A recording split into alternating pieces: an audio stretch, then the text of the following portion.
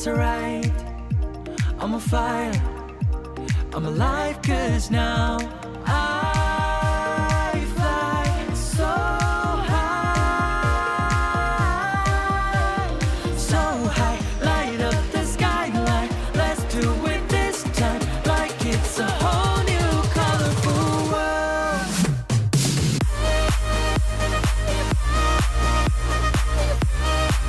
Like we're the only ones in this world.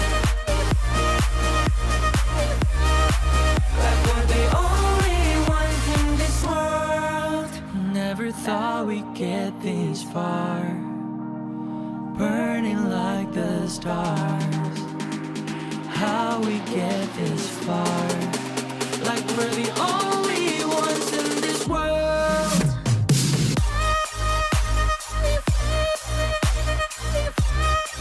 Like we're the only ones in this world. Like we're the only ones in this world.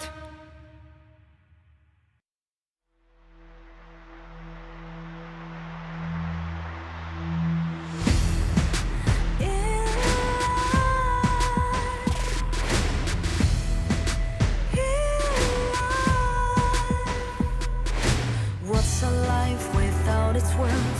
Compromising with what hurts inside, inside. When you let fear decide your fate, you don't choose which path to take in life. In life, I'm finally letting go of everything that still holds me. I'm against the odds, but I won't give up, 'cause it's my time to shine. Standing in the spotlight, and no one let me down. Destiny is calling high. I'm not afraid to fight for everything I love. Victory is on my side.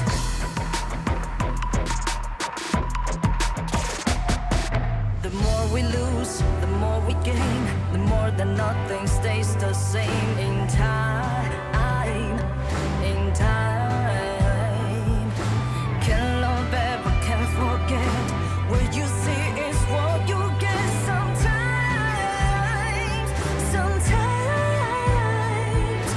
Gonna show the world tonight, the light that shines inside us. We're against the odds, but we won't give up, 'cause it's our time to shine.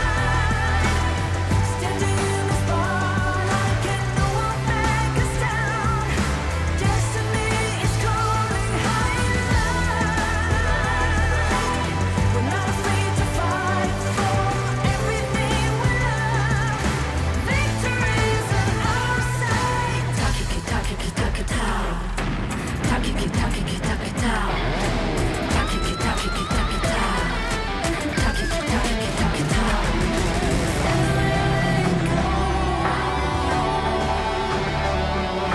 Everything still holds us. 'Cause it's our time to shine.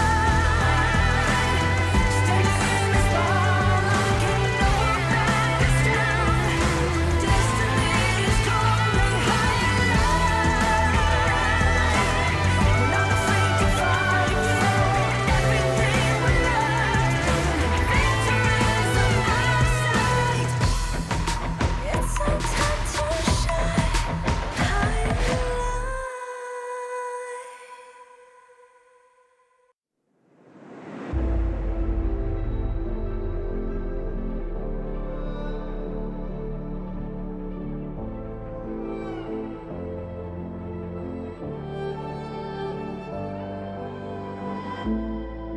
We're no strangers to the fallout.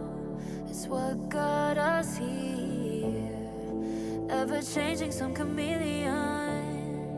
Blood, sweat, and tears.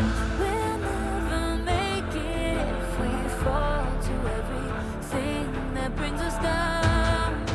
With a comeback is now. Blood, sweat, and tears.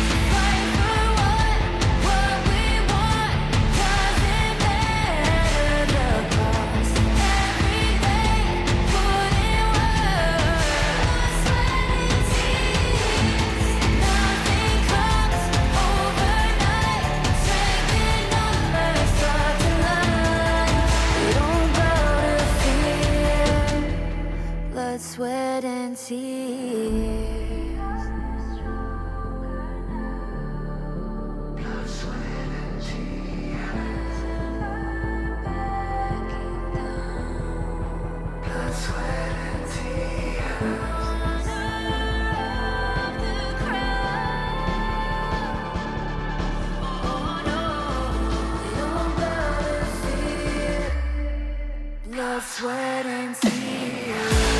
Fight for what we want. Doesn't matter the cost. Every day, put in work. Nothing comes overnight. Strength in numbers, starts in life. We don't bow to fear. Blood, sweat, and tears. Fight for what we want. Every day, fight for what we want. Nothing comes overnight. Blood, sweat, and tears. Fight for what we want. Doesn't matter the cost. Every day, put in work. Blood, sweat, and tears. Nothing comes overnight. Strength in numbers, start to learn. We don't go to fear. Blood, sweat, and tears. Fight for what we want. Doesn't matter the loss. Every day, put in work. Blood, sweat, and tears. Nothing comes overnight. Strength in numbers, start to learn. We don't go to fear. Blood, sweat, and tears.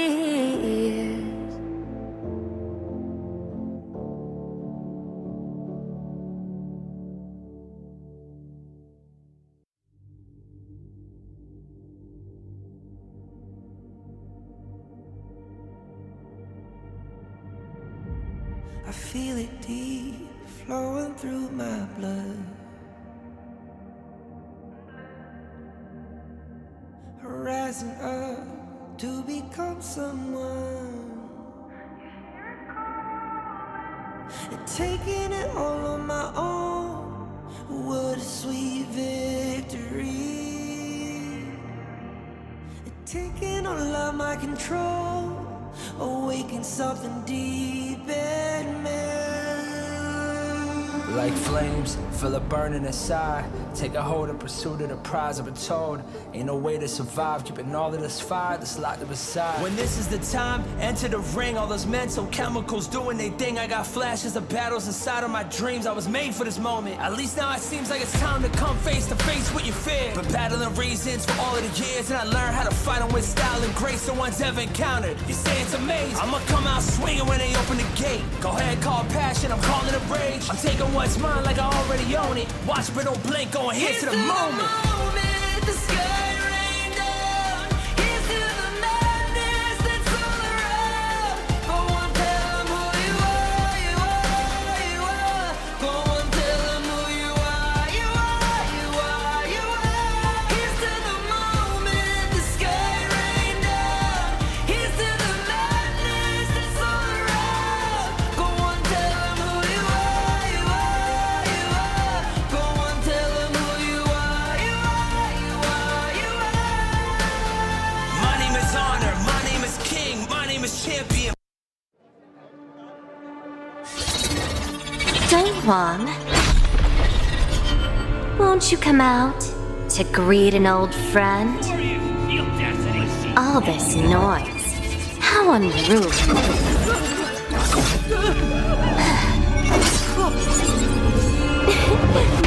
My, such a grand ceremony, and yet it's become such a mess. Let me help you tidy things up.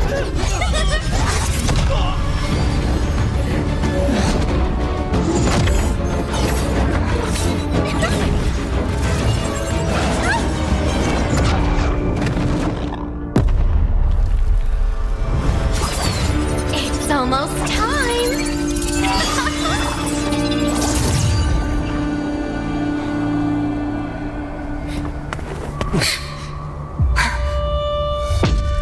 Hang in there. We'll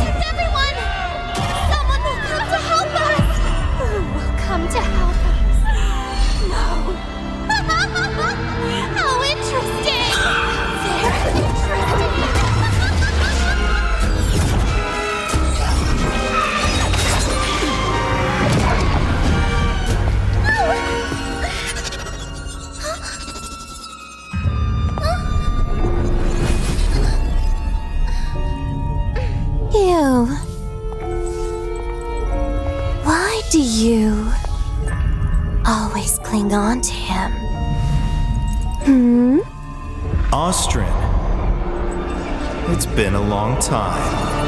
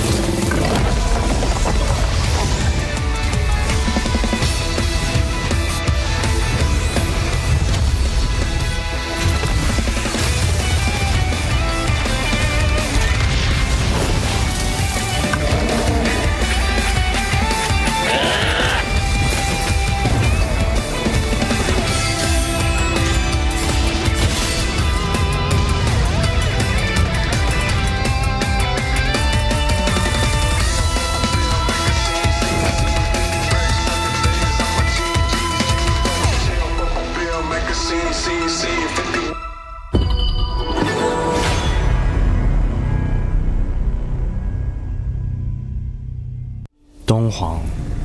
Recently, a mysterious stranger has been seen about the Misty Marshes. Oh, her. She's an old friend of mine. And she was once the seer, Austrin.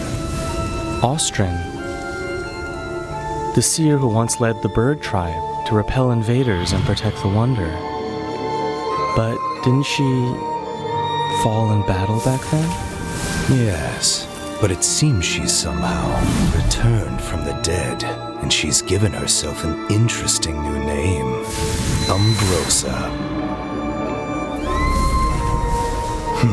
It's exciting, isn't it? Returning back from the dead. What will she bring to Misty Marshes? After all, her current self is completely different from before. The bird tribe girl I remember was pure and proud, forever bathed in light. But now, even from far away, I can sense the darkness and death clinging to her. Looking like this, it's no wonder no one recognizes her as the Austrin of old. Even the weapon she wields now is unlike those bird tribe past. Feather blades dyed in blood, sharp beyond measure. It's said the bird tribe are born war dancers. In battle, they move with a dancer's grace and agility. But from her, what I feel is madness? That's right. A reckless, all-consuming madness, unlike anything from her past. Since her rebirth, she seems to have awakened the power of the Undying. But who will face her in this final solitary dance? Umbrosa, are you friend or foe? We'll know soon enough. I'm sure it won't be long before we meet her. So this is where you've been hiding? My old friend.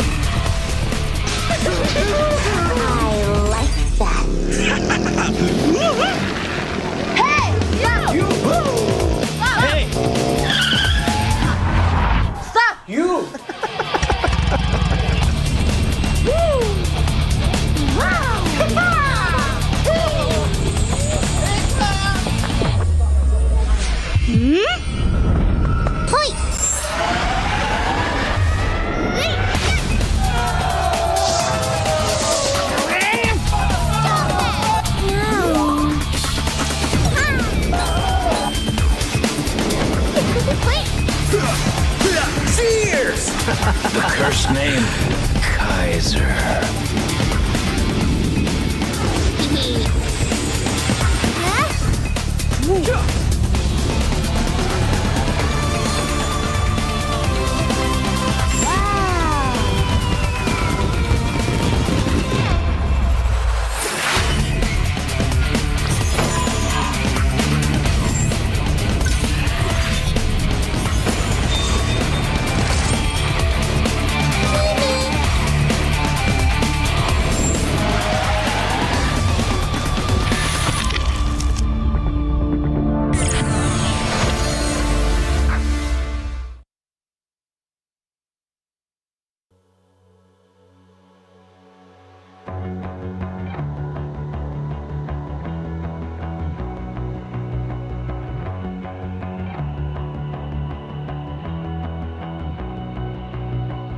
You've walked through the darkest nights.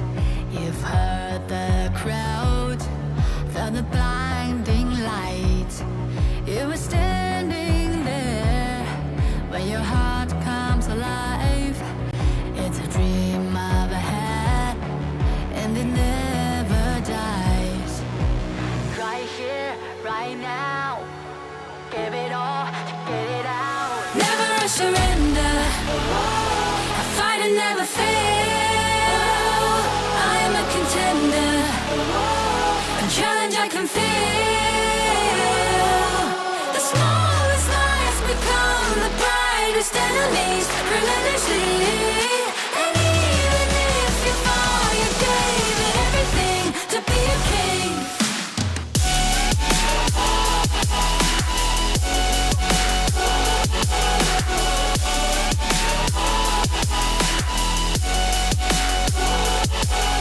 The smallest lies become the brightest enemies. Relentlessly. And even if you fall, you gave it everything to be a king. You carved your way with a sharp attack. You watched it all burn, and you never looked back. There will come a day when your fears will rise. You protect your crown, so it never dies. Never surrender. I fight and never fail. I am a contender. A challenge I can feel. The smallest lies become the brightest enemies. Relentlessly. And even if you fall, you gave it everything to be a king. On my way, on my way. Find my way, find my way. On my way, on my way. Dream my way, dream my way. Never a surrender. I fight and never fail. I'm a contender. And challenge I can feel. The smallest lies become the brightest enemies. Relentlessly. And even if you fall, you gave it everything to be a king.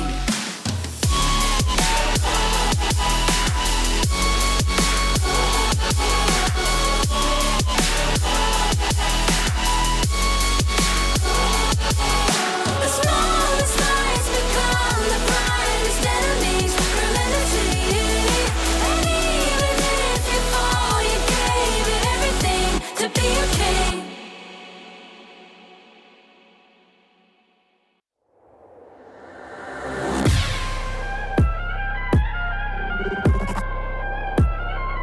Turn it back.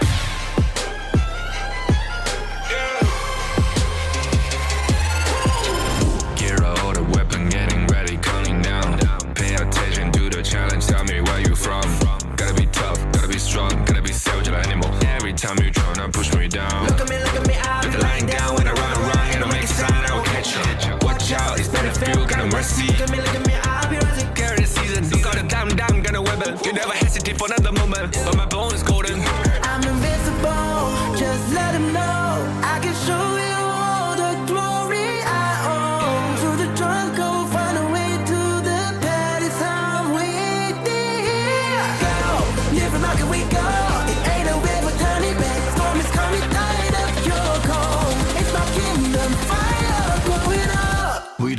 It's an honor showtime.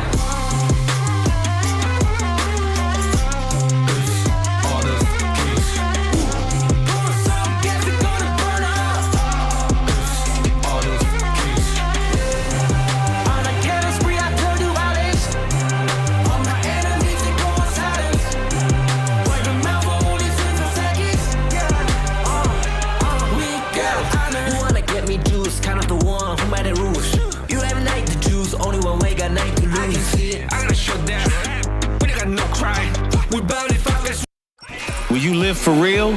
Join the party.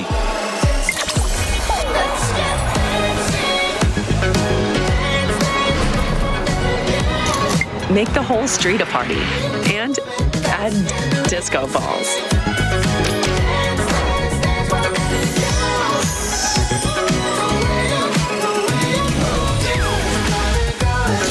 Real Me 15 series. Live real in every shot.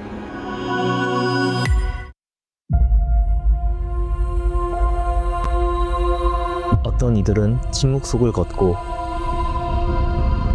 또 다른 이들은 천둥을 뒤에 이끌며 걷는다. Ma una volta entrati, conta solo una cosa.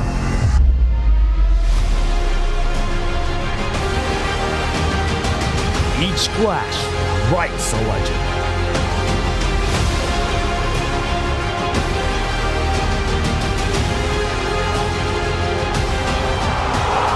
Each step takes them higher, and only the worthy remain. 그리고 모든 시선이 한 곳으로 향할 때 Dove il cammino dell'onore conduce i valloranti alla vittoria.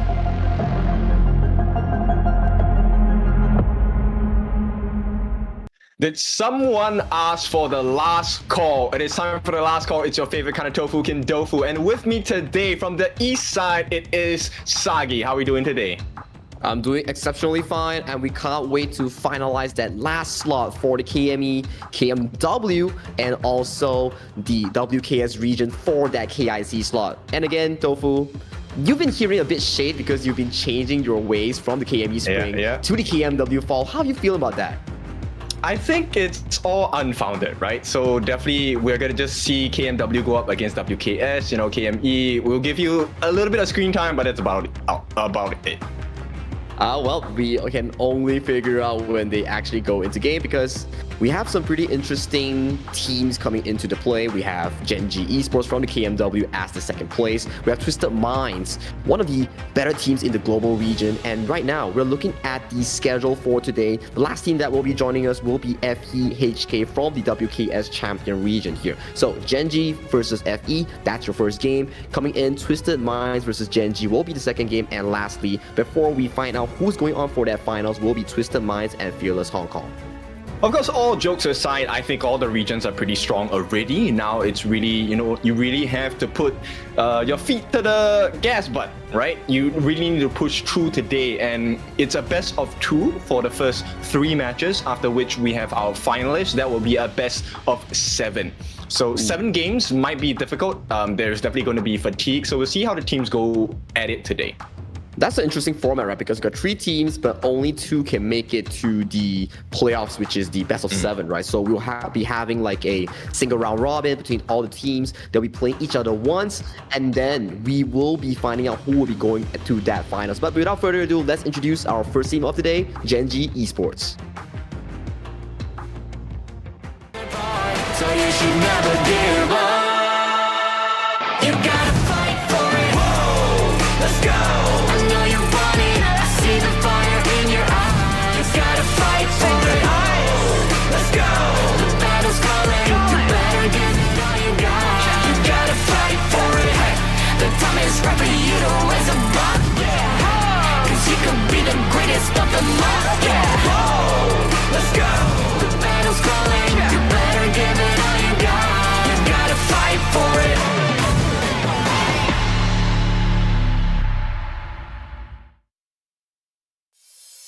Hailing from Algeria, the Game Changers are here. Gen.G Esports represented by Wawa in the Clash lane, Rock in the jungle, Inoa in the mid, Monto in that farm, and of course Clue in the roam. These 5 members have really improved over the course of the year. Let's see if that's going to be the difference maker today. I feel like their story coming in from the spring to KWC to current fall has been a wonderful journey. So far, they've shown signs of very big improvement. You had Monto, the recent addition, but they did fell short against Nangshan Red Force in that grand finals in a 4-2 fashion. But here is their redemption arc. If they want a shot to that KIC, they better be performing here because this is the potential final call for them. Yes, and with the addition of Monto itself, I think the team has really found their strides, found their synergy, but it needs to be even cleaner today because the teams they're going up against are no slouches as well. It's going to be Twisted Minds from KMW and of course Fearless Esports coming in from the side of Wildcards. Those two are definitely not something to be joking about with because they have results of being top 8, top 4, or even top 2 international. So for Gen.G, this is a steep curve that they have to climb for them to achieve that spot that they really need to prove themselves for that KIC spot, right? Because it's your whole year, you've been to KWC, you've been to multiple tournaments. You wouldn't want to miss out that grand slam of a tournament that potentially may back you another tournament, which is that Challengers Cup at the year end.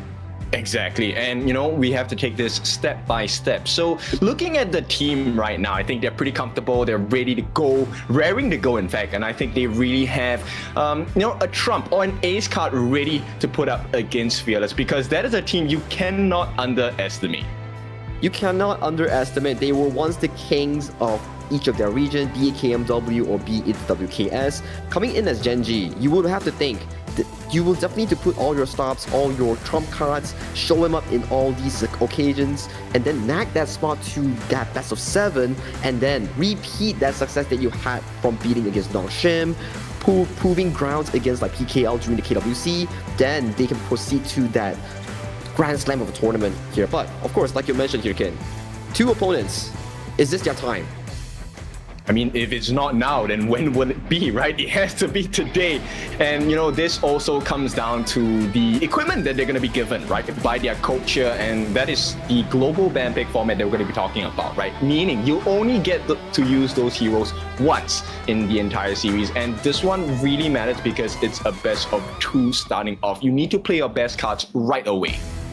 That goes into one very important question that we keep on having for Gen.G.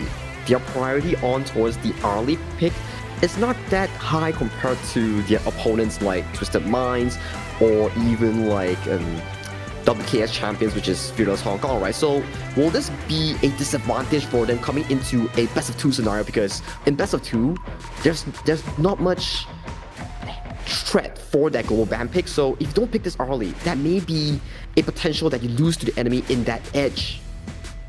I mean, okay, if we take a look at the journey of global HOK so far, right, every team has successfully found a counter towards the RD. And teams are now picking up the strategy of, you know what, I will give you those picks, but I won't allow you to flourish with it, which I think is a very scary kind of growth, which is great for us, for the fans, for the audiences, maybe not as great for the teams, right? So I think we might not see the RD today. It will be nice to, of course, see the RD in play, but there's big picks like the Xiao Qiao, there's big picks like the Liang, Princess Frost combination, combinations that can really spoil the growth and the strength of an RD pick.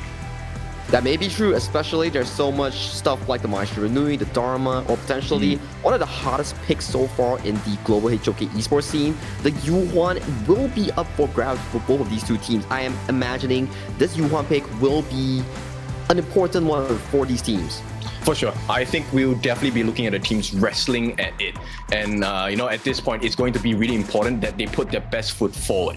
So we'll see. Gen.G, I think they really have grown quite a lot over the past year itself.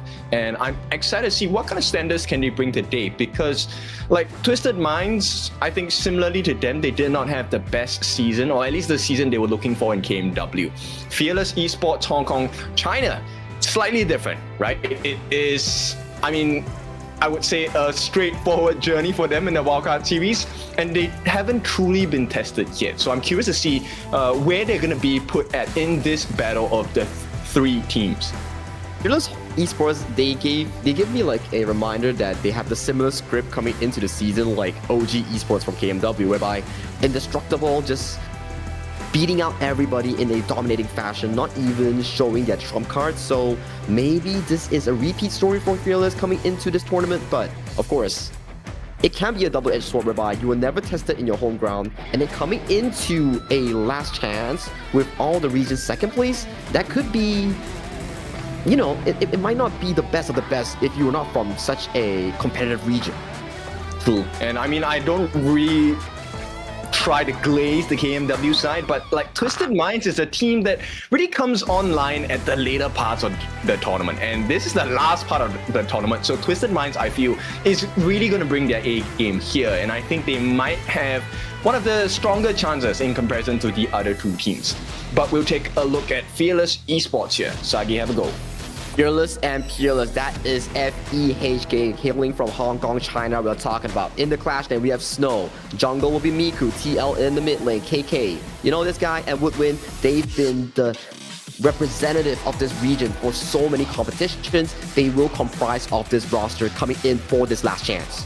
Yes, so for those of you that find Snow familiar, he did come from the side of Pause Gaming, right? So this new addition, how strong is Fearless Esports going to be coming up against Gen.G? We already know like the Woodwind and KK combination, that has been stock standard for Fearless so far, and it has really worked out, right? It has really worked out so far, but I'm really curious, like you mentioned, right? How far can they go? How strong are they going to be, right? Because coming into this tournament, a lot of unknowns are being put onto the board, especially for WKS champions, because we don't get to see a lot of games played with their roster. But today will be the day, because this is game one between FEHK versus Gen.G Esports. Right. Ladies and gentlemen, our friends and fans of HOK, you are in for a treat today, because this is like a pseudo international competition already, where 3 of the regions for pro leagues will battle it out. We're gonna start off with the My Band coming in from Fearless, which I think is a great idea. Inua has improved so much in this past year. His Mai, his Gun and Mo, very scary to play against. Like Vine, Gun and Mo, Nua, all this are the Inua signature, and that's the early we're talking about here. When someone shows the Maestro Nui, you'll technically lean towards that early band, because this is not a pick that you want to be giving over to your opponent here. And Luna, one of the stock standard bands that we have in the KME and KMW region, because of how mobile this hero is once she breaks that level 4 mark. True, and we'll see what Gen.G goes with, right? Do they pick off the Pei? Do they pick off, I don't know, another support hero? Do they take out the E1 altogether? Because there's things you can play around with regards to the draft. Gen.G say, okay, no Tiger for you. Fearless Esports, straight away, they snap up the Loom. Ooh, Gen.G has a counter towards this. If you've been following the KME, they love the Sun Bin combination to really counter this long, because the ultimate in the form of the Time Bomb can catch you off with the silence, and that's when the whole Gen.G will pounce on towards that long here. Will they bring out in this best of 2? It may be the case here. True, and right away, Gen.G pick up the Yuan, right? This is a flex pick, can go into the mid, can go into the jungle, can go into the roam, but probably going into the roam at this point. And back to your point about this silence technique for the side of Gen.G, they will require burst to be able to execute that combination, right? You get the time lapse, you get the silence, great, but you need to finish the guy off. So Fearless Esports, they know what's going on. They're gonna put a big shield in the front in the form of the Mankey, not locked in just yet. But I believe this should be Fearless Esports locking it in, and we have the Nua as well. Ooh, Nua and Monkey, very stock standard picks coming in for a side of FEHK, especially when you have like a double late game. You want to deny the Nua away from the counter as a long, so taking it away, a pretty smart choice here coming in for FE here. On side Gen.G, do they lock that Sunbin on 3rd here? Because it may come up as a ban for FE if they have been following the KME scene. I think they've done their due research. I don't think they're too worried about it. Gen.G going for a little bit of a scary pick here. The Marco Polo. Scary because it's a double-edged sword. If you get your timing right, you can really melt down the big tanks of the game, because you have access to true damage once you get those stacks in. But at the same time, Lung is like a very hard hero to play against, because with the right to win, you get knocked back. It cancels your moves straight away. It's a 50-50, right? Because this forces the Marco Polo on the hands of Monto to head on for that Purify common spell here. So it's also one of those skill matchups that the Marco Polo can play against with the Resplendent Revolver to really equalize the lane here. As we go into the second phase of the ban, we're starting to see more of these clash lanes ban against the side of Snow here. He has had a pretty decent performance so far in all these international tournaments. I mean, if you've been following Fearless Esports or just Snow in general, I would never give him any Clash laners if I can. I would use 4 bans on this guy because he is such a monster in the Clash lane. So we see Guan Yu being banned out, that's great. Maybe take away the Charlotte because that is also a huge risk against the Marco Polo or maybe a Ma Yin as well. Ooh, and a very interesting ban here so far coming in will be the Han Xin.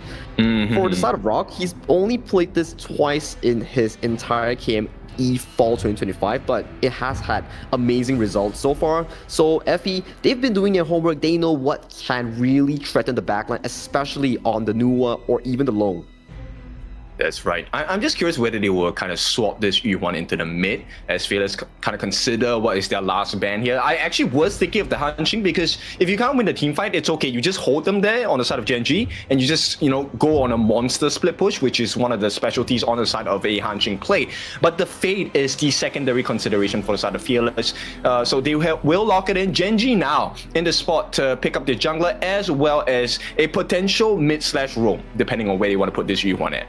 There's still the Yu-Huan Zolia combination here. If you want to double down the healing, you can always go for a tank plus the Sun Bin combination here, or if it's like a Marco Polo combination, you can always pair it up with a Diadea perhaps. So there's still a lot of options like you mentioned for Gen.G. So it's really coming down to how the coach wants to put playing around. But Ukyo Tachibana, one of the strong early game junglers being locked in for the side of Rock in that jungle. There we go. Once he gets a stun onto the different members on the side of Fearless, I'm talking about the Nuwa and the Long Pick, then there's a huge risk, right? And this can be complemented by the second skill, the Monfu Tempo on the side of the Yu1, because you can actually stun from range. So that is probably what Gen.G are looking for. And, that saves them the risk of having to expand that Flash Storm Strike combination from the Byron. So Clash Lane actually is kind of scary here for the side of Fearless, but it's a Ma Yin, so should be able to survive. I'm a bit worried for Gen.G because so far from what we are looking at, their damage is very single target heavy. If they don't look for that primary burst on that first target, they could be in a bit of danger here because in terms of AoE, FE definitely outclassed them in that department here. But Guiguzi being hovered by Clue in that roamer role. Okay. I love this. Okay, all of the talents know that I love the Guiguzi pick, but here we go. That is going to be the Sun Bin. So we're looking at the massive sustain coming from the side of Gen.G, right? This is going to help them extend the team fight, hopefully get the burst and get out before Fearless gets the punish in. But Fearless, they have a lot of disruptions. You have the creation from Nuwa, skill 1. You have the pushback. You have the pushback from the Lung as well. You also have the lockdown. There's a lot of AoE combinations available for Fearless. So this Sun Bin pick is also like a specialty coming in from Gen.G. This is their bread and butter that they had for the entire KME Fall. So coming into this important series, they are bringing it out, but can they replicate that same success? I will really want to see it because this is the first time they showed the Ukyo Tachibana, but it's Rock. He's rock solid. I'm waiting to see whether they can pull this off. I think at this point in Gen.G, one of the things they can do is rush down the mid lane, right? Level 1 Nua's clear is not as good as you would like it to be, or at least I would like it to be, because I play Nuwa as well. The first wave is so hard to clear if you have no help. And the fact that they have the time bomb, and especially with, E1 mid, you have the Tragic Beauty, and that's a very easy first wave clear. They get to rotate fast. Yeah, that is the beauty of Yuhan as well, especially coming into the first wave clear. She handles it super fast, so in terms of game plan, you would definitely want to slow down these attempts because you have Ukyo Tachibana and a Yuhuan. So that makes your mid-wave clear insanely fast for you to utilize the Ukyo's early game tempo to invade that jungle against the monkey that is not so strong in that level 1 phase. Not as fast, right? I think that's the risk that Fearless have taken for themselves. But Fearless is a team that really executes their synergy really well. And they have a strong AoE setup. There's the Menki Dream Roam, there's the Ma Yin Get Serious, there's the Nuwa Matrix box that will come down and just lock you in. So a lot of potential in the teamfight department for the side of Fearless. It's just whether they can hit that level 4 early or not. And this is where the wrestle in the jungle camps will start to really have a big effect. like this is HOK, right? Every time we talk about it, it's like, oh, 0-1 in terms of scoreline, but why is there like a 5,000 goalie? It all generates from these mishaps where, oh, you trade for jungle, trade for minions, you trade for these neutral objectives. That's how you build a goal lead here from these two teams here. And so far, we've seen it from time to time and time. And this one will be very interesting, especially coming into this series, because we're seeing, okay, you're the side of FEHK, you have a lot of burst damage, but that only comes up if you can survive that early to mid phase. For the side of Gen.G, you're sort of playing on a timer whereby you will get outscaled eventually. Yeah, the timing is so important, right? I think on the side of Fearless, one of the things they will try to achieve is the fact that, hey, let's try to get rid of Inua pre-fall, right? If they can slow down that level 4 growth on Inua, it actually destroys that sustain that they're hoping for. You need the Unending Sorrow to be successful in your team fights if you're on the side of Gen.G. Yeah, the Unending Sorrow and also the Sun Bin effect going to the late game, those two will be your shield towards the late game scenario, right? Because, okay, the reason why Sun Bin is a counter towards the Long is not just because of the ultimate time bomb, right? Where you can silence and catch him off guard before he casts Infinite Vastness. It's also because of the fact that once you level that Time Flux to full level, during the late game, you can utilize that spell to elevate your HP back to a 50%. From the burst from the Long. So if you don't get burst on that first instant, that level 2 spell, that Sun Bin Time Flux will get back your HP that you deserve. So it really is a pseudo counter towards that Long pick. Yes, so we love a rebate when we see one, right? This is regards to even with anything that you buy, you purchase, you want to get a rebate on the things that you spend on. And the health bars that you have to spend in the team fights are very critical for the side of Gen.G because it's a lineup that is also honestly kind of squishy. You need the burst potential from the Ukiyo Tachibana, right? So Rock needs to go damage. He can't really go like full tank. It's not going to work. Well, that's his job, right?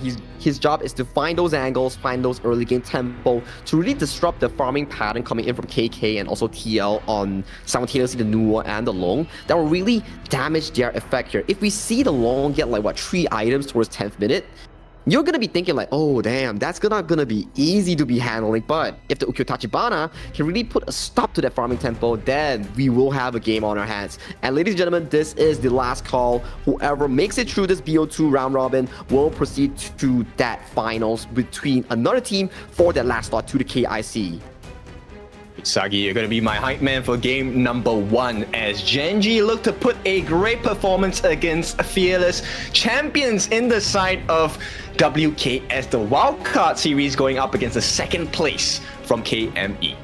It will be an interesting series, especially this is the opening series that Twisted Minds is looking at. 2 teams pushing out their picks, 2 teams utilizing what they're best at. It will be a heck of a banger here coming in from FEHK against Gen.G Esports in this game number 1 of the best of 2. They know that the aggression is coming in, right? Look at the rotations that they have done on Fearless. They're putting 2 members there to make sure that Rock doesn't come in safely, and right in the mid as well. They're going to put 2 members to put pressure here. They might give away, that first camp. It is going to go into the hands of Rock, and that's a great start to the game.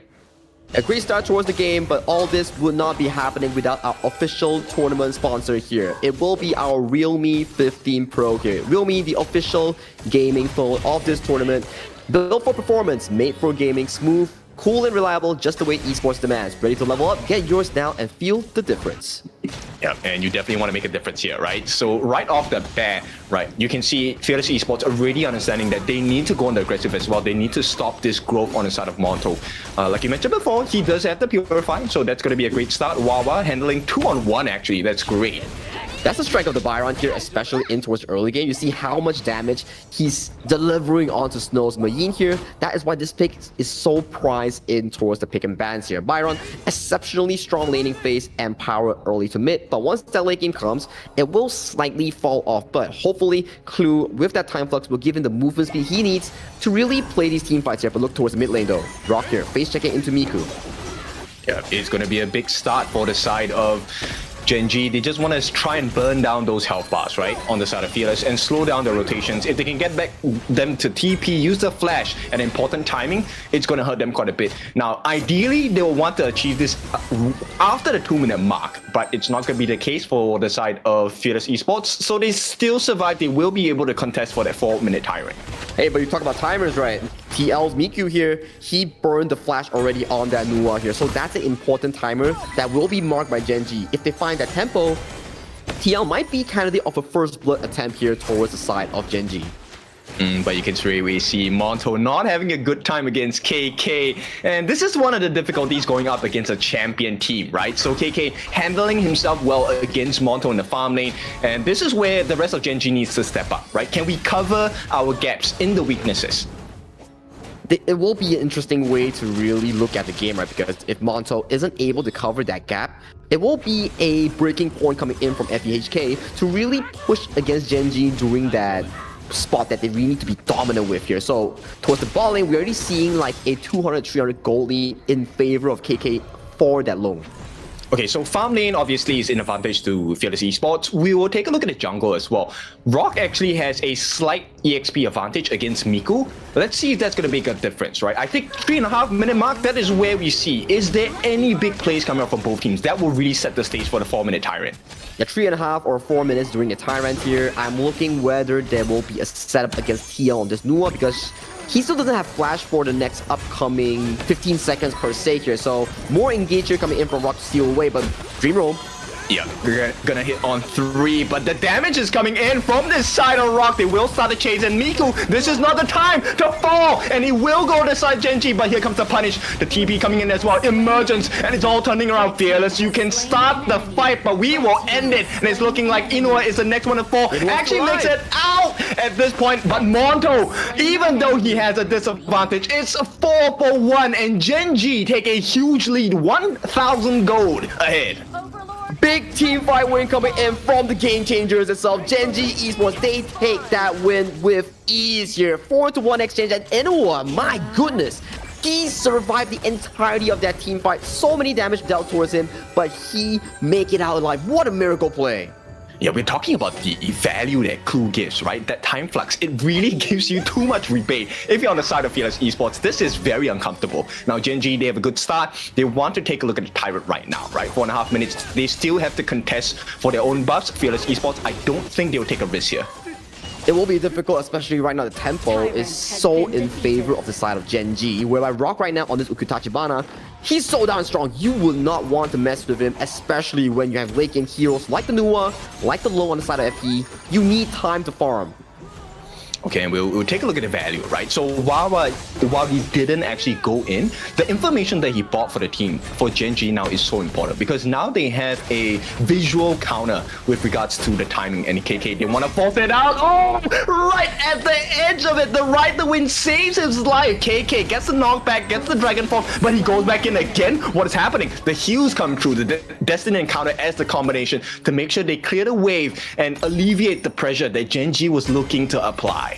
But Gen.G, although they do bail out the kill on towards the side of Monto, that top side Wawa got punished by the backline here, and Inoue here might be caught out. Yep, a little bit risky. He might not want to stay too far ahead here. This T1 in the mid is important though. They will use it. Unending Sorrow, the backup comes as well. Silence comes in from the side of Clue just to push them back. Is there an ultimate available for TL? No, there is not. Annihilation will not be available, but here we go. Rock forces the flash. Job done. He's gonna get out. He's gonna get out, and he does get out safely here with the help of a flash common spell here. So that's 2 minutes down coming in from Snow here.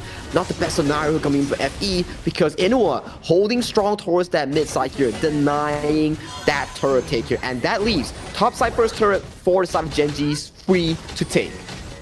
And Gen.G have made a smart play here, right? They give away their own Azure buff, knowing that they can take it away from Fearless's jungle. Let's take a look at the replay of what happened at the top here. Wawa himself, 2v1, that was one of the main reasons why he got caught out. But for now, this is the true contest. They want to steal this away. If not, all that pressure will not be worth it for the side of Gen.G. We can start seeing the poke here coming in from FE. It's starting to do a lot of damage. And look at Rock almost going down. Exactly. Inoue going to be saved by the time lapse as well, forced to use the Unending Sorrow as a deterrent. Meanwhile, Miku looking for an opening. He does have the Dream Roam. I don't think they really want to commit now. Okay, here comes that opening. KK gets the burst down. Gen.G suffer at the hands of Fearless Esports in this exchange. Fearless Esports, like the name, they are fearless. They know, okay, if we play passive, Gen.G is just gonna eat up our space and take control of our jungle here, but they play towards a very good micro team fight, and look at these pokes here coming in from TL. He's doing so much job forcing the side of Gen.G to back off in these attempts. You have to take the calculated risk, right? Because you're still 1k behind Gen.G. So this is right now recovery period for the side of Fearless Esports, and you can take a look at the goal that KK has. He still has a slight lead. Already has the Eternity Blade. Now has the Master Sword as well. So the burst damage, pulse spike coming in from the side of Fearless. KK is here. KK is here as we see Miku backing off your TL. No flash already here. Wow, looking for an engage here, but a beautiful disengage here coming in from FE, backing everybody towards safety here. Yep, it's a risk here. Gen.G might want to back off. This is Fearless Esports looking to fight. They have the resources as well. Wawa did commit the flash, and there was no return on that investment. Yeah, still an exchange of spells here. In the end, they still got TL's flash, so that's a bit of good news coming in from Gen.G. But they definitely need to amp up the tempo here, because you're playing into FE's tempo, whereby sure, we can play chill towards the mid game here, but look at mid lane. Yep, Inwa has the force to use that ultimate. The Dream Roll on the backlines. Miku making it work for the team. Gets rid of Inwa. The heals will not be available, but at the same time, it's a 2-for-1 trade. And nobody's watching Monto handling the rest of the team. But here comes the return. Snow gets that return fire. It's a 3-for-3, but still massively in favor of Gen.G. It's a 50-50, right? And eventually Snow coming in for that pickup kill. Your carries are down here, and once again, who's not down? KK is still up and available in this farming tempo here. Monto, from here on out, he's gonna be falling even behind in these exchanges. Yes, it's really important, right? You need to create the space for your farm laners. And Fearless Esports, they're very adept at doing that. But for now, in exchange, Rock knows where to apply the pressure, will take away the Azure buff. This big movement coming in from this side of Fearless Esports to try and get their hands onto the backline. That was the major difference, because Miku was actually put in a position where he had instant access into both Inua and Monto. Did not get Monto, but did get rid of Inua. Yeah, it was like a mechanical prowess play here coming in from Rock, capitalizing on KK and TL, and Miku overdiving and resulting his life in exchange for the side of Inua here. For the side of KK, he managed to pull off the Infinite Vastness escape before the final burst were to come into Rock, and at that point, all damage has been laid down. Snow just had to come in, pick up a few quick kills to equalize that team fight. I don't think that was the best trade, worst trade ever, right? Miku actually giving his life, but building space. Oh, nice catch onto 2. The stun is coming from the side of Rock, and here comes the damage from Monto as well. But the life bars are dropping low, and another catch. Snow! This is why he's such a scary clash leader. They don't lose anyone on the side of Fearless Esports, but they take 2. Inua as well as Clue taken down. Monto now, holy, that burst comes in. Even if you have the Purify, it does not matter. Beautiful 1-1 combo knock-up here. Multiple attempts here coming in from Snow. The first one to catch him off guard, force out the spells here. The second one to seal the deal here. And right now, it's 10 minutes. It's Shadow Tyrant here, going into favor of FE with no contention coming in from Gen.G. Yeah, and if there is a time that you're looking for a swing, it has to be the 10-minute mark, right? The Shadow variants give you additional movement speed, additional damage in your chain lightnings. For the Tyrant buff, we'll see Gen.G maybe calling out again. A double 2-man stun here coming in. Maybe they get the kill on the Miku. The silence does come down, but the heals are coming through as well. Destined Encounter gonna force back through, and Snow! Another godlike play. Here comes the Emergence to try and make life even more difficult. They do get the latch on, and all the members are dropping like flies. Gen.G cannot sustain against the damage.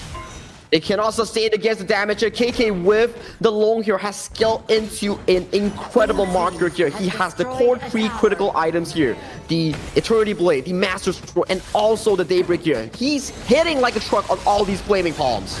Yes, and there's no one to contest against KK now. He does have the Downpour, the Right to Win, Dream Roam as a deterrence for the defense, and it looks like they will be able to secure this T3. So Gen.G, at the 11.5-minute mark, they are bleeding already. They are indeed bleeding already here, and this goes back to the discussion that we had here. If KK is unbothered in all these team fights, it leads to a situation whereby, look at the goal between the marksmen, 9,000 for the Long, 6.8 for the Marco Polo here. In terms of the gap, that is so huge here. And nice knockout. Snow responsible for the catch, but this time Gen.G does have the life bar to work around with. And here comes that creation. The Matrix is going to be let down. And what a big snipe. The Annihilation takes the life of Monto. TL responsible for the save. Gen.G now has to be content with the Shadow Overlord. Is it a big win? It is a win, but they wanted more on the side of Gen.G. A win is a win here coming in from Gen.G in that position to be able to force a team fight win into a Shadow Overlord objective. We take those any days here. That puts them back into an equalized state in this game. Okay, so it buys a lifeline, right? So this decision, where do you want to put this Shadow Overlord? Which lane do you want to clear? It's going to be very important for Gen.G, because if they choose wrongly, Fearless Esports has an open door in the top side of the base of Gen.G.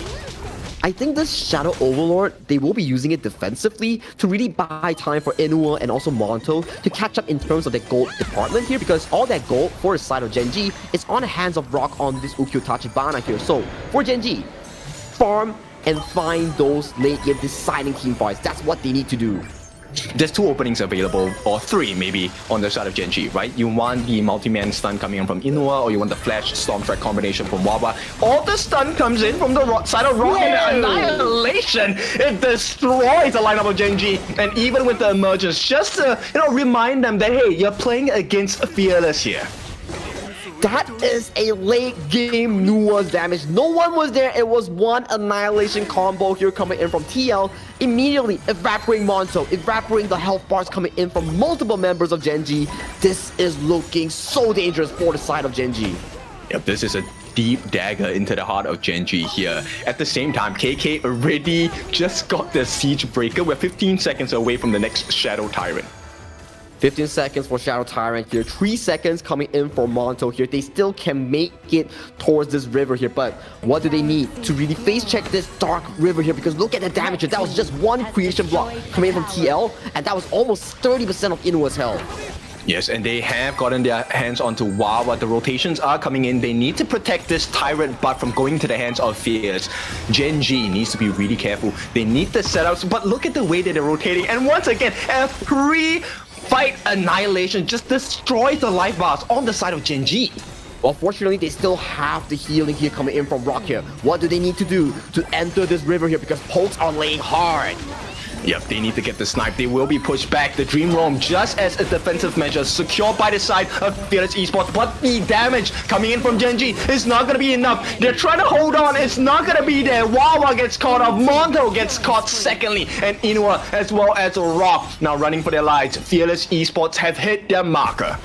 Such a one-sided fight here coming in for the side of FEHK here. They dictate the fight, they take the tyrant, and they take 3 kills and potentially 4 on towards Clue here. Looking towards the front side here. 4 members here going in strong against the Gen.G base. Is this the final pusher? Because it is only Rock and 15 seconds death timer on all the remaining members. It has to be. I don't think Rock defends this alone. They will start working on him. Miku looking at his prey. Fearless Esports already opening up the door. This could very well be game number 1, and the price is Rock's head as well as the crystal. Game number 1, Fearless Esports. They take it without a sweat drop here. It was a well-controlled game coming in from Fearless Esports Hong Kong, China here. What an amazing comeback from that early game that they really suffered with. TL, I think he really is that big win condition, right? The Annihilations pre-fight, that's the craziest thing, because you would normally save Annihilations for the end of the fight, just trying to snipe down the lower members. But TL was like, no, the Annihilation is for us to start the fight, and then you guys go for the catch. Exactly the case here. I think towards the late game, that's why we keep talking about the same thing about the side of FEHK's draft. It's never about the early game. It's about how they survived that level 4 invade coming in from Rock. It's about how they scaled themselves towards the late game, and then they really did. That's when the Annihilation, holy, that hit extremely hard. Yes, and this one is a difference of mindsets, right? Because most of the time when you are fighting against a Mankey, you're looking for the Mankey to look at an opening for the Dream Roam, which is why they were kind of trying to spread out. But they were not waiting for the Dream Roam as the setup. They were waiting for the Annihilation as a setup, which is something you don't expect on the side of Gen.G.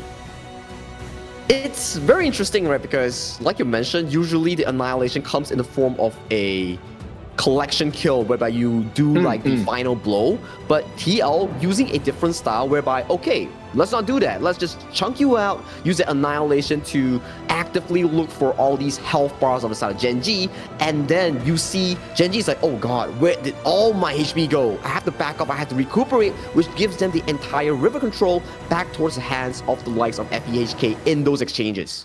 The most impressive thing about the Annihilation is the fact that they actually called Monto in it, right? Monto actually was one of the turnaround conditions. Once you get the silence time-lapse in from the side of Clue, Monto can jump in, get his Fever Barrage, and maybe turn the fight. But at the same time, there's so many factors that work in favor of the side of Fearless as well. Like Snow, this guy. I think MVP has to be Snow. It's a bit of a contention between Snow and TL. I think without the likes of Snow finding those key moments in the mid game, there wouldn't be TL's late game Nuwa to be even happening, right? So it's a contention between both. They all had their moments here, and KK, he's so solid on that long. He always dealt the damage on towards the backline coming in for the side of Gen.G, which really caused a lot of stress coming in for the side of Gen.G Esports. In fact, I might even add KK in that MVP Exactly pool, right. It's so crazy. So this is game number 1. Now bear in mind, reminder again, this is a best of 2. So if you win 2-0, you actually get 3 points. I think we will have a stat bar for that later to help you guys understand how the point system is going to go, so that we will be able to finalize our 2 teams that will go up in the grand finals. But Fearless, what a game in game number 1. Like I want to go back to your point, like you talk about, right, the point system and everything, just for the viewers to understand even more specifically. Out of 3 teams, Twisted Minds from KMW second place, Gen.G from KME second place, and WKS champions FEHK, only 2 teams can make it to that BO7 here. So every game that they play in this BO2 setup is so darn important for that point system. Oh, look at the damage by TL, 160.9 thousand worth of hero damage. The burst is insane on this guy. Yeah, the burst is insane, and then you can see that he took the least damage out of his entire team. That just goes to show he had superior positioning and also superior DPS on top of Gen.G for the entire game. He was kept safe, and he was doing a heck of a damage here, and this is the gold chart that we keep talking about. You just need to make sure that FEHK, they don't fall behind that much in the 10th minute mark, and then once they hit that late game, that's their goal button here towards that late game end stage. Yes, the start of the game was a little bit dicey for them, right? Gen.G were hitting the markers, they were taking camps, they were getting kills, but Fearless Esports, they knew exactly when they needed to get that turnaround, and here we go. TL is that big turnaround, 4-2-11, dealing close to 40%, 39% of the team's hero damage dealt by this guy. Annihilations, creations, emergence, coalescence, everything in the kit of Nuwa delivered. He was throwing everything in the kitchen sink just on the faces of Gen.G, and so happily Monto was the primary target for all those exchanges here. But let's check out the replay here. Early in the game, it was really this play coming in from Inwa, surviving all these burst damage, laying down onto him. That's where you see Time Flux coming in. Such a big value here. All the members here just diving onto him, but he's still coming out alive in all these exchanges. And one little trait you will notice is that Inua's Unending Sorrow was never allowed to be put to maximum efficiency, right? It was never used to heal the team. It was mostly used as a escape mechanism for himself, which kind of lowered down the efficiency of the side of Gen.G's lineup. I have to agree with you. That just goes to show how well FE does in all these situations. But look at that first damage there coming in for the side of TL on that Nuwa. And this is post that snipe that he actually did before this fight, which lead to FE just casually picking up all these kills across the board, resulting in that game-winning push. So, I mean, there's a good reason why Snow is in the lineup of Fearless, and I think there's also a good reason why they are the champions on the side of the wildcard region. So, we'll take a look at game number 2. We'll go for a short break first.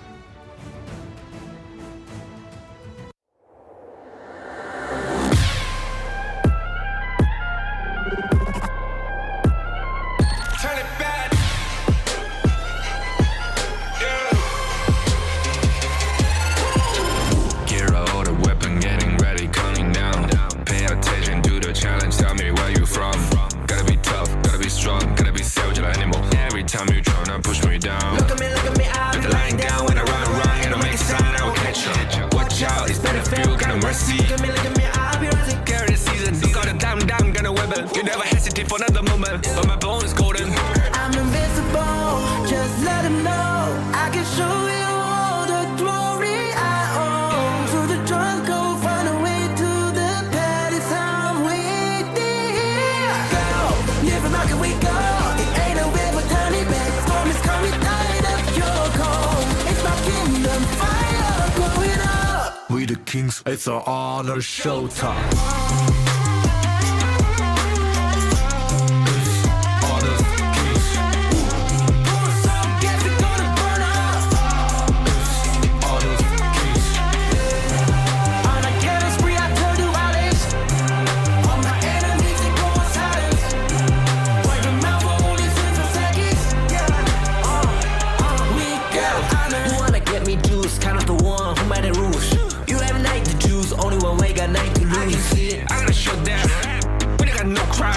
We burn it up as one, crash in pieces, you can G. First blood, double trouble, then I take a pen, I kill. All you do is sweat and look at me stay with the rain. Say. I've triggered my soul down. For my pace. We the champions screaming, I'm invincible. Just let them know I can show you all the glory I own. To the drunk, go find a way to the palace. I'm waiting. Go, live and rock and we go. It ain't a river, tiny bed. Storm is coming, light up your cold. It's my kingdom, fire growing up. We the kings, it's an honor showtime.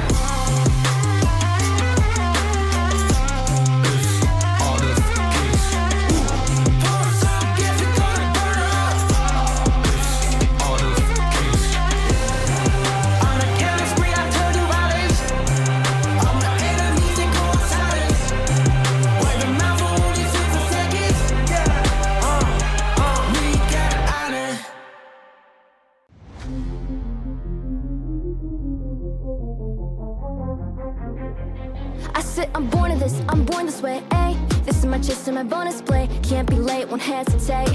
What do you say? Race to find my face, scars to find my skin. I can't convince them, can't please them unless that I'm the one that you hate. That was a dominating game coming in from FEHK in that game 1. But ladies and gentlemen, it is a BO2 here. Can Gen.G make it back for this game number 2? My name is Sagi. Alongside with me is your Dofu here, Ken Dofu. What do you think? It is very important to secure points because we're using the points to decide who goes into the grand finals of Last Call. So if you really want to make it work, Gen.G, you have to step up now. There is no other time. Yeah, especially in this very harsh format, you have to play a lot of games in a day setting here. Even though you make yourself into that playoff spot, you still have to make it through a BO7 before bagging that KIC slot here. So everything is on the line here for both of these two teams to secure whatever games they have in today's schedule. We'll take a look at how this game is going to go. So Gen.G now backs against the wall. It's not as dire as we think. I think Gen.G still has a chance, right? They still have to go up against Twisted Minds. But for now, once again, Arlie will never see the light of day. If I'm Gen.G, I'm never giving it. I'm never giving it, especially to someone like KK. He's such a marksman-centric player, whereby he's an egoist that we're talking about, right? So that's for the side of KK. Arlie's never seen the daylight here, but potentially we might see the Maestro Nui come into play, or potentially the Dharma combination here coming in from Gen.G. Yes, and I think in terms of farm laners, I think Chana will be prio now because the remainder of farm laners don't really do well against multi-targets unless you're talking about the Hoi. Well, for Gen.G, they don't have to immediately lock the Long per se because they still have it due to the fact of global ban pick that KK has already used it. For FE, they can consider the likes of Channel like you mentioned, or if you want to amp up the tempo, they can always play the Gen.G Zhangfei combination to really speed up the game into their favor. I'm curious whether Fearless will then, now that they have picked up this burst composition in the form of the Mai, right? Do you go for the Dharma coming in? And yes, Chana, it has to be the pick, right? There's no other farm laner available. Yeah, and it does traditionally super wall against all these picks that Gen.G might plan for Monto, potentially like the Long per se or the Gen.G to equalize the lane. So you can see for some of Gen.G, they're like, okay, They picked the channel here. We're gonna chill. We're gonna see what we can really last pick for Monto in that farm lane to really maximize the value here. But if you are KK on this channel, you're gonna be wondering as well, man, that's a lot of engagement coming in from Gen.G against a channel. I mean, you can play from afar, right? And I think if you keep yourself safe from the unbridled outburst, it's definitely going to be what Clue is looking for to try and, make the situation a little bit easier on the side of Gen.G. I think this could be a very straightforward game for the side of KK. There's a lot of critters. They have a lot of turret pressure as well. They might potentially have to consider banning the Hano as well, but sorry, Hano is not an option here coming for Gen.G unless they really put it towards the jungle, because they have already locked the Maestro Nui already here. So for Gen.G, they need to be really thinking here is like, okay, Maestro Nui lock, but there's a lot of critters here blocking the likes of the Spirit Wolves and also the Agudo critters here. So that may be a bit of a headache here coming in from Inua.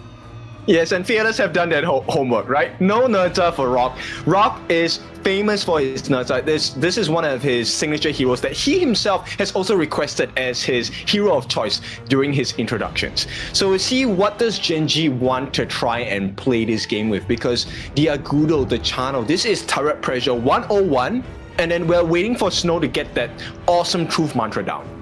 And if you look at the side of Gen.G's roster, right, for the side of the pick and ban as of this stage, you're kind of wondering here, oh, they have a very early game-centric picks, like the Maestro Nui, like the Mayin. So if they don't really back it up with like a late game pick for the side of Rock or also Monto, they're in for a one or nothing sort of draft, whereby if they lose out that early to mid, they're done for. Yes, and Fearless Esports going even tankier to make sure that life is easy for the side of KK, life is easy for the side of Miku as well. This was looking a bit spicy. I mean, if you have the gold deficit, there's no way you burst down a Liempo. Oh yeah, there's no way burst down on Liempo. He can always go for the upfront here, finding those positionings to spot out those multiple members here. Nah, Clue, you're joking with us. You have already a Zhangfei here. There's no way that Guiguzi will be locked in this case. It will be Hanxing that was banned out in game 1 for the side FE. The win condition here is, can he find KK, right? And even if he does, I'm very sure the rest of the team will be ready to back him up, Snow as well. And it's a risk, because if Gen.G, if we take a look at Rock, he dives on the backline. Even if he gets rid of KK, his own backline is at risk. His own backline is indeed a risk here. So for side of Gen.G, as of this point, if we were to look at both of these two drafts, it's giving us one thing. No! Whoever engages first wins the game, if they can find the backline. And this is going to be tough because the board is available, the Wei-Chi board. The world is my board and the world is their oyster. Fearless are looking very strong. But one thing that is a good news coming in from Gen.G fans, if they can always mark down KK, Channel is their only carry here coming in from Fearless Esports here. So if that channel is removed in towards the draft, I gotta say Gen.G, they will have a much smoother late game team fight here compared to FE that always have to play around KK's tempo. Maybe, playing around the big ultimates might be a weakness for the side of Fearless, right? Because like you said, it's all on the setups. If the board misses, the Tremor Smash misses, the Truth Mantra misses, it's going to be a hard game for them. But let's be realistic about it. It's not that difficult to get those big ultis down. We'll have to see, right? Because all these setups here, they aim for one thing, to aim to delete the backline marksman here. Both marksmen, they do not have solid mobility. On the side of Monto, you're on the flowball marksman, no traditional movement spell on active. On the side of Channel here, only a small leap here. So they are very prone and vulnerable to all these engages here. So it goes back to basics. Whoever's positioning and macro sense is better, they will win out the game for their team. 2.5 minutes. That is the time that I'm looking for. If they manage to burn the flash of Monto at 2.5 minutes, you can be super sure during that first Tyrant engage, if they choose to fight, Gen.G will lose. This really have to be going on all these engage factors here coming in for both of these two teams. Who can capitalize it harder, who rotates faster for those engages, because wombo combo, both of these two teams, they have it, but who pulls it off better won't back the game for them. Yes, and Burst Ram plus Taking Liberties, a level 1 combination from Woodwind as well as TL, that clears up your first wave. So they will make that fast rotation. Inua as a Mai, great knockup, great burst in the early parts of the game, but you struggle with wave clear. That's one of the weaknesses on the side of the Mai Shiranui that hopefully Clue will be able to balance out. I mean, when we talk about balancing out, right? Look who's towards the mid lane here. It's Rock here just casually spotting out all these attempts, delaying the clear here coming in from Woodwind and also TL in towards the mid lane here, securing a bit more space for this duo. Yes, and I think that decision by Woodwind has kind of costed the side of Fearless Esports, which means this initial ball camp will go into their hands. No, actually secured, and this is not looking good for the side of Gen.G. There is the backup coming in from Wawa. He needs to run away. The knockup, actually, who is running? Passive, already taken out. First blood goes into the hands of Wawa. Can they find more on the side of Gen.G? Stun going to be used as well. They have the backup. The rolling of the furball will be used, but Fearless, once again, not the best start to the game. The best start towards the game here, but they do get punished heavily coming in from Gen.G. They capitalize the fact that you mentioned here, Woodwind and TL, the superior wave clear, but they gave it over to Inua and also Clue, resulting in that invade, resulting in that kill on towards TL here, because 1v1 between Wawa and Snow, Wawa's early game is much better compared to Adama. This is the price you pay for those minor decisions, right? So Woodwind just wanting to check on a little bit longer on the side of Rock meant that TL could not clear his lane fast enough, which opened up the balls for the side of Gen.G, after which, you know, it just became a spiral, downward spiral, and here we go. They want to burn out the common spell on the side of Monto. Or just use Agudo here, spawn a creators here, put on pressure against those turrets here. KK having superior macro sense here, smells out Rock's attempts here, but the burst strand does come true, allowing Woodwind to escape towards safety here. Very good sense of map pressure. But that's the strength. Fearless Esports have a lot of mobility as well. And here comes the board landed down. Rock is caught in the middle. The flash comes in. This is where value is going to be found. But for now, there is no follow-up damage. And Fearless Esports, they have to walk away. Perhaps limp away as well. No finishing blow from either side. But here we have that one-on-one. Wawa wants to win against Snow. Flash committed by Snow as well. Wawa has the back off. They walk off with no trades. Close combat in all quarters here. They brawl it off, but no kills on towards the board here as we see Clue almost countering out that wild board camp here. But Miku here might be in danger as Rock's coming in. Yep, this is a moment that they are looking to try and steal the Crimson Golem, right? If they can, it'll be great, but here comes Snow. Snow's a little low, though, for my case. They will manage to secure their own Crimson Golem, which is great, but Monto in trouble now against KK. That's a lot of wolves. They are tanking for the tower as well. We're talking about him not trying to burn out his flash, and he does manage to save it. That is a very painful laning phase here. This is the superior power of Chano's laning phase that makes him such a strong marksman to be feared about. Look at the wave here. Perfectly frozen in front of the turret here. The next rotation here coming in for the side of Miku and also Woodwind. That puts so much pressure on towards Monto's global marksman. So I'm going to ask you about KME, right? Did Monto have such difficulties during the period of KME? I think only against Siri. Aside from other marksmen, I think it was always a 50-50, but against world-class marksmen such as the likes of KK, the likes of Siri, and maybe potentially the other regions, that's where Monto's weakness in some of these exchanges start to really amplify or like magnify by these teams. Which makes this decision very curious, right? As a team. Oh, hang on, nice knockup as well. Combination galore coming in from the side of Gen.G. They just need to finish the job, but no, they have been disrupted. They have been stopped, and the chase comes in from Woodwind as well. They push each other off. No kills once again, but the timer is very important. Still looking pretty healthy on the side of Fearless Esports, which means they get to step into the Tyrant's pit. And talking about sustain, that is FE's game here to play because they are so strong in the sustain game. And look at that, just hiding away Rock, getting that second kill here along with the red buff, along with the Tyrant. FE wins out in all these exchanges. Oh, the losses are deep for the side of Gen.G here. They not only lost the life of Rock, they also lost that Crimson buff. Yes, it went into the hands of TL, but look at the price they have to pay. The T1 at the bottom, completely open. And Gen.G have no other comebacks available at this time. Ooh, my goodness here. Out of 1 minute, the entire minute, it went straight over to FE's hand. Fortunately, the Azure Golem is still for the side of Gen.G's to take, but man, losing Tyrant, losing Rock, losing buff, losing bot tower, things are starting to look pretty bad for Gen.G.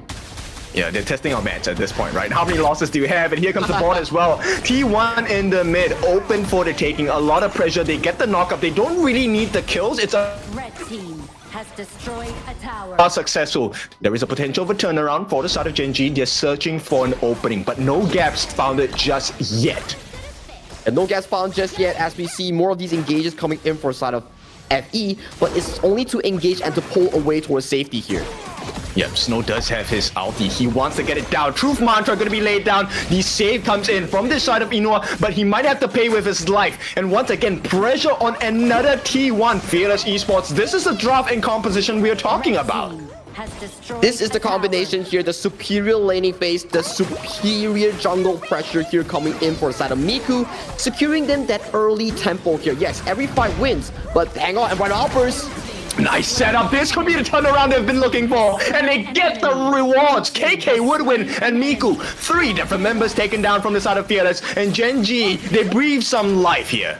That is a big engager coming in from Clue to catch out multiple members here coming in for the side of FE here. And to add insult to injury, all those lead that FE found in towards the early game was relieved by Gen.G thanks to that one play.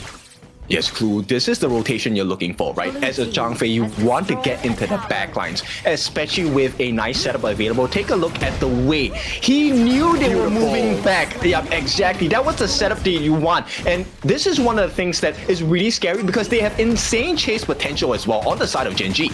I think this goes back to the same conversation that we had during pick and bans. Whoever gets that initial engage will win out all these team fights here, and that just goes to show how dangerous is these two teams on their lineup. That trigger polling, who pulls it first, who pulls it correctly, is so darn important. Yes, and here comes the catch by the side of Snow. He uses the flash to go in. Everything misses on the side of Fearless Esports, so this is not a great position to be in. They are planning Gen.G. They're waiting for the open. You can see the rotations coming in. Rock and Inua, this could be a big moment for them. Woodwind gonna check the brush. Gets knocked up, gets pushed back for a while. It's really about KK. Just keep him safe as Rock tries to put some pressure on the T2. This is just evolving into a game whereby we don't know who it will go towards to as of this point here, because one moment it was FE controlling mid turret, controlling side lane turrets, having a smooth early game, but they overstayed their welcome here. Clue capitalizing on that beautiful unbridled outburst, breathing life back to Gen.G's roster. Really puts into perspective the recovery on the side of Gen.G, right? This is great. Now they have close to it's more than a 1,000 goal lead. But the important marker for both teams here is that 10-minute mark, right? Fearless Esports game 1, they turned the whole game around based off of that Shadow Tyrant win. We'll have to see, right? Because when we talk about those moments, it is during the big team fights here. Yet to have a very big team fight, it's just small brawls on left and right for both of these two teams here. I want to see that scenario that you talk about, whereby we see a 5v5 full blown out team fight. Whoever's team's execution is much better will get them that big lead that they're sorting out for. Do we really want a team fight? If I'm on Gen.G, I wouldn't want a team fight. I just want to pull the attention, let Rock get the split push in, and because Fearless Esports composition is a wombo combo. You let it go down, you will be taken out. That seems to be the case, right? But if you look back towards Forza Gen.G, it's the same approach as well, right? They want to make sure that KK doesn't get that free flow farm that he is allowed to do so. For the side of Gen.G, it's on Rock and Monto, right? So it's a combination on whoever stalls out that farm. But look towards the mid lane here as we see a bright outburst go through again. Yeah, ball gonna be laid down as well, but this time it's Inua that gets caught out. They have to start running tails between their legs here. Gen.G cannot afford any more losses. Thankfully for them, there are no buffs to kind of steal from the side of Fearless, but they do get the T2 at the bottom. So once again, map control galore. Map control galore, good reaction coming in from KK to flash away from the unbridled outburst, causing Inua to be out of position and punishing him for that death. And then we see 2 towers being traded for 1 in this exchange that goes in favor of FE going into the 10th minute mark. And this, I think now that it has happened, you also see Fearless Esports also has that strength, right? They can play that split push game as well. In fact, the split push game is much stronger in comparison to Gen.G. They have the Wild Growth, they have KK with the Soul of the Wolves as well. So much free damage, even with backdoor protection.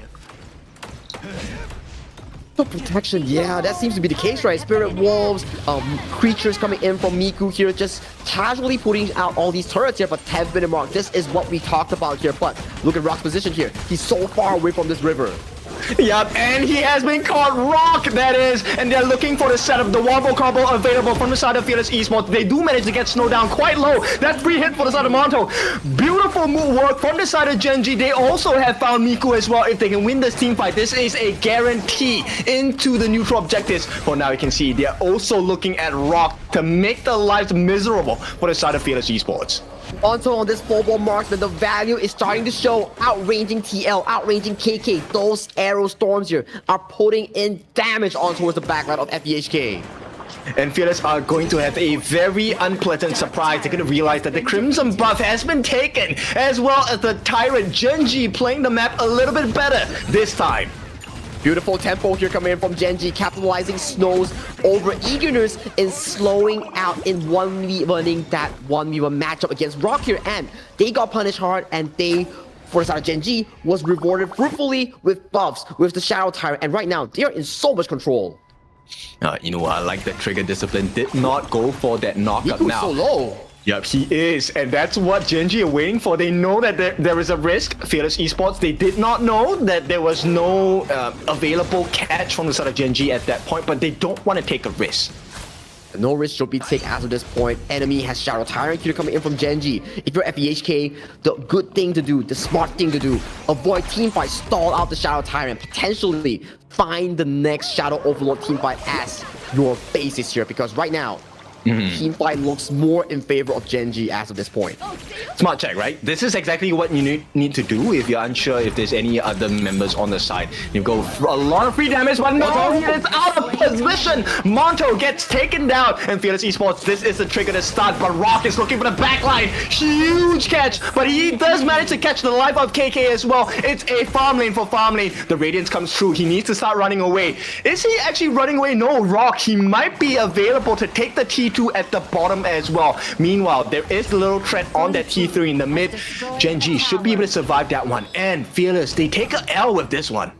Heroic play here coming in from the side of Rock here, just making sure that the trade was equal and fair for the side of Gen.G here. And right now, they are looking at a fair contestant here as we look at towards bottom lane here. Rock goes in for the kill on TL, and that is an exposed bottom tier tree.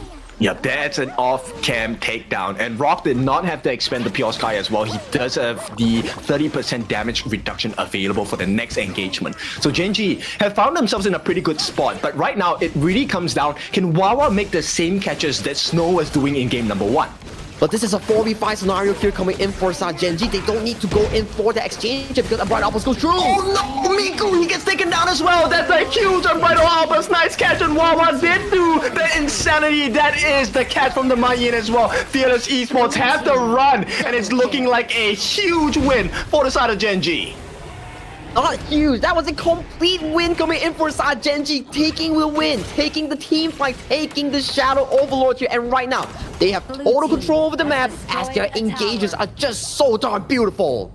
So we take a look at the timer, right? This is a countdown. How much can you take away from the map of Fearless Esports before the timers respawn? And here we go. That is a lot. T3 on the top open. This is the exact same situation that they found themselves in game number 1. Ball laid down. Who do they catch? They catch Wawa. It is going to be his life. Given in trade. Wait, no, he does survive. They get the T3 in the middle. It's a barren base for the side of Fearless. All they have to do now is to back off Gen.G. Stay patient. Stay patient here, take away the buffs, revisit that Shadow Tyrant that's just gonna be spawning in that 15 seconds timer here. This is your game to be winning, Gen.G. You are in so much control here, and right now, this goes back to the pick and bans in game 1. This is why the Hanshin was banned. Exactly. I mean, Fearless Esports, I think they allowed that pick because they also have great split pushing pressure. But now the map is so much in their disadvantage because it's a barren base. They have so little to work around with. And Monto has hit his mark. Another Radiance laid down. That's a lot of poke damage. Unless they get the perfect wombo combo on the side of Fearless, there is no fight.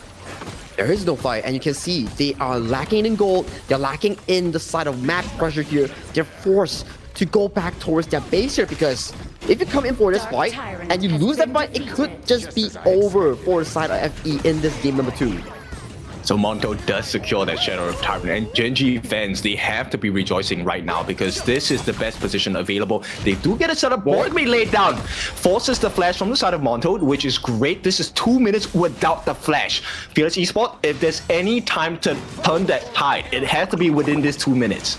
They're waiting for the minions to come. Clear the minions, find that perfect flank here. Snow has splash, has the truth mantra here.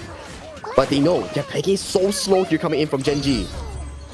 But TL, I mean, his ultimate will come up pretty soon. There is a very short cooldown. Radiance, and with the Unbridled Outburst, they push them back. They want the backdoor protection taken out. At the same time, they're pushing all the different members on the side of Fearless. Who cares about the fight? We want the crystal. Gen.G tied things up. It's 1 point each for both of these teams. Engage, win games, and that is what exactly Gen.G pulled off with. Even though they had such a pressured early game, it was coming down to these key engages, especially Clue with that Zhangfei. He was finding so many of these comeback plays. That top one was the best one I've seen so far. Wawa as well. Wawa has really improved in this particular season throughout the year. I think he has been playing fantastic, but the decision making this time was a lot cleaner.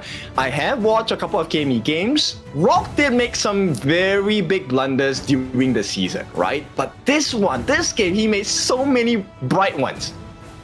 So many bright ones here, and then for the South Rock, it's always about a team whereby the storyline about Gen.G is like, okay, we were playing with Rock. Rock is our main carry here. But over the course of the year of 2025, you're starting to see Wawa step up, Inwa step up, Monto step up, and Clue finding these miraculous engages, beautiful team fight flanks. And then that's when the entire Gen.G start to elevate into this level whereby they can stand tall against all these major regions here. And Gen.G today, in the series, they came up huge and they pulled the series to a 1-1 score.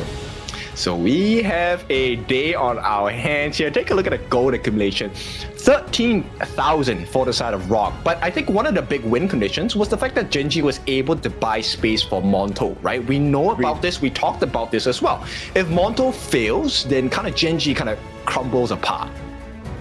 They crumble apart here, but thankfully this game Monto played extremely well, even though there were moments that he was caught up by the board and being overzealous in the mid lane. But you have to give him credit because he played that flowable marksman ultimate to a perfection here, zoning out TL, zoning out KK, forcing him to back away in assisting their teammates. And it's also about the vision score, right? If you notice the way that Fearless Esports was trying to get the setups, they needed the vision onto the heroes of Gen.G. And no one showed. The only person that showed probably was Clue or Monto.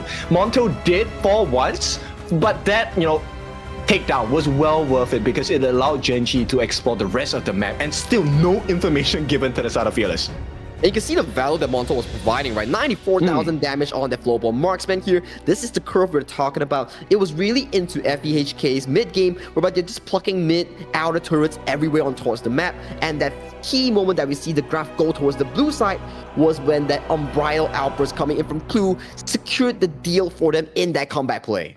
Yes, and right before that, the Tyrant fight was also something that was really big for the side of Gen.G, right? They snuck away the Crimson buff into the hands of Rock. They then got the Tyrant and, Fearless was, wait, hang on, what happened to our map? Yeah, what happened to our map? I thought you guys were doing Tyrant. At the very least, give me this Crimson Golem that I need. But then Rock was like, nope, I am a Hansen, I have superior mobility. Just gonna pick this up on the side of a driveway here and then revisit my Shadow Tyrant here. But Wawa will be your MVP of game number 2 for the side of Gen.G on that Majin. 4-0-2 in terms of KDA. Even though damage and taken not the best, but he was there in every single moment, following up Clue, starting up team fights. He was the man. His catches were insane, right? He was also one of the big reasons why they managed to get so much value in the team fights, the get serious, the whatevers, the pullbacks.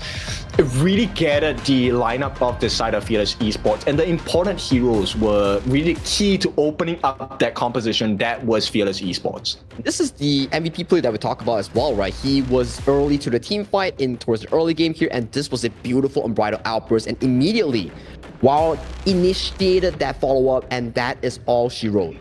Exactly, so hard to play against, and you could see the value. They were looking for the bots, did not find it. And this situation, to be honest, that was the solo kill. It always looked like Rock was in danger, right? There was a 1v1 that Rock was going up against Snow, got caught, got slammed against the wall, and it looked so beautiful for the side of Fearless Esports. But then you realize, hey, there's no more follow-up damage. Yeah, there's no more follow-up damage because Rock, if he just hides in the shadow, that puts so much pressure against KK and TL for him to just like stop from the follow-up here. So a very good draft here coming in for the side of Gen.G. Superior execution. That's why they backed this game number 2 win with a relative easy approach. Quite straightforward, right? I did not expect this against the competition that Fearless actually composed for himself. It looked like a pretty difficult game in my POV, but well done to Gen.G. This is the mark of a champion team, and a champion team is what we're looking for because we want to send the best out of the best of these 3 teams. Only one will make it to KIC. Hey, that is the structure of our tournament here. 3 teams in this last chance, only 1 team makes it out. But before we even go to that 1 team, we have to see who out of these 3 teams, only 2 can make it to the playoffs, right? So it's a battle for every game here. So for Gen.G, for FEHK, they tie this series here. Who can take more points or even defeat TM will be the main question here that they have to answer. So the biggest thing we're looking at is going to be who is going to be responsible for the first 2-0 in the best of 2, because that immediately puts you ahead. That puts you in the first slot in the grand finals. It puts you ahead and it also puts you behind if you got 0-2 by the opponent here. So no one can afford that. No one wants that to happen because that is the most terrible situation if you are on the 0-2 receiving end here.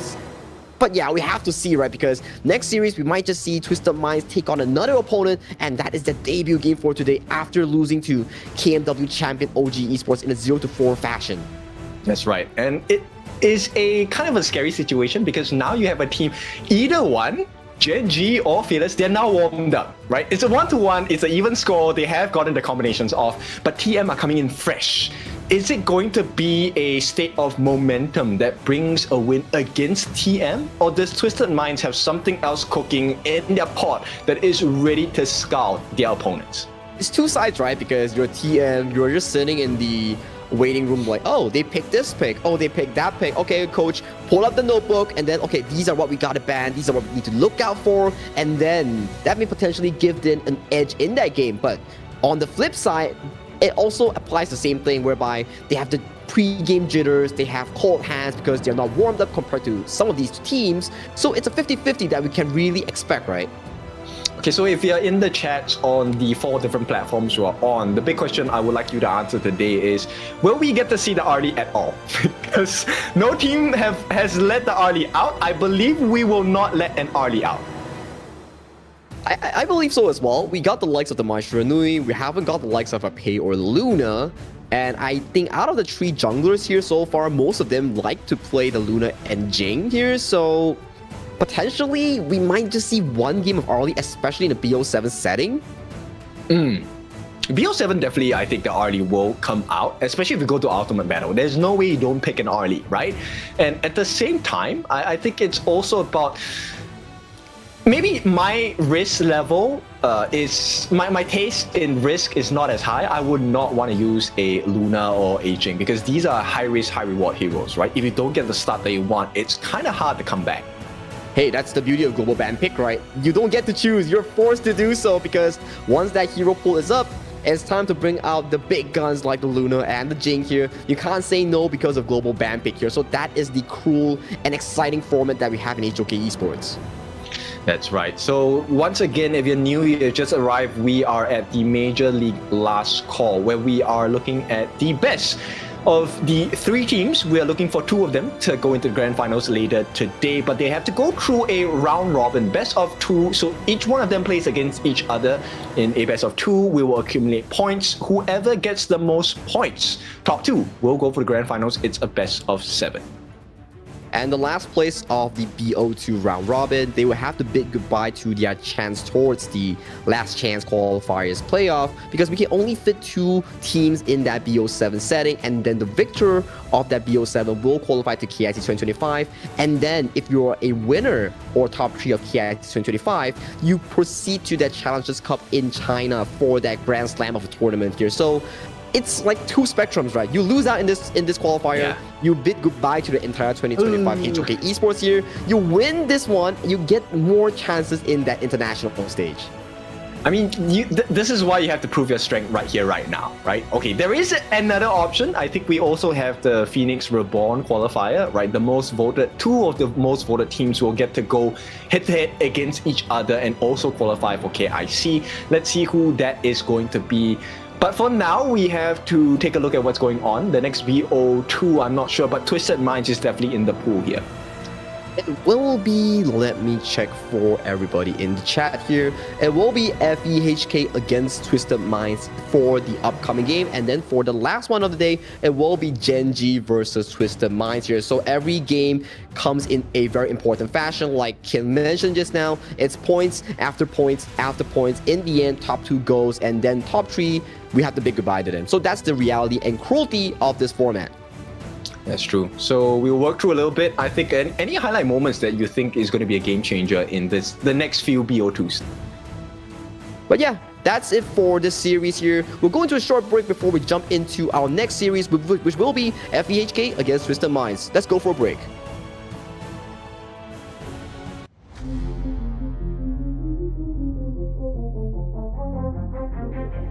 I said I'm born of this, I'm born this way, ayy. This is my chest and my bonus play. Can't be late, won't hesitate. What do you say? Rays to find my face, scars to find my skin.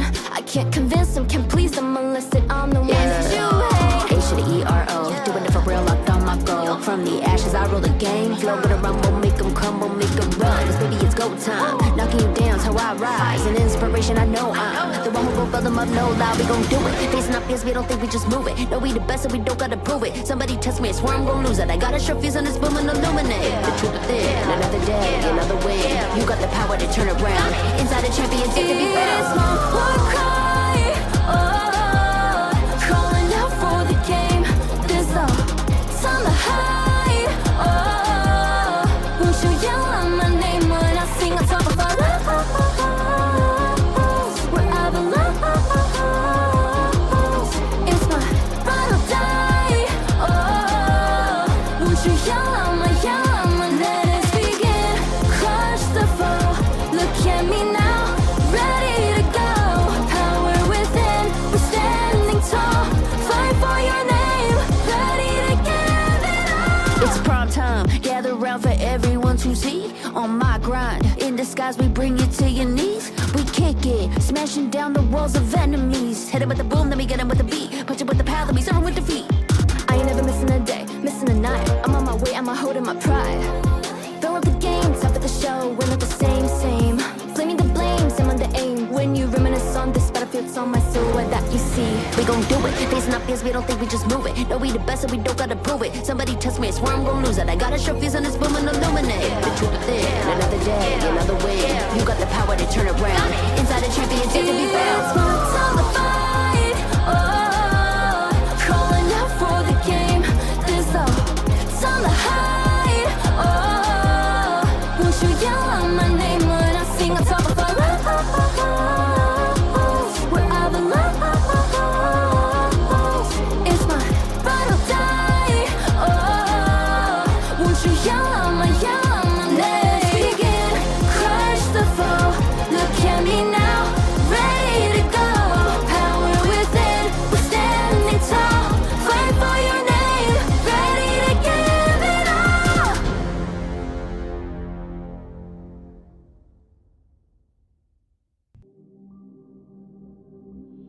In this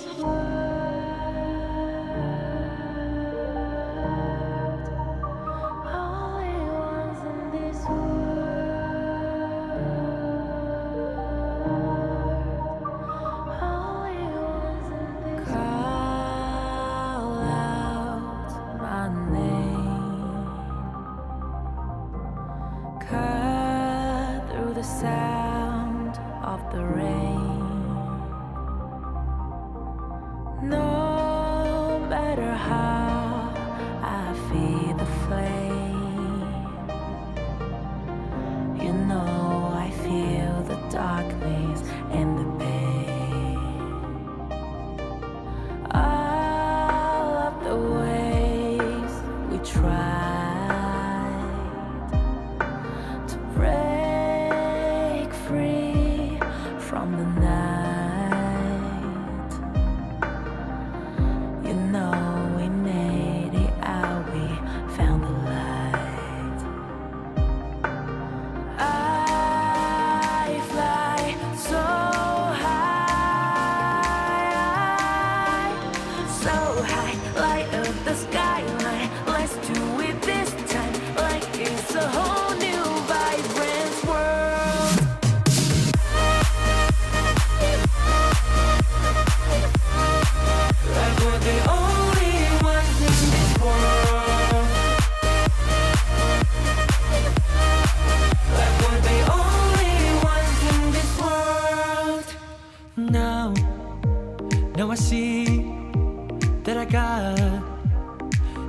everything I need. It's alright, I'm on fire, I'm alive, 'cause now I fly so high, so high. Light up the skyline, let's do it this time, like it's a whole new colorful world.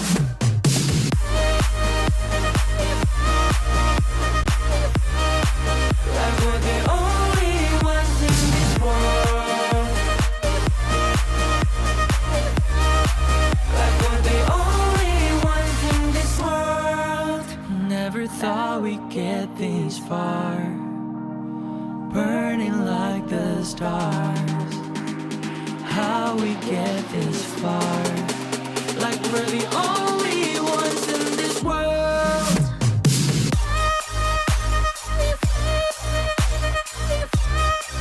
Like we're the only ones in this world. Like we're the only ones in this world.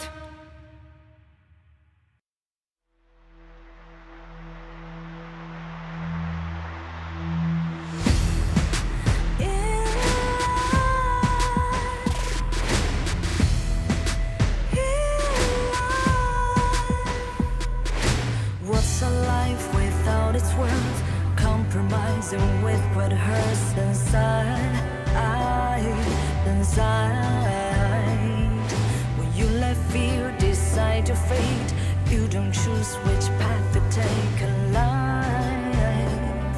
In life, I'm finally letting go of everything that still holds me. I'm against all odds, but I won't give up, 'cause it's my time to shine. Standing in the spotlight, and no one let me down. Destiny is calling high. I'm not afraid to fight for everything I love.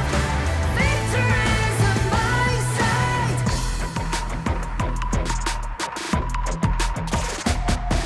The more we lose, the more we gain. The more that nothing stays the same. In time, in time. Can't love ever, can't forget. What you see is what you get. Sometimes, sometimes. Gonna show the world tonight the light that shines inside us. We're against the odds, but we won't give up, 'cause it's our time to shine. Standing in the spotlight, can no one back us down. Destiny is calling high in light. We're not afraid to fight for everything we love. Victory is on our side. Takiki takiki takitao. Takiki takiki takitao. Takiki takiki takitao. Takiki takiki takitao.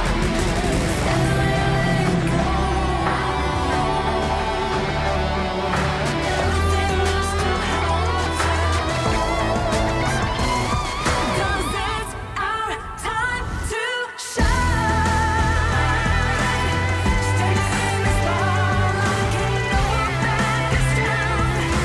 Destiny is calling high in light. We're not afraid to fight for everything we love. Victory is on our side. It's our time to shine high in light.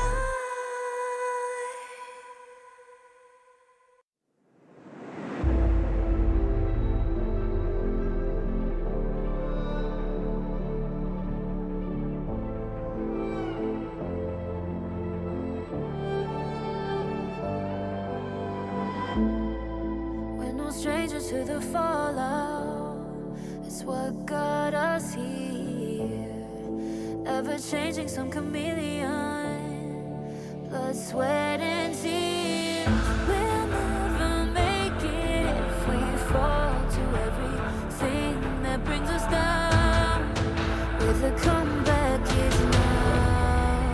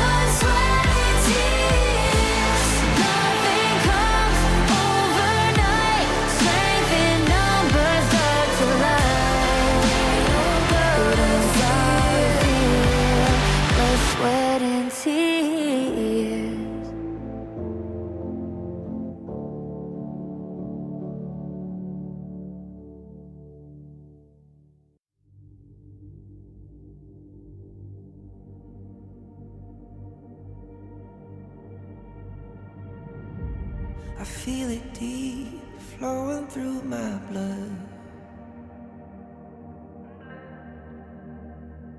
Rising up to become someone, and taking it all on my own. What a sweet victory. And taking all of my control, awaken something deep in me. Like flames, feel it burning inside. Take a hold of pursuit of the prize. I've been told ain't no way to survive, keeping all of this fire that's locked up inside. When this is the time, enter the ring. All those mental chemicals doing their thing. I got flashes of battles inside of my dreams. I was made for this moment. At least now it seems like it's time to come face to face with your fear. But battling reasons for all of the years, and I learned how to fight them with style and grace no one's ever encountered. You say it's amazing, I'ma come out swinging when they open the gate. Go ahead, call passion, I'm calling it rage. I'm taking what's mine like I already own it. Watch but don't blink, going here to the moment. The sky rained down. Here's to the madness that's all around. Go on, tell them who you are, you are, you are. Go on, tell them who you are, you are, you are, you are. Here's to the moment. The sky rained down. Here's to the madness that's all around. Go on, tell them who you are, you are, you are. Go on, tell them who you are, you are, you are, you are. My name is honor, my name is king, my name is champion, my name is strength. Tell them who you are. My name is Pentakill, you think it's strange? My name keep ringing inside of your brain. I hear it every night. Here's to the moment the sky rained down. Here's to the madness that's all around. So tell them who you are, you are, you are. Go and tell them who you are, you are, you are. Here's to the moment the sky rained down. Here's to the madness that's all around. Welcome back, ladies and gentlemen, to the Honor of Kings Major League Last Call, where we will be finding out who out of the last 3 teams will be qualifying to the KIC 2025. My name is Sagi. Alongside me is Mr. Kin Dofu. Dofu, what do you have for us? I think it's going to be a very interesting matchup because we definitely seen the growth of Gen.G. Now the question is, how much more have Twisted Minds grown? Because we've seen the growth in KMW. Do they match up well against Gen.G, this new Gen.G that has with the new addition of Monto as well? For me, let's talk about both, right? So for the side of Twisted Minds, 90 was missing for the entire season just for him to play against 90 Globan and also OG in that playoffs here. So with the addition of 90 back into the roster, it's definitely much better here. But let's check out their roster that they have today in just a short moment. So you should never give up. You gotta fight for it. Whoa, let's go. I know you're running. I see the fire in your eyes. You gotta fight for it. Let's go. The battle's calling. You better give it all you got. You gotta fight for it. The time is right for you to raise a bar. Yeah. Cause you could be the greatest of them all. Yeah. Whoa, let's go. The battle's calling. You better give it all you got. You gotta fight for it.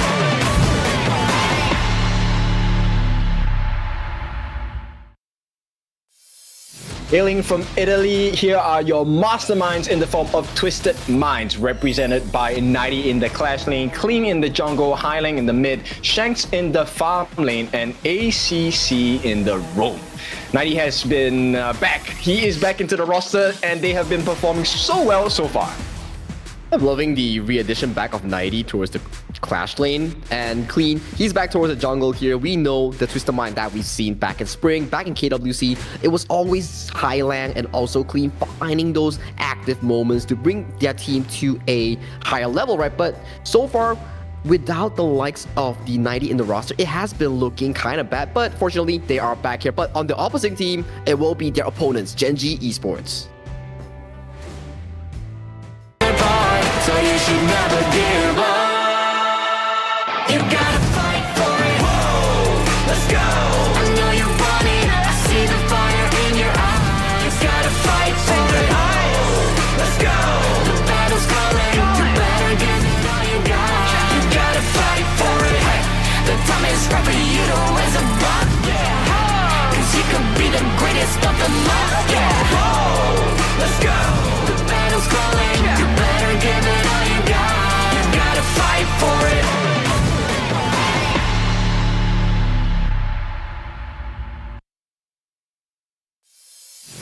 Gen.G Esports, the game changers in the clash lane we've seen before in game number 1. Wawa, Rock, Jungle, Inwo in the mid lane, Monto and Clue comprising of that dual lane farm and roamer here. So far, they did pretty darn well in that first series. They brought the series back to a 1-1, but can they reciprocate that same success that they found against FE in the series against Twisted Minds?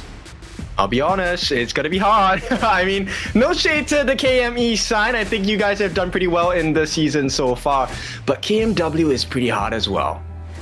Yeah, KMW is a very difficult region, especially you have the likes of 9Z Global, OG, who is the champion of that series, and then right now, Twisted Minds, with the re-addition back of 90 that we just talked about at the start of the show, I think things will start looking even better for them, but they can't really underestimate Gen.G because Gen.G, they have had a heck of a growth coming into this series. I like that you say don't underestimate them because yes, Twisted Minds, they pay respects, they will take out the Mai. And Gen.G once again going for that 100% ban so far on the Arlie. Yeah, Arlie is never seeing that broad daylight here for any of these teams, especially in the BO2 settings here. For Twisted Minds, they are banning out those heavy engages here coming in for Gen.G's roster here. The Mai Nui, the Dharma has been locked away. But then this leaves the Mayin open, right? One of the specialties that Wawa has already shown us. Same thing for the other side, which is the side of WKS champions Fearless. But we'll talk about the way that Gen.G is going to right away ban out the Byron because they know that they're allowing the pay pick to come through. Ooh, Clean with that pay has been pretty dominant during the spring in KWC here, so it is a refreshing and remindful start here coming in from Twisted Minds draft here. For the side of Gen.G, they do put their priority over to all these top tier picks of the likes of Yuhuan and also loan in that potential flex pick towards the mid, roam, or also jungle. This opens up quite a few doors, right? So Twisted Minds now, they can explore what they want for the clash lane. They will leave it open for contention right now. They're going with the traditional response to a lone pick, which is a tank marksman in the form of the Direnjie, right? And this is going to be aided with the Leaping Savior, the shields, and the saves from the Zhang Fei. I'm loving the draft here coming in for Twisted Minds because they want to play the game fast. They draft the pay, they draft the Direnjie. It is a super strong draft whereby they start damaging your turrets at 2-minute start, and it really limits the farm tempo here coming in from Monto. So the big question is, can Monto survive the laning phase against Shanks and Clean continuously damaging his turret? True, there's two different ways they can take a look at this, right? So normally when you have a pay, one of the main concerns you have is, okay, the clash lane needs to be very wary because there is a possibility of a very early rotation coming in from the side of Clean, right? At the same time, when that happens, you kind of buy space for your farm laners because all the action's on the top side. And once again, Ukyo Tachibana has been hover and potentially lock in for his side of rock in towards their jungle here. This is one of the main counters towards the pay here. It is a battle between the junglers to protect or attack on towards the map here. But so far, Twisted Minds draft, if they don't pick something of a late game mage towards the mid lane, I gotta say they are not looking too good in that late game department. That's true, but you know what? Maybe you double down and just go ham with your bets at this point, right? Charlotte now is considered, I think hasn't been locked in just yet, but I think that's a good answer, right? You don't have to expend too much to kind of force out the unending sorrow, force out the infinite fastness, dragon form. I think that's a great pick. And Twisted Minds, they're looking for that heavy dive engage. Ukyo, you want to come in? Sure, the Shi will invite you in. This really covers up what they really need, right? You talk about late game, you need Charlotte to really man up that late game. You need the early game CC along with Zhang Fei. You have Shi to pull you in towards position, right? Because when Ukyo casts the ultimate, he's standing still here, so he's very vulnerable to all these Sulk imprints here coming in from high length pull. Stop it, Clue. Stop it. Like, he's always showing it. Yeah, he's always showing it, and maybe they might. I think it's not bad of a idea, but of course Gen.G will be locking in the Yuhuan in the mid, and we get that same formula, right? It seems like they're testing every team. Do you fall for the same strategy again? Same strategy, same Sunbin, lock in for Gen.G. This is almost the exact same lineup that they had back in game number 1 against FEHK, but just a few changes left and right towards the roster here. Can they repeat that failure, or can they remake it into a success? That is what we need to find out in this game, especially against Twisted Minds. So, I mean, we get that Zhang Fei pick coming in from the side of Twisted Minds. Does that spoil the composition of Gen.G? Because that essentially equalizes your time lapse. Well, it comes down to a scenario whereby if the Zhang Fei doesn't find a key engage, and the engage is very minor, then the time lapse, that time flux, can really elevate the side of Twisted Minds and Gen.G back to a original state whereby all the spells has been expended here. So what? We still have time flux, is on an 8-second cooldown. We're just going to be kiting you with our sustain and movement speed. Right, so to put it into layman terms, Sagi is saying if ACC misses, and then Gen.G is just, Gen.G is gonna run wild. Exactly, very well said here, Dofu. And coming in, this is game number 1 between Twisted Mind and Gen.G's draft. We're looking at Twisted Minds playing towards Shanks lane with the Gen.G and also clean pace tempo here, where they're just going for a push early game. That is their game strat here coming in for Twisted Minds. Okay, so let's lay the foundations once again. Welcome into the Major League's last call. Both of these teams will be playing a best of 2, the winner of which will be getting points. We are looking for the top 2 to go for the grand finals later today. Yeah, top 2 goes towards the grand finals here. Top 3 bids goodbye of the entire HOK Esports 2025 year in the official tournaments here. So everything is on the line for both of these two teams. Every game counts. Yes, and you can see the lane prowess that they have on the side of Gen.G, right? So there wasn't much value for ACC. He needs to make that quick rotation. He does not want to give Shanks that uncomfortable position playing against Monto. And you can see the Zhang Fei with the smite, he's already actively invading the jungle against Monto here. Same can be said for South Gen.G here. They want to make sure that any possible jungle will go in towards their pockets here, but this jungle camp does go over to Gen.G. Nice attempt on the pull, and it's looking a little bit steady for the side of Twisted Minds, and they have managed to protect their jungle camp, so that's a huge win for the side of Gen.G. Right now, Twisted Minds, the benefits of them is they have secured this Firehawk positioning, right? So they will be able to secure this, plus there is a smite available, but ACC doesn't seem to need it to help his farm laner at this point. And so far, in terms of the early game tempo for the jungle monsters, for the jungle creeps, it's going in favor of Twisted Knight here. So for the side of Gen.G, that's a flash force from the side of 90 Charlotte here. Yeah, because they know Rock is coming. They need to get the catch here. The stun comes in as well. Ino with the backup. This could be first blood. One more hit, and they do get it. And that's going to be Clue getting the first blood. Not the ideal target if you're looking from the side and POV of Gen.G, but a first blood is extra gold nonetheless. Yeah, extra gold nonetheless, you are always happy to get that first blood here. It elevates so much pressure against Wawa in that clash lane here. Beautiful punish here coming in for the game changers from Algeria. Yes, and it's very clear, right? Twisted Minds, they were expecting to be able to get the first blood off of that engage from the catches. Wawa actually committed quite a lot as well. He burned out his flash. 90 correspondingly responded with his flash, and that made Twist be in a position where they were caught out. It's the consequences of your actions, right? Whereby you burn the flash, you get caught out by the reinforcements coming in with the form of Rock and also Inoa that really cost you your laning phase here. The kills does go over to Clue, so not the best target that you want to actually have money funneling to for the side of Gen.G, but still a win is a win. I mean, if you're on the side of Twisted Minds, do you really care about that first blood? Because to me, it looks like that farm lane matchup is still a 100% win. Twisted Minds, they have managed to steal those bottom camp stacks, the Horntail Beast, and right away they need more. That's what Gen.G are looking for. They will contest for this Azure buff.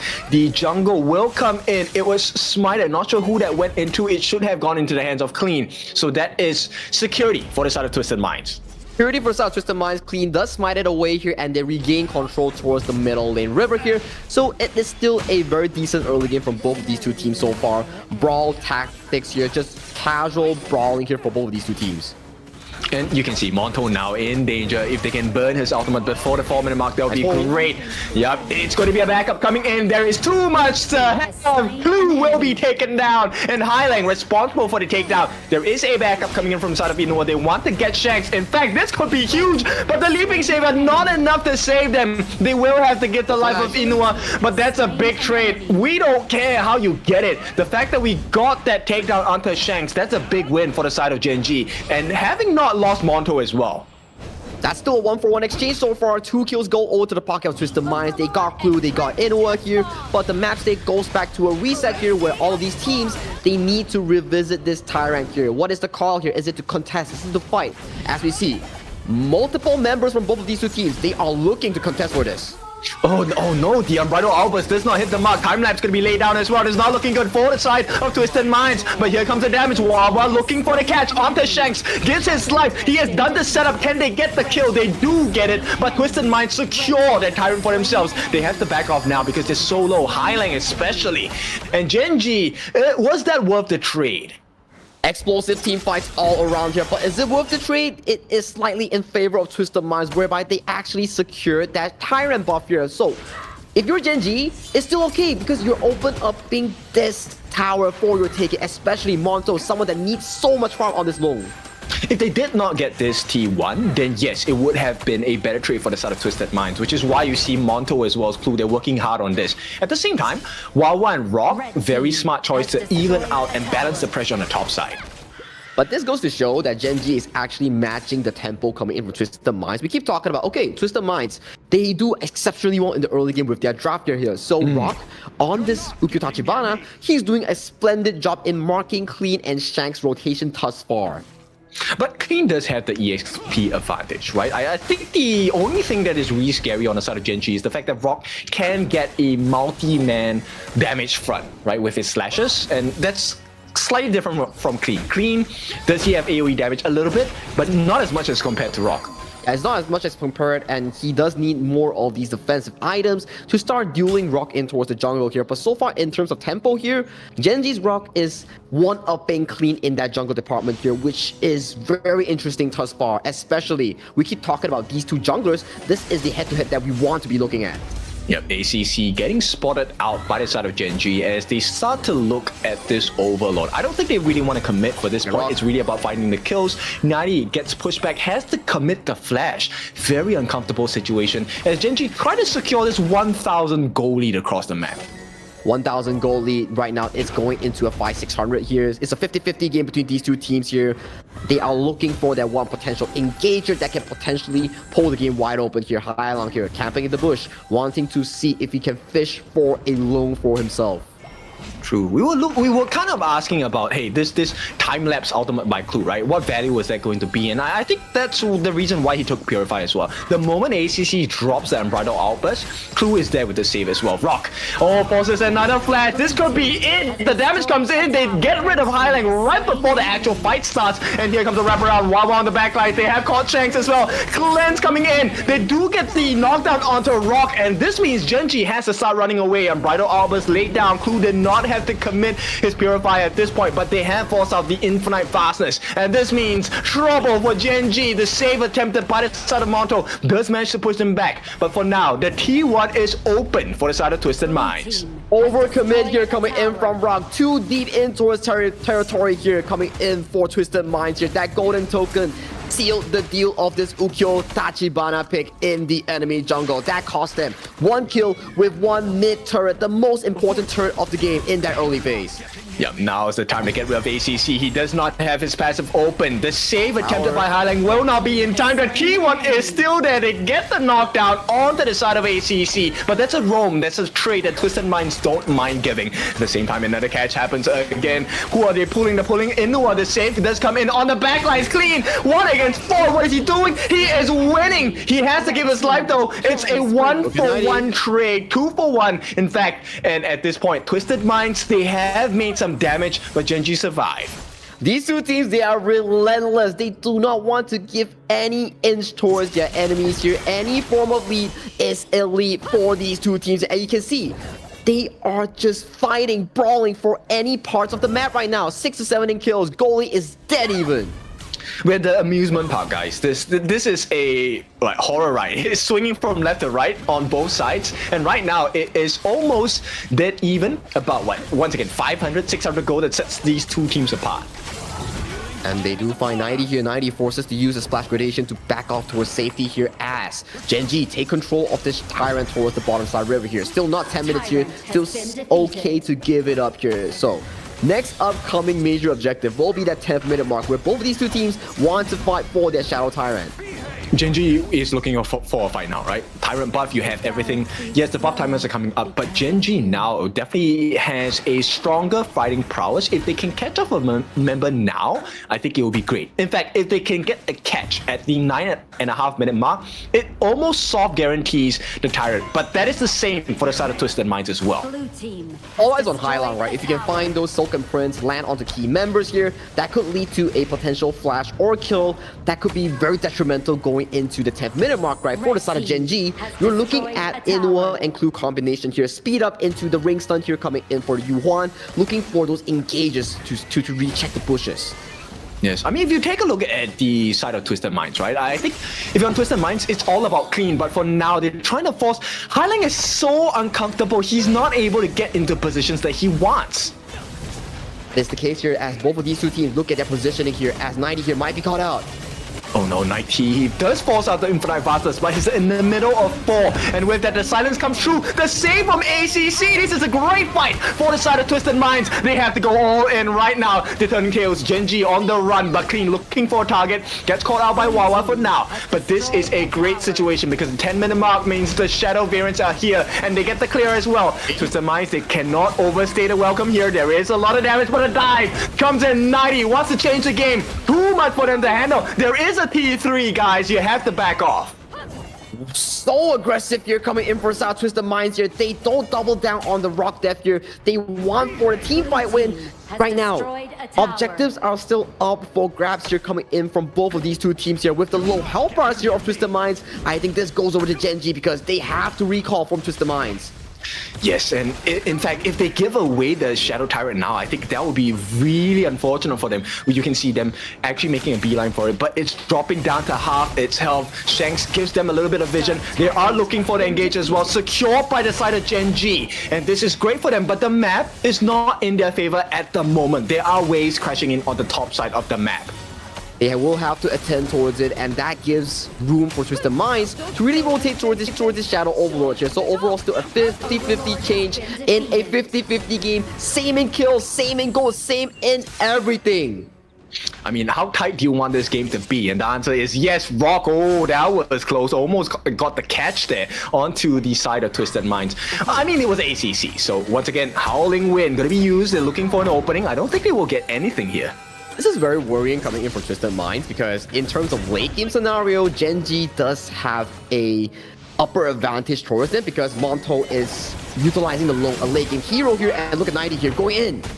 Yeah, oh, that was a little bit too close. But the setup here is for Clean. The Crimson Golem is available for the taking. Rock does secure it. Wawa. Another attempted catch. Oh no, this is horrible. Nice catch from the side of Wawa. He might have to give his life for the cause here. ACC sacrifices himself for the likes of Twisted Minds because it's a 1-for-1 trade. Wawa for Highline as well as ACC. Actually, Gen.G wins this one out if they can manage to secure the defense against the Shadow variants of the Overlord and the Vanguards. I feel like Twisted Minds, they are not respecting the 4v5 numbers game here, but Inua, you're always getting caught out, but still, they do have the time flux here, saving Inua's health to a safe minimum here. But back to the topic here. 90 was really out of the fight here. They were taking a 4v5 up front at the moment. Okay, but he is getting a little bit tankier now, right? And I think Shanks has been well protected so far. So if you're a Twisted Minds fan, I think this is still okay for you. In fact, the map, I would argue, is very much in favor of Twisted Minds because take a look at the T1s they've taken on the side of Gen.G. They've only taken the top and the bottom T1s, but their entire base, this map is looking very blue. This map is looking very blue, but one team fight will break that apart here. And look at Rock here. He's actively hunting with the time flux here. The extra mobility here will push everybody coming in from Twisted Minds away from that river. You have to take deep breaths, right? Every time the Howling Wind is used, or that time flux is used, it's so scary for the side of Twisted Minds. But here we go. This is a nice setup. Twisted Minds opening up for the side of Clean, but he unfortunately cannot show here. If he goes a little bit too early, he will get bursted down.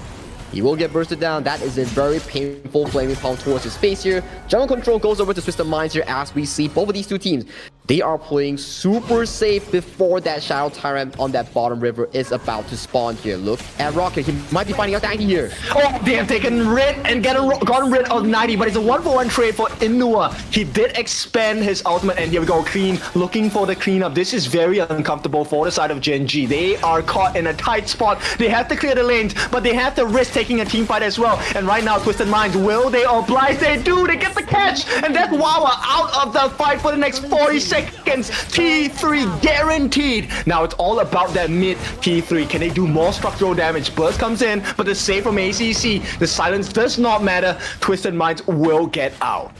The Sure Silk imprint coming in from Haya is making plays after plays here. One play onto Inua, one play onto Wawa, and Monto's ultimate was forced away.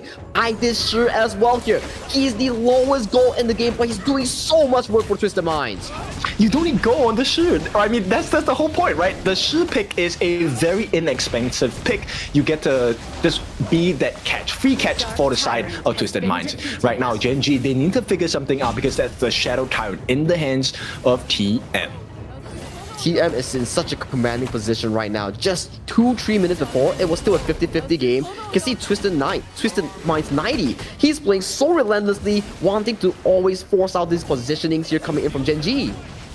I mean, they were looking at Rock, right? They actually managed to spot him out for a little bit. And now, this is complete map control. Yes, it is 10-10 in terms of the kill score, but the map is definitely in favor of Twisted Minds.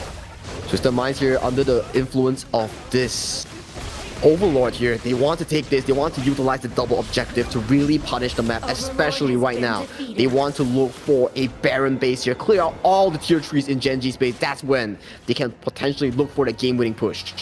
And this is where they play with the vision, right? So 90 nowhere to be seen. Gen.G have to be really careful. At the same time, Clean does have the Sage's Sanctuary just bought. He's gonna have a second life. They managed to scout him out for a bit, but taking him down is not gonna be easy anymore.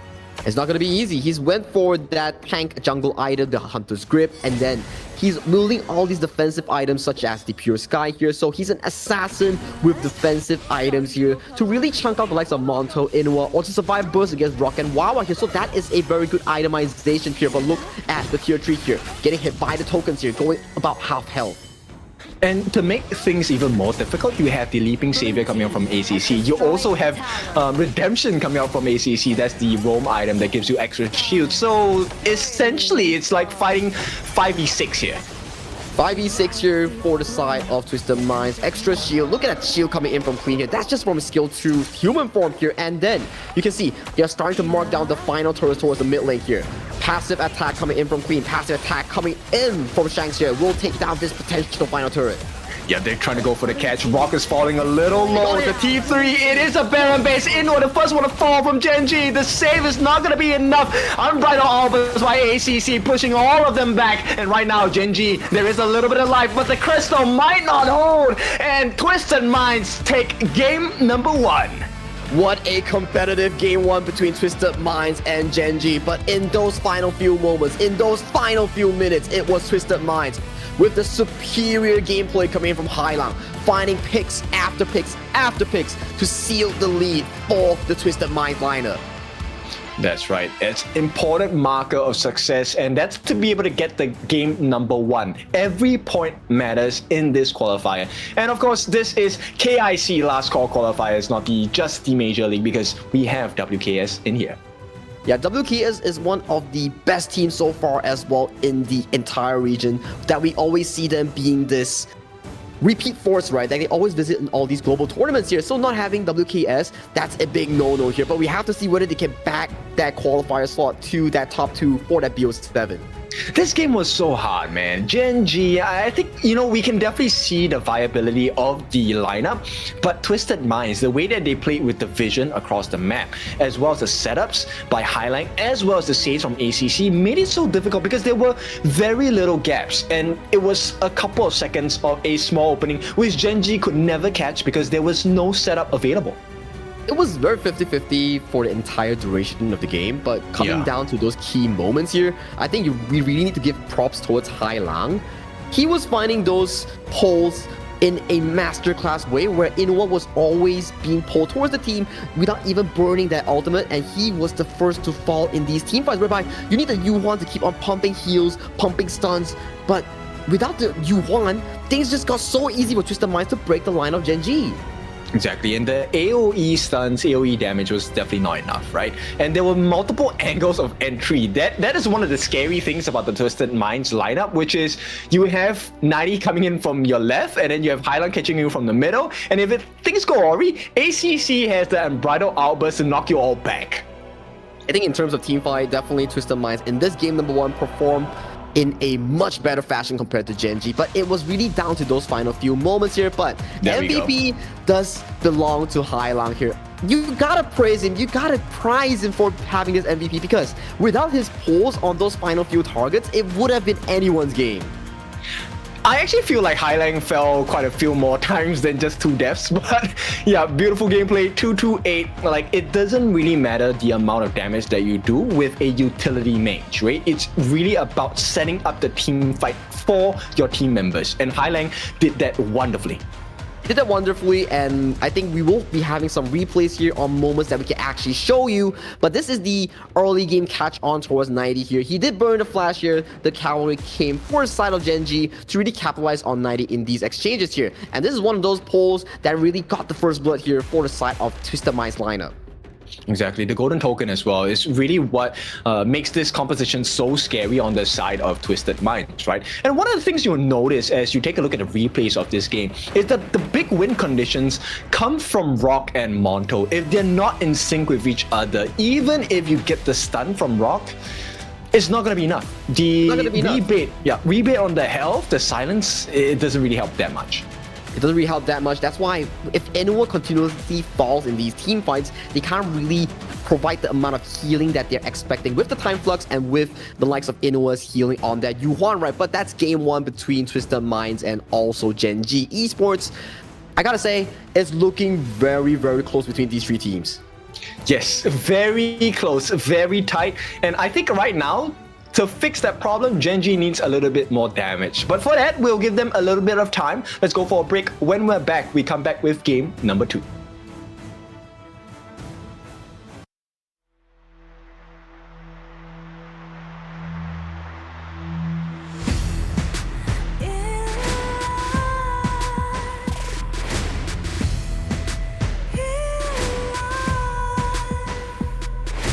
What's a life without its worth?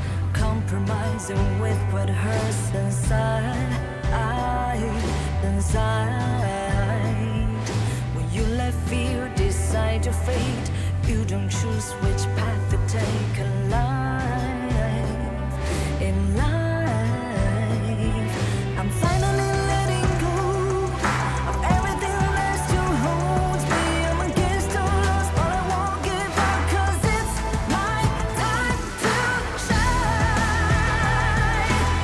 Standing in the spotlight, can no one let me down. Destiny is calling high. I'm not afraid to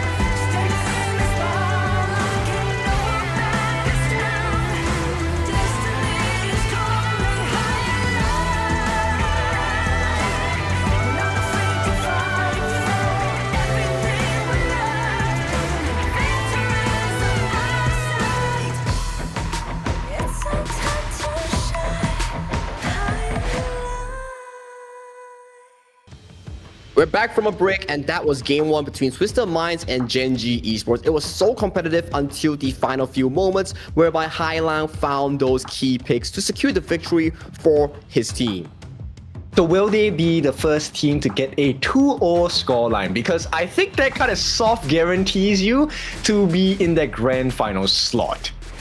That's the interesting thing, right? If they 2-0 Gen.G, that puts Gen.G in a horrible spot whereby it allows Gen.G to be in this spot whereby they rely on FEHK or Twisted Minds to lose 0-2 to each other. So it's a very not the best spot you want to be in for Gen.G. So they have to put in whatever they have in this game number 2.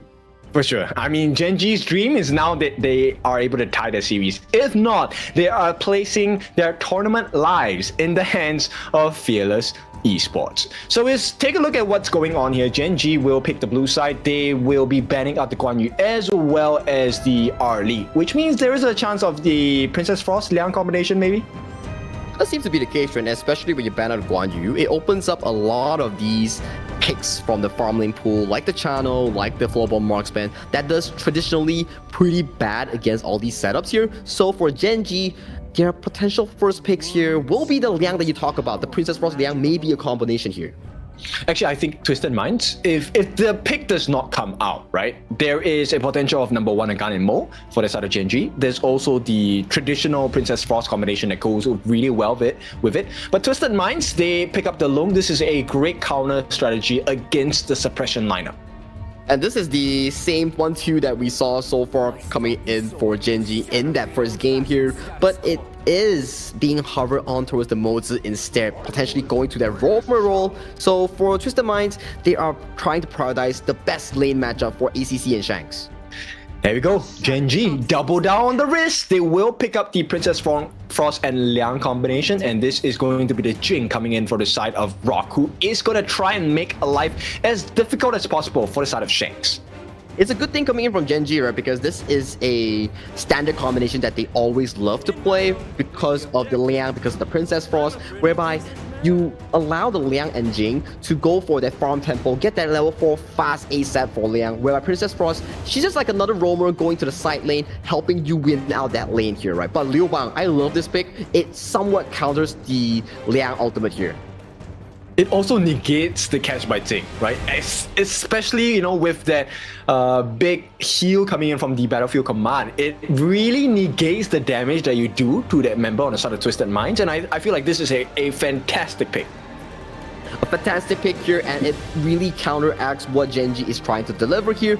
But at the end of the day, it comes down to execution here. Whether 90 can play this Liu Bang to a perfection will be his test here to really counteract this Liang-Jing combination.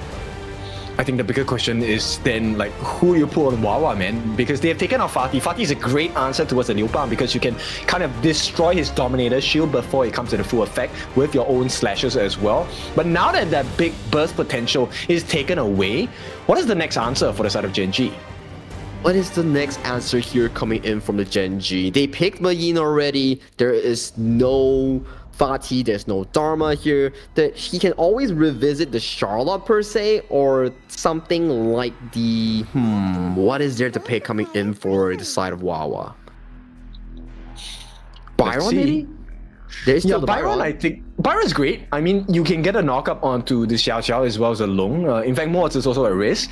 But the thing is, it's a very one-dimensional pick here. So we'll see. Do they lock this in?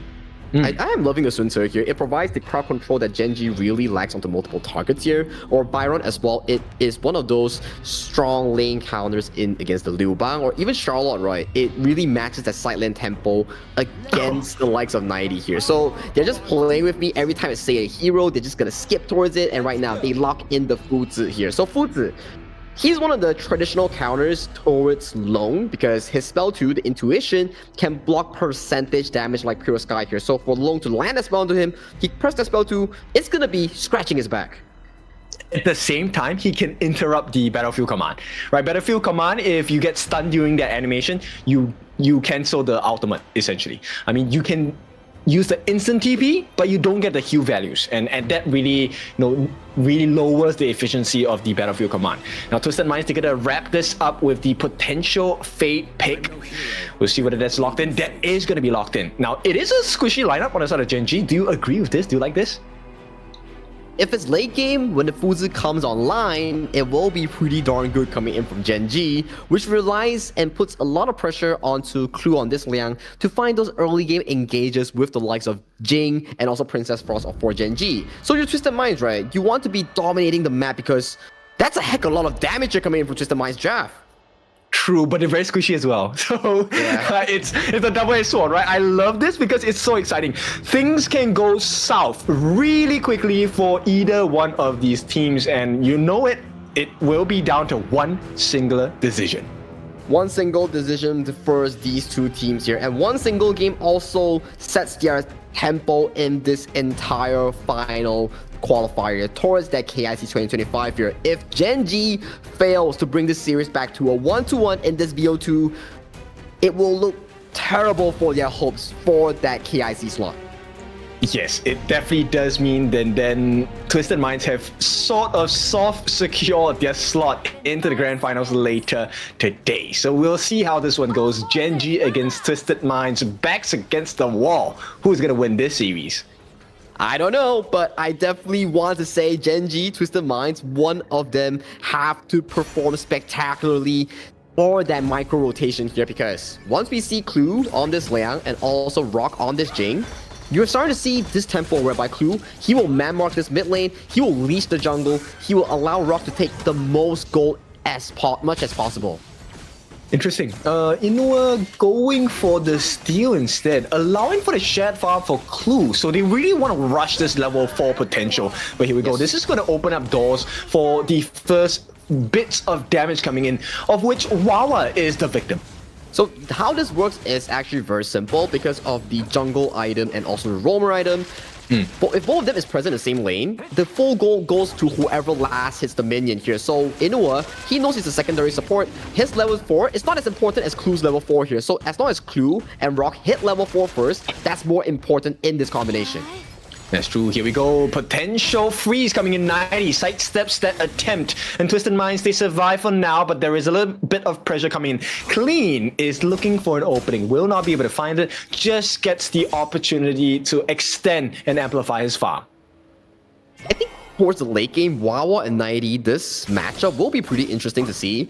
90 will be in this position whereby, okay, you go for the split push, then Wawa is just going to terrorize your entire side lane here. So timing of ultimate here from 90 will be very key in this matchup.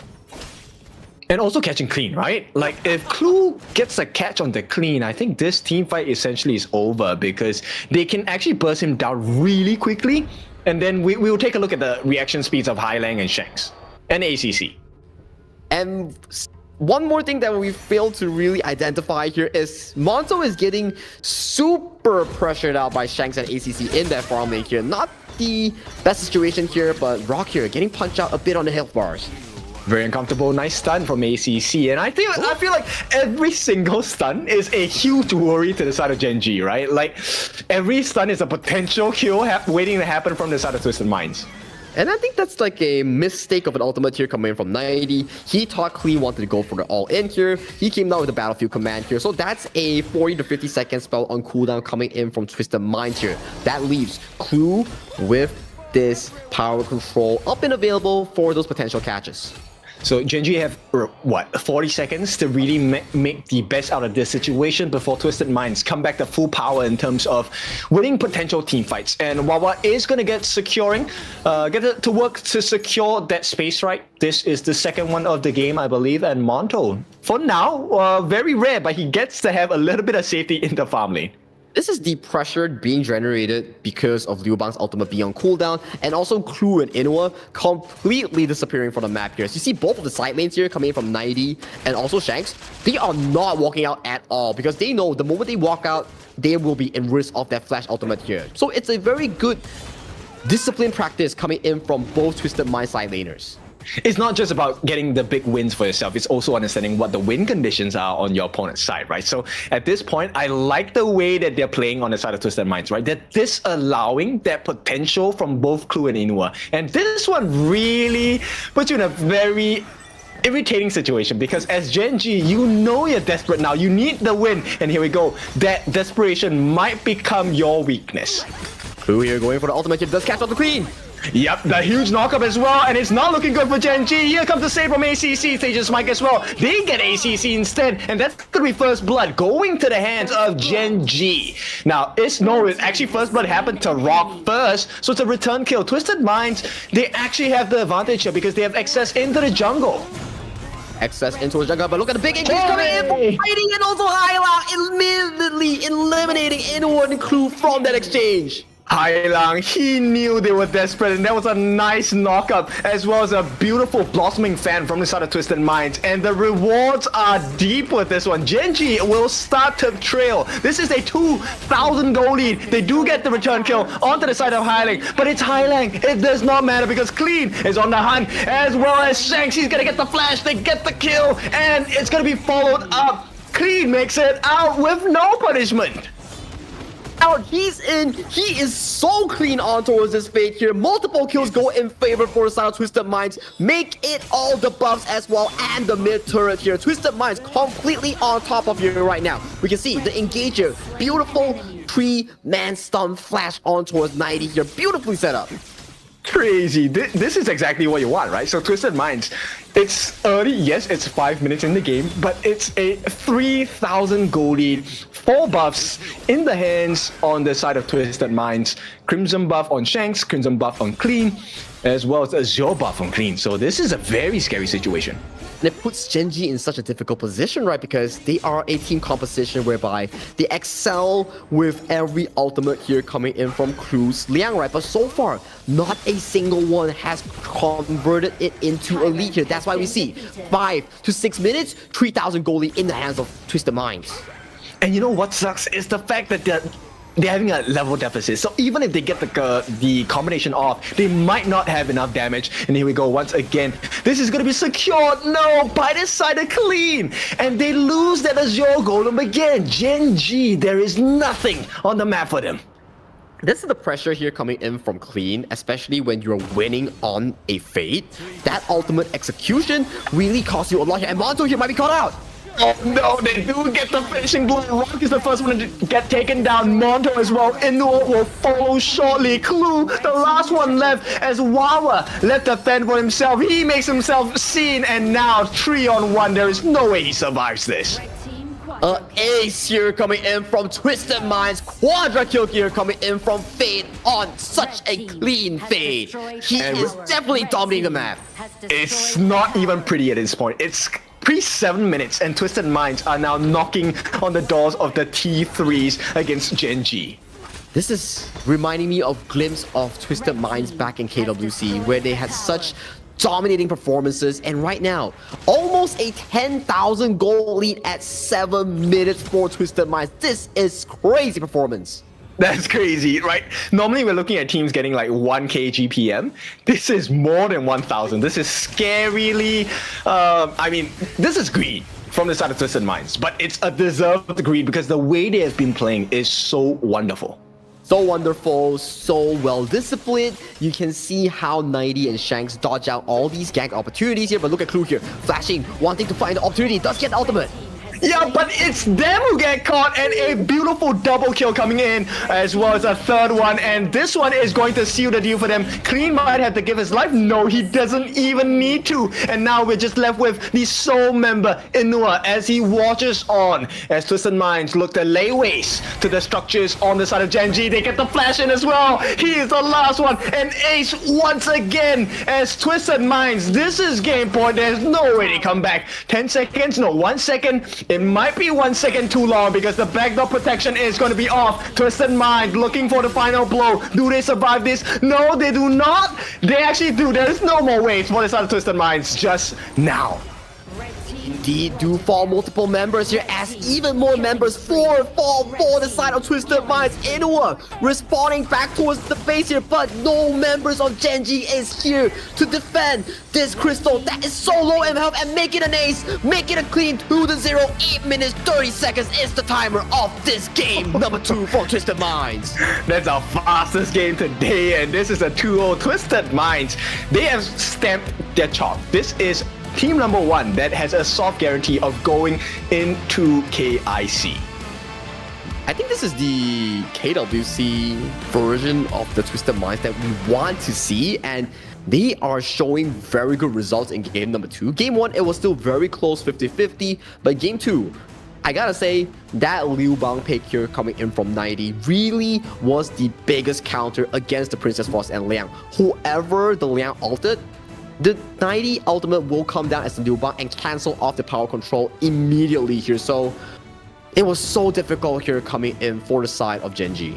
Yes, super smooth, very smart, and understanding the win conditions, right? So one of the weaknesses of this Princess Frost and Liang combination is actually the level deficit. Because if you have a level deficit, you will not be able to kill off the targets, even if you get the catch. And with a, at this point you were saying, 12,000? Was it 12,000 gold ahead? 11 to 12 at the end of the game. Yeah, like Twisted Minds was 10 to 12,000 ahead of their competition. There was no way this game was going to come back unless they bought themselves another, 10 minutes or so on the side of Gen.G. And it was very difficult. Every fight that Gen.G was on the proactive side, the Twisted Mind reaction was so darn fast, the damage was so damn heavy that caused the Twisted Minds to rethink like, oh, are they coming at us because they can win, or are they forced to come at us because they know there's no other chance to do so? I mean, everything just went in the way of Twisted Minds, right? Let's take a look at the damage. Okay, it might not seem like a lot, but if you take a look, the timing of the game, this is 50,000 worth of damage, plus, from the side of Clean, the jungler on the Fade. That's a lot of damage. A lot of damage for 8 minutes games as well, and you can even put into consideration that you add Monto, you add Inua, the damage will be about the same, but this is the gold chart we're talking about. This is not a 12-minute game. This is a 8-minute, 32 seconds game with a 13,000 gold lead for Twisted Minds. Oh, it's not even 12, it's 13. Like, okay, normally the number in the middle is like 10-minute mark. This is like 4 minutes, the first carrier of the game, and Twisted Minds just went sprinting. No marathon, this is a sprint. No Marathon, no Shadow Tyrant, no Overlord, no Shadow Overlord. It was one good team fight coming in from Twisted Minds, collecting multiple jungle camps coming in for the side of Gen.G, leading to Clean with this beautiful Fate performance, 905 in KDA, 30% damage dealt, and a total goal of 26%, leading his team with the charge to victory. This is why Jades are so valuable, right? And Clean is showing you why Jades are of certain values in the market. 905, a beautiful scoreline, and this was aided on by the team, right? Like, we have to give the shoutouts to ACC. His mortar was on point. The Cannon Blast hitting majority of the targets most of the time. You also have the Highland Burst in the form of the Xiao Xiao. Beautiful teamwork coming in from the side of Twisted Minds. And this is the team fight that we talk about, right? Trading Rock for ACC. I'll take that over any day here coming in with Twisted Minds. But look at 90 split here. Boom, flash into 3 members here. That is a Zero Golem here. And then coming back to life here, you see Rock falling in favor towards Clean here. And then Clean getting another kill onto Monto here. At this point, things are looking super duper rough for the Game Changers. Yeah, and this was looking like in normal situations, this would be like, okay, you know what, they lost the fight, there is a chance to come back. But this is 6.5 minutes, and they were getting ace after ace on a sort of Twisted Minds, and this one was a beautiful one. Like you said, the save coming in from 90 made the world's difference. It really made world's difference, especially your bread and butter of this composition is Clu's ultimate on towards the Liang here. But every attempt that you do was cancelled off by 90 on the Liu Bang. That just goes to show maybe the potential engager coming in from Gen.G was not on the other members. It should have been on the Liu Bang. That's true. I mean, Twisted Minds, if you take a look at what they are going through, this is the Twisted Minds of every end season, right? KMW last season, they came in swinging, won the grand finals. Now, yes, a stumble nonetheless, but now take a look at where they're at. This is a monstrous way to win the game and to win the series. Best of 2, 2-0, Clean. That's why they have Clean on their team, and this is the last call standing as we mentioned. Leading the chart is a 2-0 victory of Twisted Minds with that 3-pointer and FE. Because of that 0-1, they got 2 points instead. And Gen.G, they're bottom of the barrel, only having 2 points here. So if you're FE, if you just get one game against Twisted Minds, that could really secure you for that playoffs later on.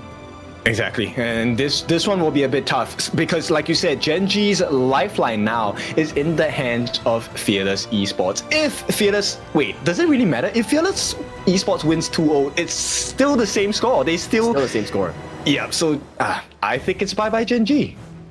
Well, this one really, the only scenario that we're looking at is if FE loses 0-2 against Twisted Minds, that may potentially put them in a same points whereby they are all stuck at 0-2. So that may force a potential tiebreaker, which then we have to revisit back their goal, their scores, or potentially even an extra game. But that we'll explain later on towards the tournament here. But that is all the series here coming in from Gen.G and also Twisted Minds here. But moving on, after the break, we have the next series here. Do stay tuned.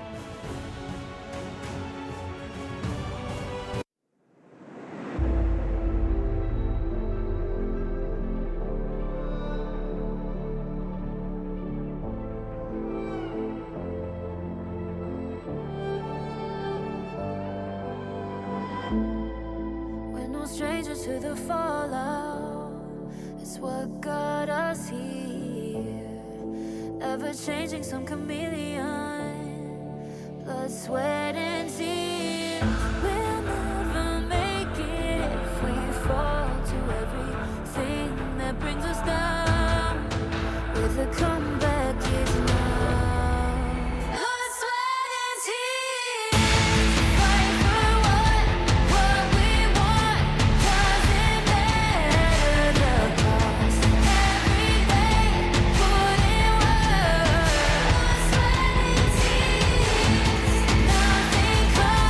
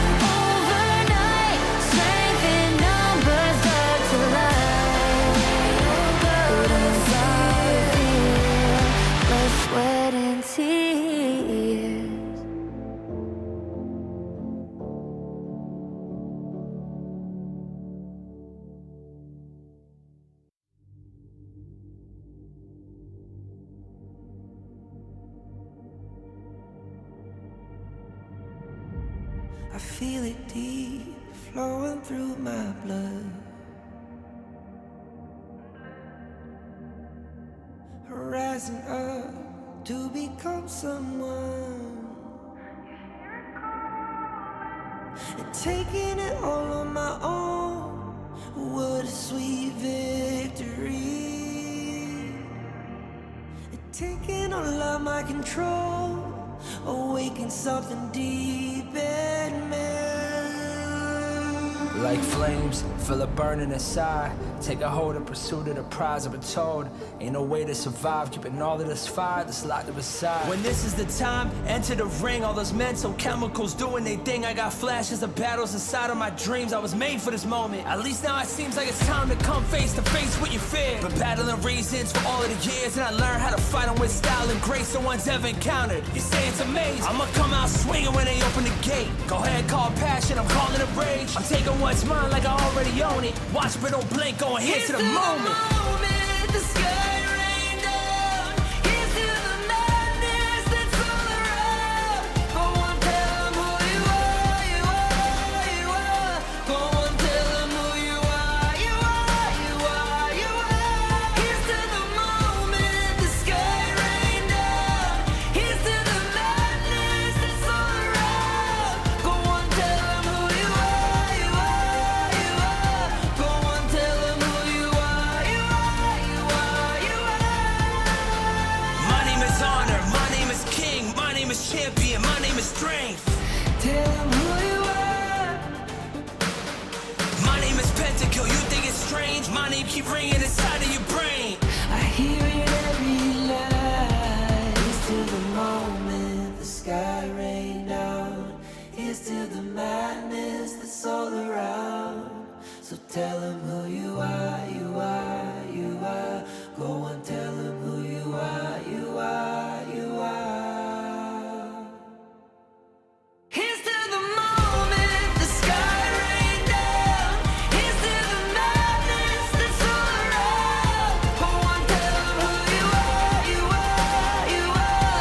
Go on, tell them who you are, you are, you are, you are. Here's to the moment the sky rained down.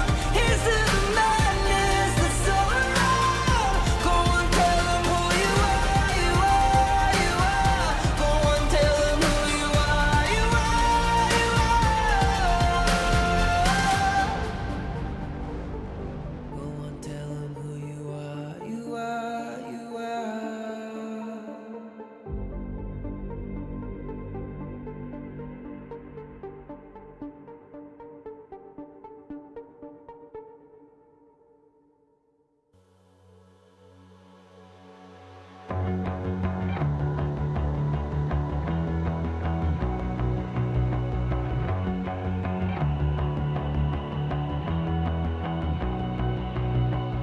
You've walked through the darkest nights. You've heard the crowd, felt the blinding light. You were standing there when your heart comes alive. It's a dream of a head, and it never dies.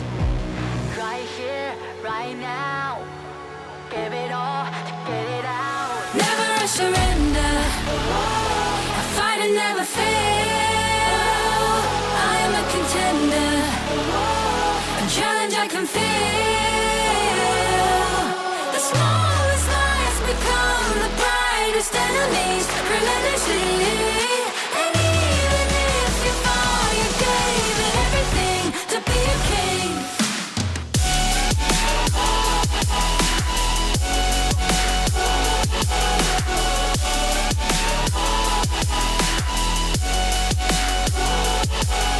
The smallest lies become the brightest enemy.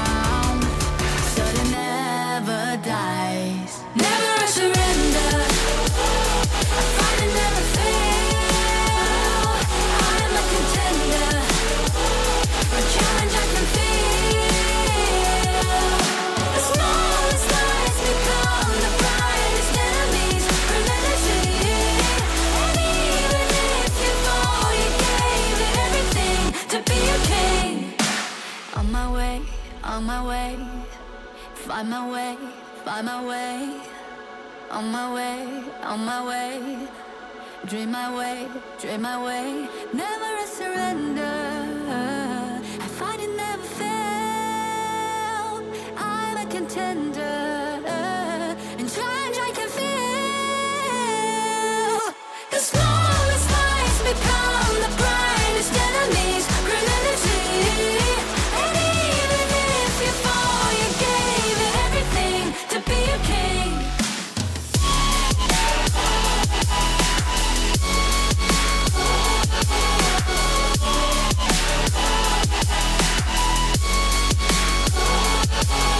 The smallest lies become the brightest enemies. Reality.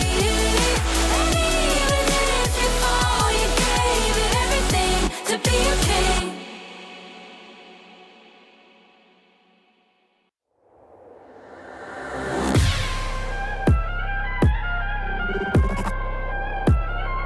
Turn it back.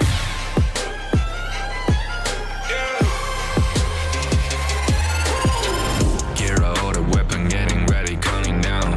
Pay attention to the challenge, tell me where you from. Gotta be tough, gotta be strong, gotta be savage like animal. Every time you tryna push me down. Look at me, I'll be lying down when I run, you don't make a sound, I will catch you. Watch out, it's Battlefield, got no mercy. Look at me, I'll be rising. Carry the season, you gotta down, gonna weapon. You never hesitate for another moment, but my bone is golden. I'm invincible, just let him know.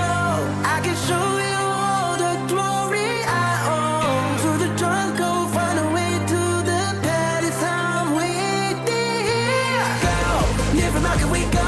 It ain't a river, turning back. Storm is coming, tired of your call. It's my kingdom, fire blowing up. We the kings, it's our honor showtime.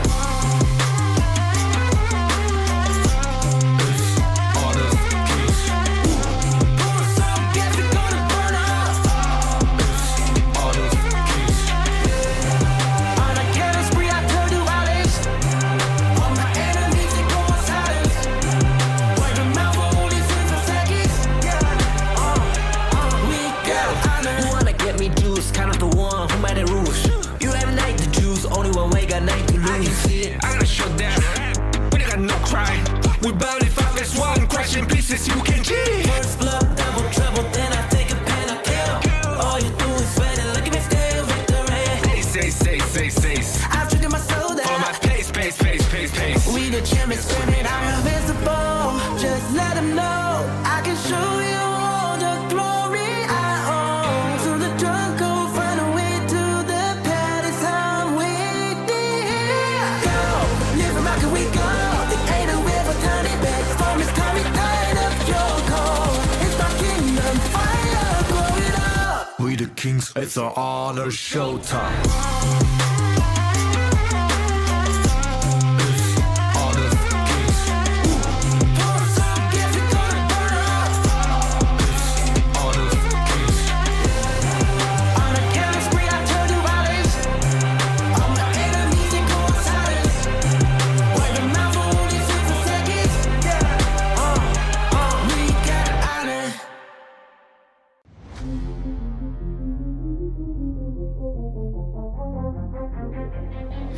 I'm born of this, I'm born this way, ayy. This is my chest and my bonus play. Can't be late, won't hesitate.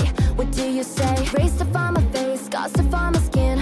I can't convince them, can't please them unless that I'm the one that you hate. H to the E-R-O, doing it for real, locked on my goal. From the ashes I roll the game, flow with a rumble, make them crumble, make them run. Cause baby it's go time, knocking you down's how I rise. An inspiration I know I'm the one who gon' fill them up, no lie, we gon' do it. Facing up fears, we don't think we just move it. No, we the best and we don't gotta prove it. Somebody test me, I swear I'm gon' lose it. I got a sure fuse on this boom and illuminate. The truth within, another day, another win. You got the power to turn around. Inside a champion, take to be found. It's my war cry, oh, calling out for the game.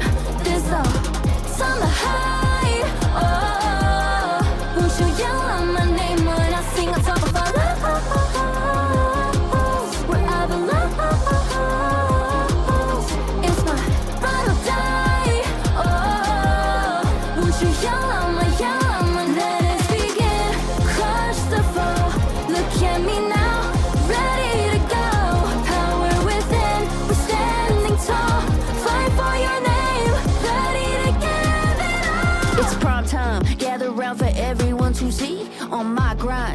skies, we bring you to your knees. We kick it, smashing down the walls of enemies. Hit 'em with the boom, then we get 'em with the beat. Punch it with the power, then we serve 'em with defeat. I ain't never missing a day, missing a night. I'm on my way, I'm holding my pride. Fill up the game, top of the show, we're not the same. Blaming the blame, same on the aim. When you reminisce on this battlefield, it's on my silhouette that you see. We gon' do it, facing our fears, we don't think we just move it. No, we the best, so we don't gotta prove it. Somebody test me, I swear I'm gon' lose it. I got a show fuse on this boom and illuminate. The truth within, another day, another way. You got the power to turn around. Inside a champion, yet to be found. It's on the fight, oh, calling out for the game. This series is the most important one so far for all these teams. If FEHK does lose a 0-2, that may give Gen.G a bit of hope into the upcoming playoffs here. But my name is Sangi alongside Kindofu. We will be bringing you the final BO2 of this single round robin before we head into that BO7. Yes, so right now Gen.G are hoping that Twisted Minds win 2-0 against the likes of Fearless Esports. If Fearless Esports wins just one game, Gen.G are out. But let's take a look at Twisted Minds as they step forward. So you should never give up. You gotta fight for it. Whoa, let's go. I know you want it. I see the fire in your eyes. You gotta fight for it. Let's go. The battle's calling. You better give it all you got. You gotta fight for it. The time is right for you to raise a bar. Yeah. Cause you could be the greatest of them all. Yeah. Let's go. The battle's calling. You better give it all you got. You gotta fight for it.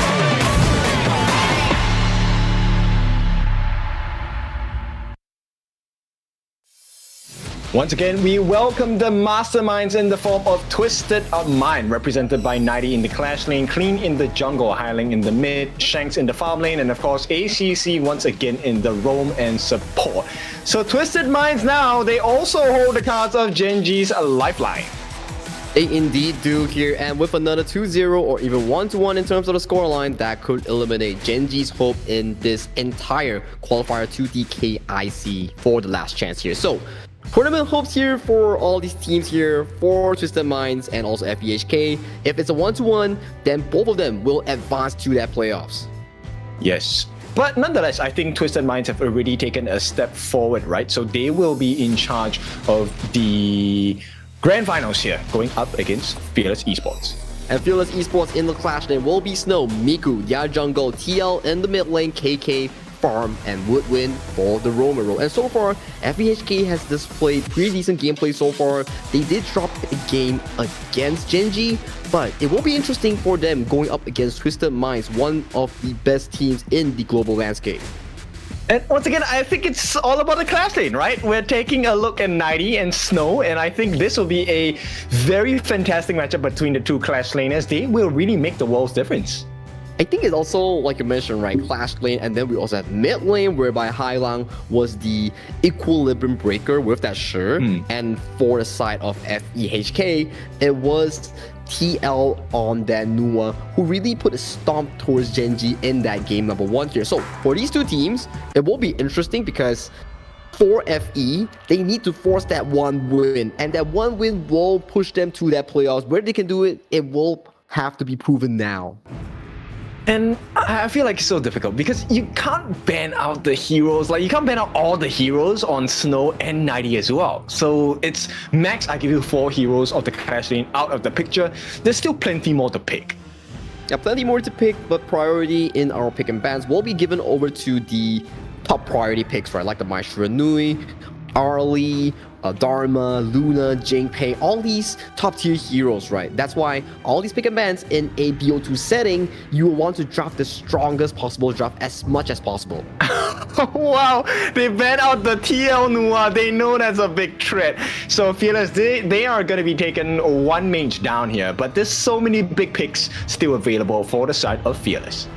There's still the Arlie, there's still the Dharma here. That's the Arlie that you were talking about. Did we get to see an Arlie in the entire BO2? That's your answer here, Kin. We do, in fact, see the daylight for this Arlie on towards hands of Shanks.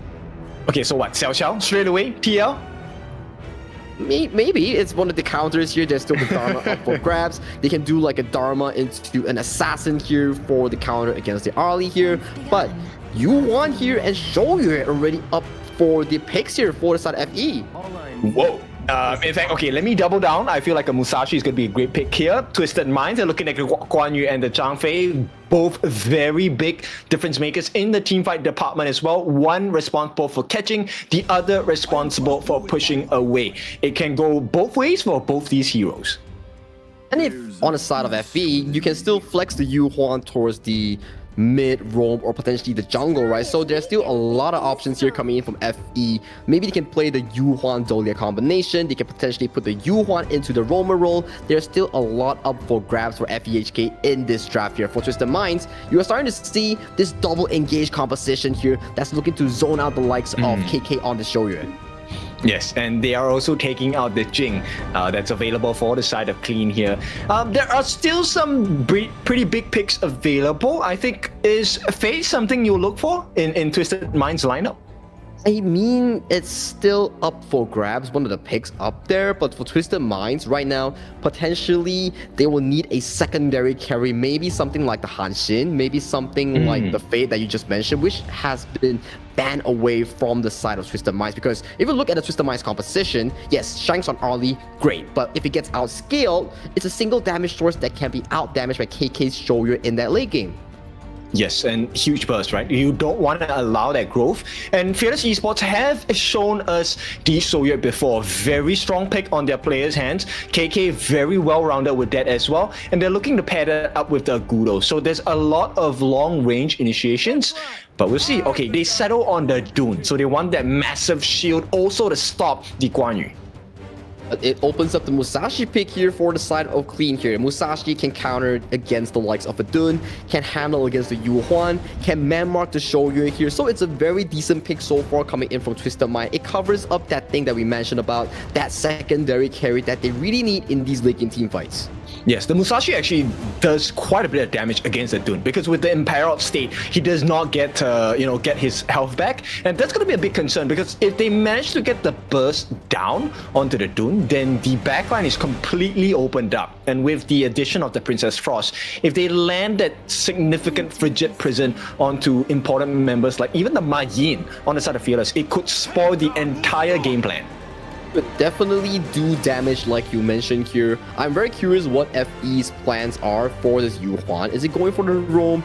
Is it coming in with a different mid pick? What is the plan here coming in from FE? They have already removed themselves from the equation of being able to pair with double healing like the Diadem or the double ultimate here with the Dolia here. So for FE, what is the option here? Oh, Zhuangzi being the last pick here, it does make a lot of sense.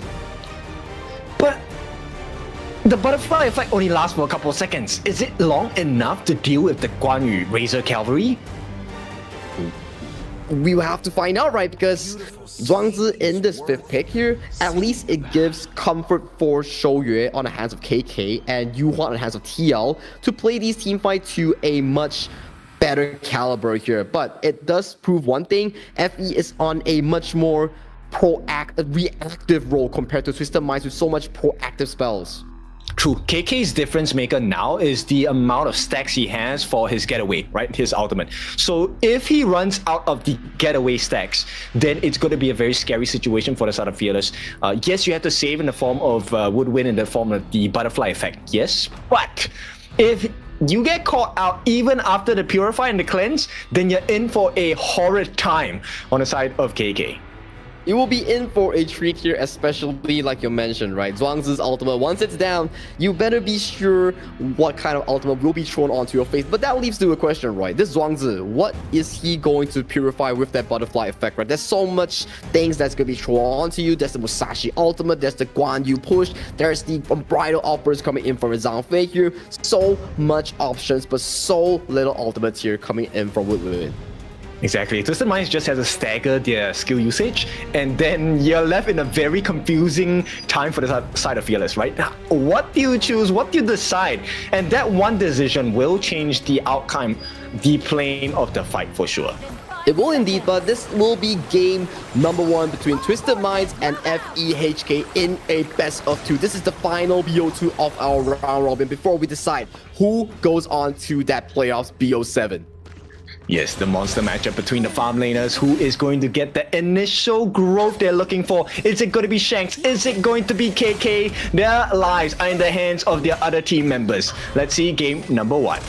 And starting off the game, we have already seen a mid lane start for the Arlie here. This pushed up the tempo, farming tempo for the Arlie to get that Doomsday as early as possible here. You can see rotations here, but top lane 1v1. I think, okay, Snow actually gets out. So 90 does not even want to waste time, right? He wants to make sure that he gets the lane freeze and also make sure that he gets a level advantage against Snow.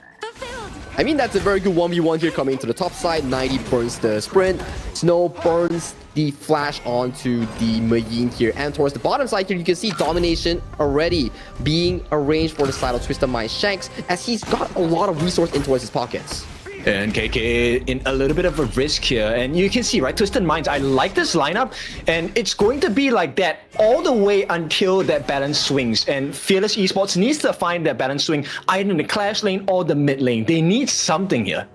And the interesting matchup between Arlie and also the Shouyue. Early game, it goes in favor of the Arlie. But if KK, he gets to scale towards that mid game with no disturbance coming in from Twisted Minds, he can 3-tap the Arlie in that late game scenario.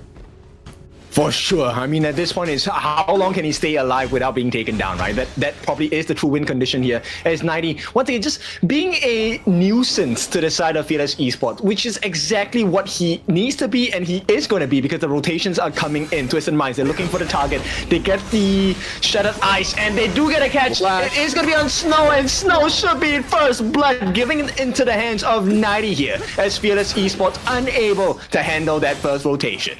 And this goes back to that 1v1 towards that level 1 here. Snow, no flash, unable to escape from that Razor Cavalry, gets sent to the depths of Twisted Minds' warm embrace here. First blood goes over to Twisted Minds as they have a 1000 goldie already on top of the board. Yes, and they get the high lane rotation down as well, which means KK will not get enough space to farm. Shank should be able to secure this Horn-tail beast once again, and it's not looking good. KK, he's just bleeding resources right now. Bleeding resources, losing gold, but that is what a Shouyue has to face against an Arlie in towards that early game, right? So for this Shouyue, if he can farm until that Daybreaker mark, which is about 10th minute, 3 items, that could be huge here. And those wild rounds, those are hitting hard. Yes, it is. The snipe is super important, right? KK so far has been pretty accurate with this, and you can see Shanks just want to make sure that he puts a little bit more pressure. The longer they can keep a cap on KK, the better chance they have in winning this late game. Do agree with you, and that is very well said here. The timer is on the side of Twisted Minds. Every little engage, every little lead will have to be played to a top level perfection here. If not, you cannot afford for KK here. But look at engage coming in from Miku. Yep, the setup, but Highline with the Winders here as well. This is not looking good. It's a secondary kill for the side of Twisted Minds, and Fearless Esports cannot find a breathing space.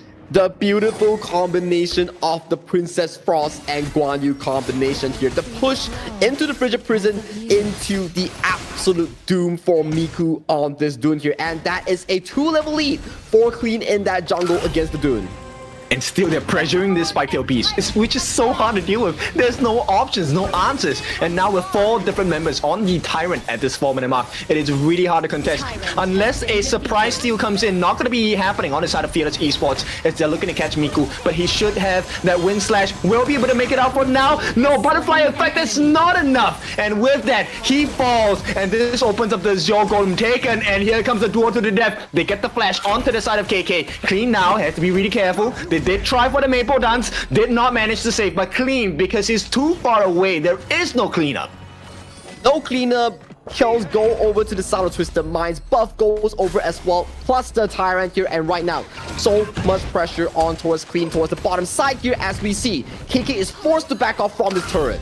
Yeah, there's no way they're getting so much free damage here, and this is no longer the case, but they do get a return kill onto 90, a nice consolation prize in a trade for the T1 at the bottom. So Fearless Esports, they need more of this, but they need a lot more still. They indeed lead a lot more still. They need to buy as much time as possible for KK Shoyue to really find that 3-item power spike into the late game scenario here. Then they have a shot to really play these team fights. But so far, at 5 minutes mark, we're starting to see 2,000 gold lead go in favor of Twisted Minds already. That's a lot, and 1,000 in that is actually in the hands of Shanks. He has a 1.1k lead against KK, and that's a very hard position to be in because the Doomsday is already available for Shanks, which means he does a ton of damage against Miku and Snow. He will do a lot of damage. This is the early power spike that we keep praising about. You give her a good early game, but that's a snipe towards Hylang here. Hylang gets eliminated towards the mid lane here as we get a replay on how 90 actually falls towards the hands of both TL and also Snow. So that's the value of the Snow, right? The Snow pick, the grab, and with that ACC now placed in a very uncomfortable situation. Will he make it out? The heals come through. It might not be enough. He actually jumps to his safety, and now it is his counterpart, Clean in the jungle, sacrificing himself. That was not the trade they were looking for. Good catches so far for the side of FEHK, forces out ACC, gets a kill on towards Clean, and Hyland was nowhere to be seen defending that mid lane turret because of the snipe coming in from KK here. So good stuff. FEHK back onto the board. Okay, but they have a lot more work to do. So they have recovered the gold, but right now they need to recover across the map. T1 in the mid, that's great. They get a little bit of fog of war onto the side of Twisted Minds. What more can they acquire from the map so far? I think for FEHK, as long as they can stall the game, like we keep mentioning time and time again, it's already good for them, as long as it's not an avalanche of the lead coming in for Twisted Minds. If you're FEHK, fine, let's just take that and let's play the late game scenario that we are so good at.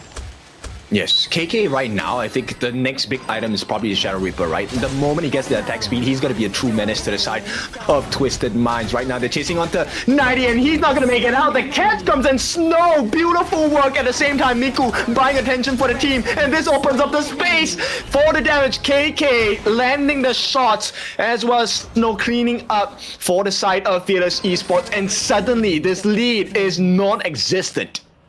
Non-existent is the keyword here, and KK getting engaged by the Musashi here, going dangerously low.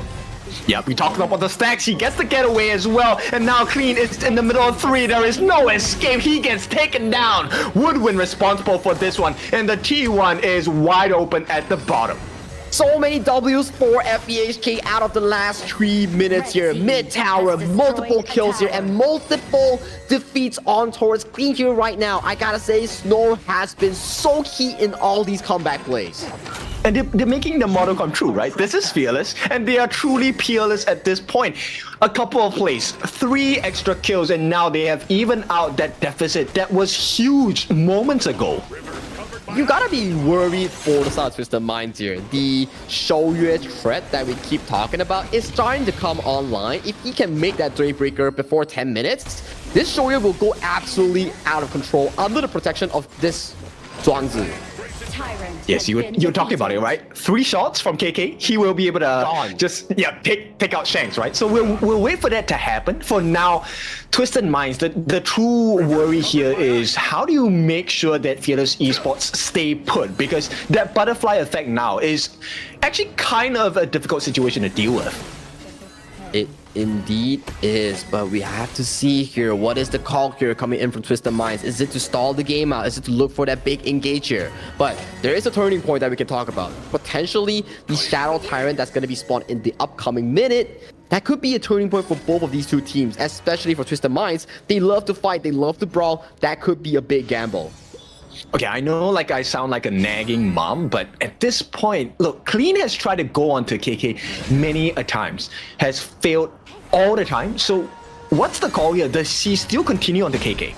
I think it has to be, right? You have to allow ACC, Clean, and 90 to simultaneously threaten the backline, which is KK. Then we might see the big engage on towards the backline, especially onto KK. Once KK falls, you will see FE not have sufficient damage to take down the likes of 90 and ACC.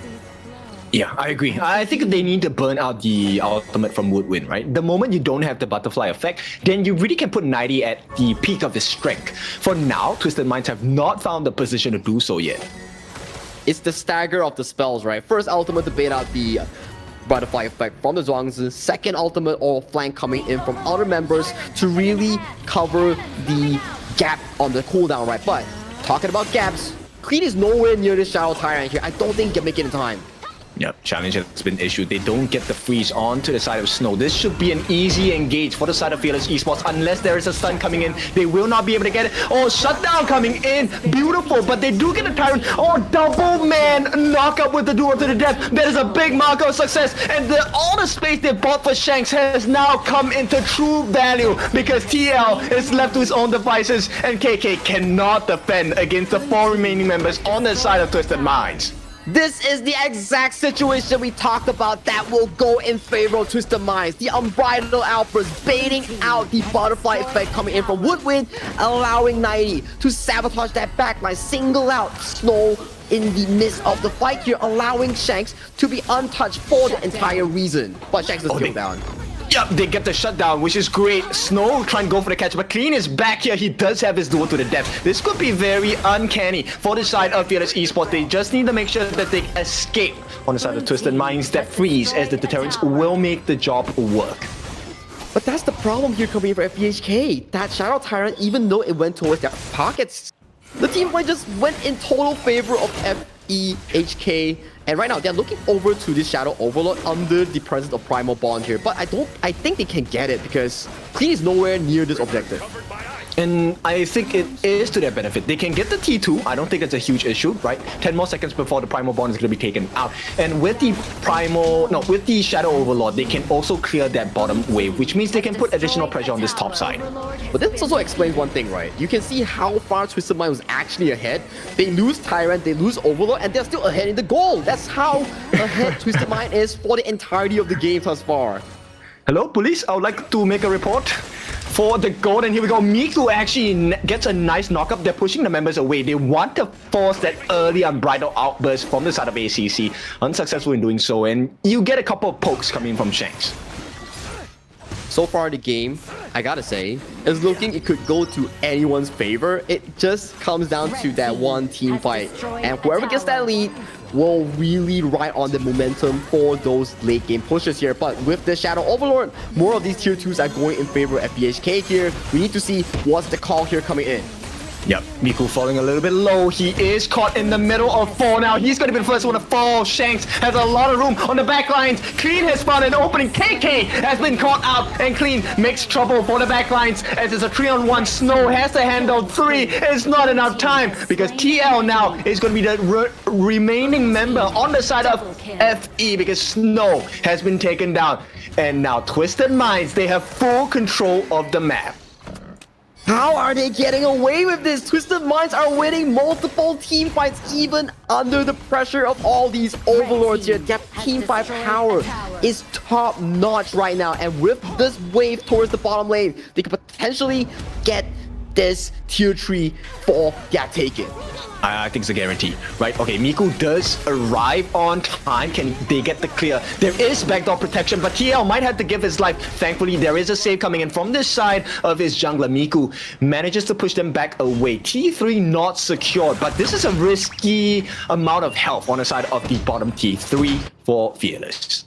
And 10 seconds will be the next refresh of this Shadow Tyrant here. I think both of these two teams, they would want to be able to contest for this. Whoever gets this has more damage power, has more team fight power, and that is what you need to win out these team fights. And once again, look towards Clean here. He's so far away from this objective. It will take time before he even reaches here. Yep, they do give it a try. Not going to be enough. They have handled Miku on the backline. He's not going to survive this one for sure. It's a rampage for the side of Shanks. They've bought him space. And Clean on the backline. He's looking for the appropriate target, but KK is so far away. He gets that duel to the death onto the side of Snow. All of the defenses are dropping low. KK falling low as well. They have taken 2 members out from the side of Fearless. The map is not working in their favor just yet, but they're able to restore it. Once the dust has settled, it is still Twisted Minds in the lead.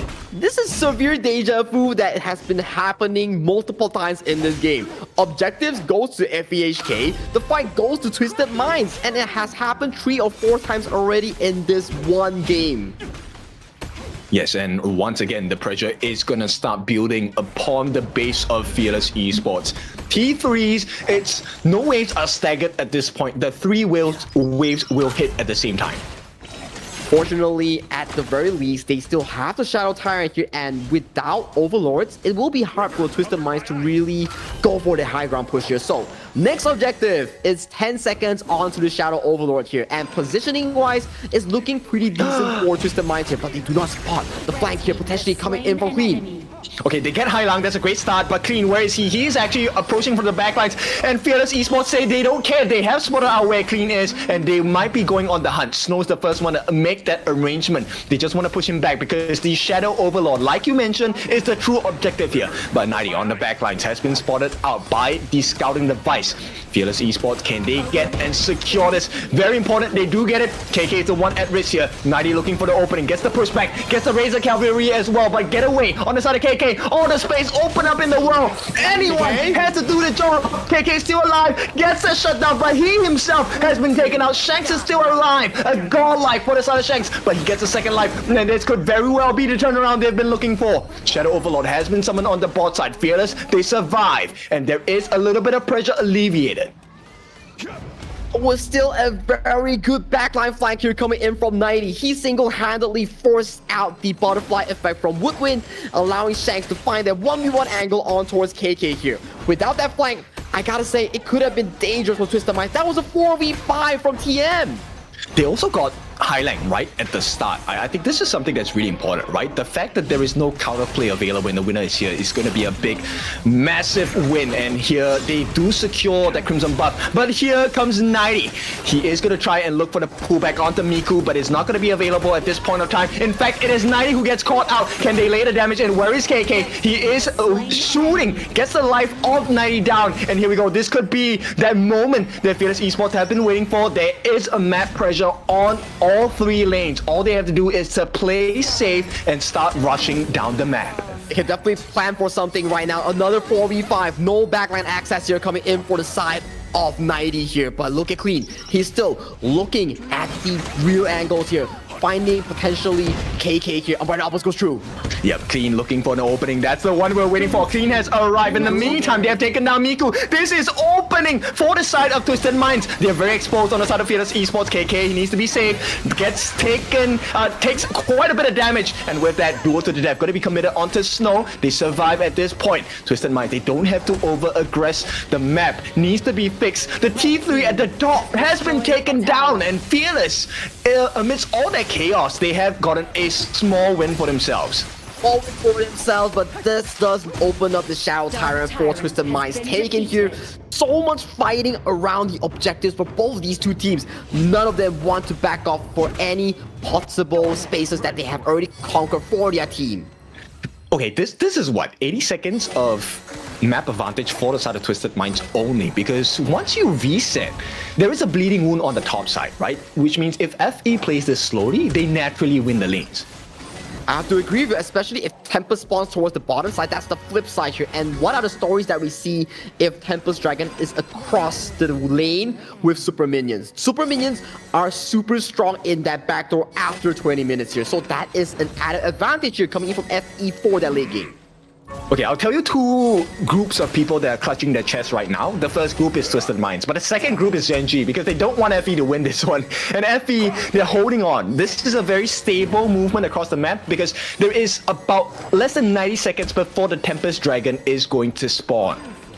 For FEHK, this is their potential chance, right? It is going into the late game favor of KK right now. Although it's 13k versus 18k, but look at Engage coming in from 90 here. Okay, it's pulled away, but you can see the goal discrepancy, right? KK is 13,000, Shanks is 18,000. What? That's crazy. I mean, at this point, it really is about the amount of lives you can buy, right? The Sage's Sanctuary, already one has been burnt, and they do get that vision onto Miku right now. If Miku falls, then Fearless Esports are in a very vulnerable spot. A Shadow Overlord does get secured for the side of Twisted Minds here. So, at the bare minimum, even if it's cross-side, as long as you have the Overlords, you still can settle the minion issue on towards the cross-match here. So, good pickup here coming in for the side of Twisted Minds. But we need to see what is the further setup here from both of these two teams, because Snow is going for that side lane attack. because they want to make it uneven, right? This is the benefit you were talking about. Now with that summoning of the Shadow Overlord, this is going to be a big important marker. Now the other thing is 90. 90 has been very good at making sure that his presence is known. He gets the catch, they get the T3 at the bottom as well. The save is not going to be enough. The knockup does come true so far from ACC. They need a little bit more, but Snow is on the back line, caught out by 90 as well. Can they lay the damage in? All the space in the world is available for Shanks. All he has to do is to lay the damage in. They have taken out Hailang in the midst of the chaos as well. Clean gets his first life, but it's not enough hit points for the side of Twisted Minds. The base is open, but FE have won the team fight. The late game potential that we're talking about, but look at Shanks, he single-handedly take down TL, making it a 3-4-2 exchanger. But for FE, they have the Clash Name, they have the jungle, they have the marksman here. They can farm and walk towards this Tempest Dragon here. What can Shanks do in this exchange? I mean, it's just Shanks and KK, right? Right now, this one is so difficult because Clean, he is not here for the next 16 seconds. It will take him at least 5 more seconds to get here as well. And this means FE wants to rush. The only save that was available would have been ACC, but he does not have his passive. He does not have the ultimate. Can they get the steal? That would be a miraculous steal. Not going to happen. And FE now, this is their best chance of winning the game. It is now corresponding bleeds. Top side for the side of Twisted Minds and bottom for the side of Fearless Esports. Fearless Esports, they're definitely in the driver's seat right now. They have Tempest, they have a late game Shoryuan, they have everything that they need to put an end, to punch that ticket to that playoff spot right now. This is up to the grabs for FEHK. Okay, so Shanks has changed his item into the Sun Chaser. This is going to give him extra range. KK is still holding on to the Sun Pool, which is the tier 1 of the item itself. So we'll see. The farm laners will be responsible for dealing the damage. It really is about positioning. And KK, as of this point, he has to wait for the second round of his Sage Sanctuary to be back up. For Clean, he has already expended 2 Sage Sanctuary here. And for those who don't know, once you use 2 Sage Sanctuary, which is a resurrection item, it is completely gone from the game here. So that is a bad news for Twisted Minds fans. Alright, pressure is building. Fearless Esports, this time the aggressors. Can they get the damage in? Disruption coming in. At the same time, KK is just laying down a couple of shots onto ACC. Is he going to use his ultimate? Yes, he will finally get to use it, but the turrets are under pressure. T3 in the mid taken down as well. Fearless Esports, they will start grouping up. They're looking for the Baron base, and they have achieved it. Tier 3s are all down as of this point right now. What can Twisted Minds do to defend this? Oh, Snow, nice catch. Miku as well in the middle of 4. They want to buy some time. Miku has to give his life at the same point of time. KK is just laying the pain. ACC, no more ultimate to save the game. Fearless Esports, this is it. They will win game number 1.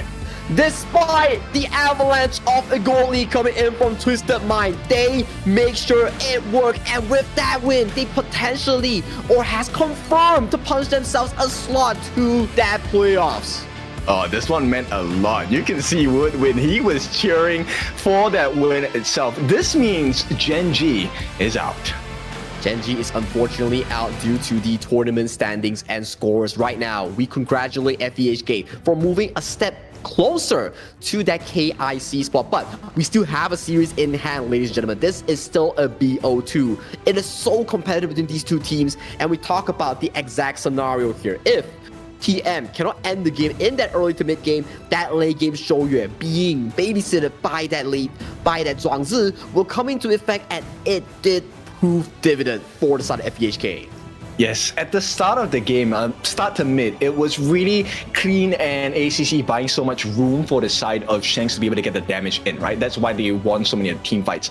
But at the later stages of the game, even though they caught their hands onto KK a couple of times, KK actually learned really quickly. He was never available. And if you're Shanks, you're gonna be like, man, I had an almost perfect game. I got like triple kills left, right, and center, but due to the fact that the game went into a late game scenario coming in from FEHK, it really allowed them to just push the game to a tempo here. Miku was the front line of all this exchanges. He was 0-7 and 6 and still won the game. Yeah, KDA does not matter. I love the performance by Miku. He sacrificed himself in that last fight itself. I thought it was Snow that went in, but it was actually Miku that went into the middle of 4 different players on the side of Twisted Minds, which means you cannot ignore him. He split the fight, allowing much more space created for KK. And look at the damage that both KK and TL dealt with the split position made available by Miku.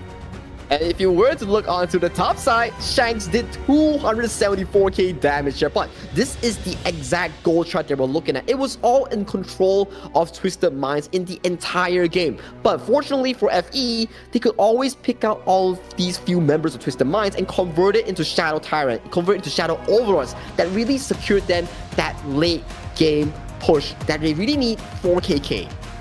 And for anyone asking, why do you get Snow from Pros? This is why. This guy is the MVP, 5-3-3. He is one of the rare people that have kept 90 in check. 90 was really doing so darn well in all these exchanges here, but Snow, he was man-marking him in all these moments, allowing KK to really play accordingly in all these team fights. That's why it's not an individual effort. It is a team effort here for FEHK in bagging this win against TM. Really just the space bot. And let's be honest, there were a couple of situations where it was looking so scary for the side of Fearless Esports. Twisted Minds had the ability to be able to dive into the heart of Fearless Esports multiple times, and it looked really scary. Clean got onto the correct members as well. They got rid of Miku and KK a couple of times, but they could not convert it because of the movements of Snow. He did give his life for the cause. And it was all because of the fact that Twisted Minds, when they die at a very awkward timing, which really caused them to lose out all these shadow objectives, the Overlord, the Vanguards, that they really had advantage for the entire game. And looking at the last few fights, you can see KK unbothered, untouched, and he was just auto-attacking his way towards the Crystal. And as of this point, once the Tempest Dragon has entered, it was too darn late for Twisted Minds. It was so close. They actually got the Frigid Prison onto KK as well at the last moment, and he would have been taken out. But I think he does have access into Sage's Sanctuary, if I'm not wrong. But nonetheless, it is a beautiful game. This is just game number 1. This is a deciding result, of course. So this next game for the best of 2 will be more of like a scrim before our actual grand finals. With that being said, we'll go for a short break. When we're back, we bring you the final game of this best of 2, and then we'll hit into grand finals.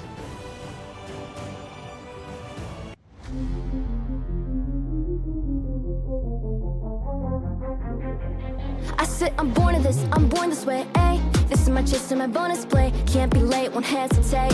What do you say? Race to find my face, scars to find my skin. I can't convince them, can't please them unless that I'm the one that you hate. H to the E-R-O, doing it for real, locked on my goal. From the ashes, I roll the game. Flow with a rumble, make them crumble, make them run. Cause baby, it's go time. Knocking you down's how I rise. An inspiration, I know I'm the one who gon' fill them up, no lie, we gon' do it. Facing up fears, we don't think we just move it. No, we the best, so we don't gotta prove it. Somebody test me, I swear I'm gon' lose it. I got a sure fuse on this boom and illuminate. The truth within, another day, another win. You got the power to turn around. Inside a champion, to be found. It's my war cry, oh, calling out for the game.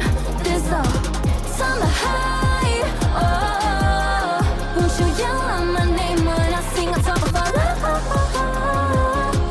Wherever love,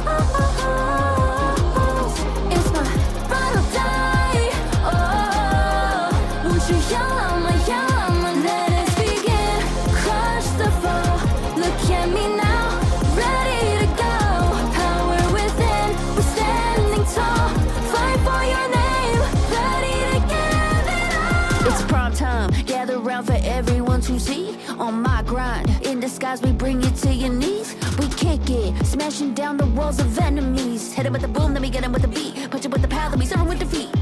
I ain't never missing a day, missing a night. I'm on my way, I'm holding my pride.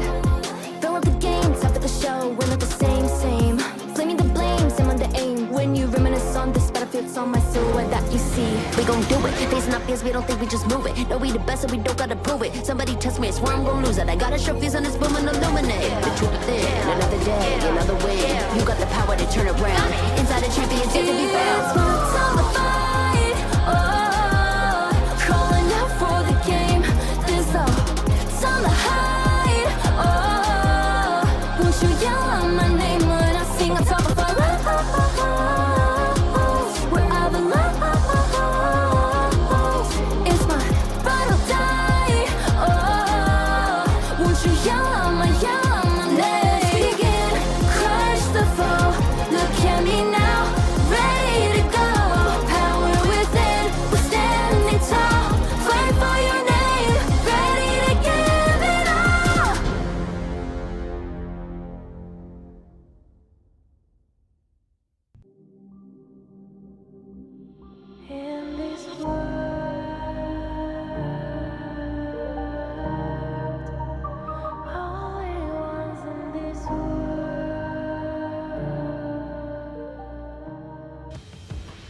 Welcome back, ladies and gentlemen, to the last call, the last qualifiers for our 3 teams. One from the WKS champions, one for the second place KMW, and one for the KME here. My name is Sagi, alongside me is Kin Dofu. And Dofu, my goodness, that was a comeback game here coming in from FEHK. For sure, that one was a little bit tighter than I was expecting. But then once again, I'm reminded because you said they are number 1 in the wildcard series. So I think this is an expected result. The true challenge here is what kind of research do both teams get out of this second game? It will be interesting, right? Because right now they're both locked for that playoff spot. So this game, like you mentioned before the break, is much more like a practice match, a scrim match before they go into that BO7. That's where it really matters down the line here, because this match, win or lose, you're still bounded for playoffs here. And that being said, Gen.G unfortunately has been eliminated from this KIC contention run.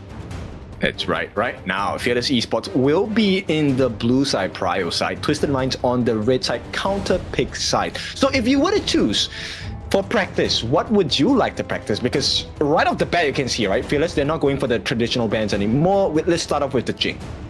I think maybe you can learn like the interesting matchups or combinations like the Hoi Ganemo or the Liu Bang that Twisted Mind really showcase, or just play standard and not show too many of the trump cards going into the BO7 that you're going to be playing later, right? So both of these two teams, you know, they're just chilling, they're just planning their trump cards for the BO7 later.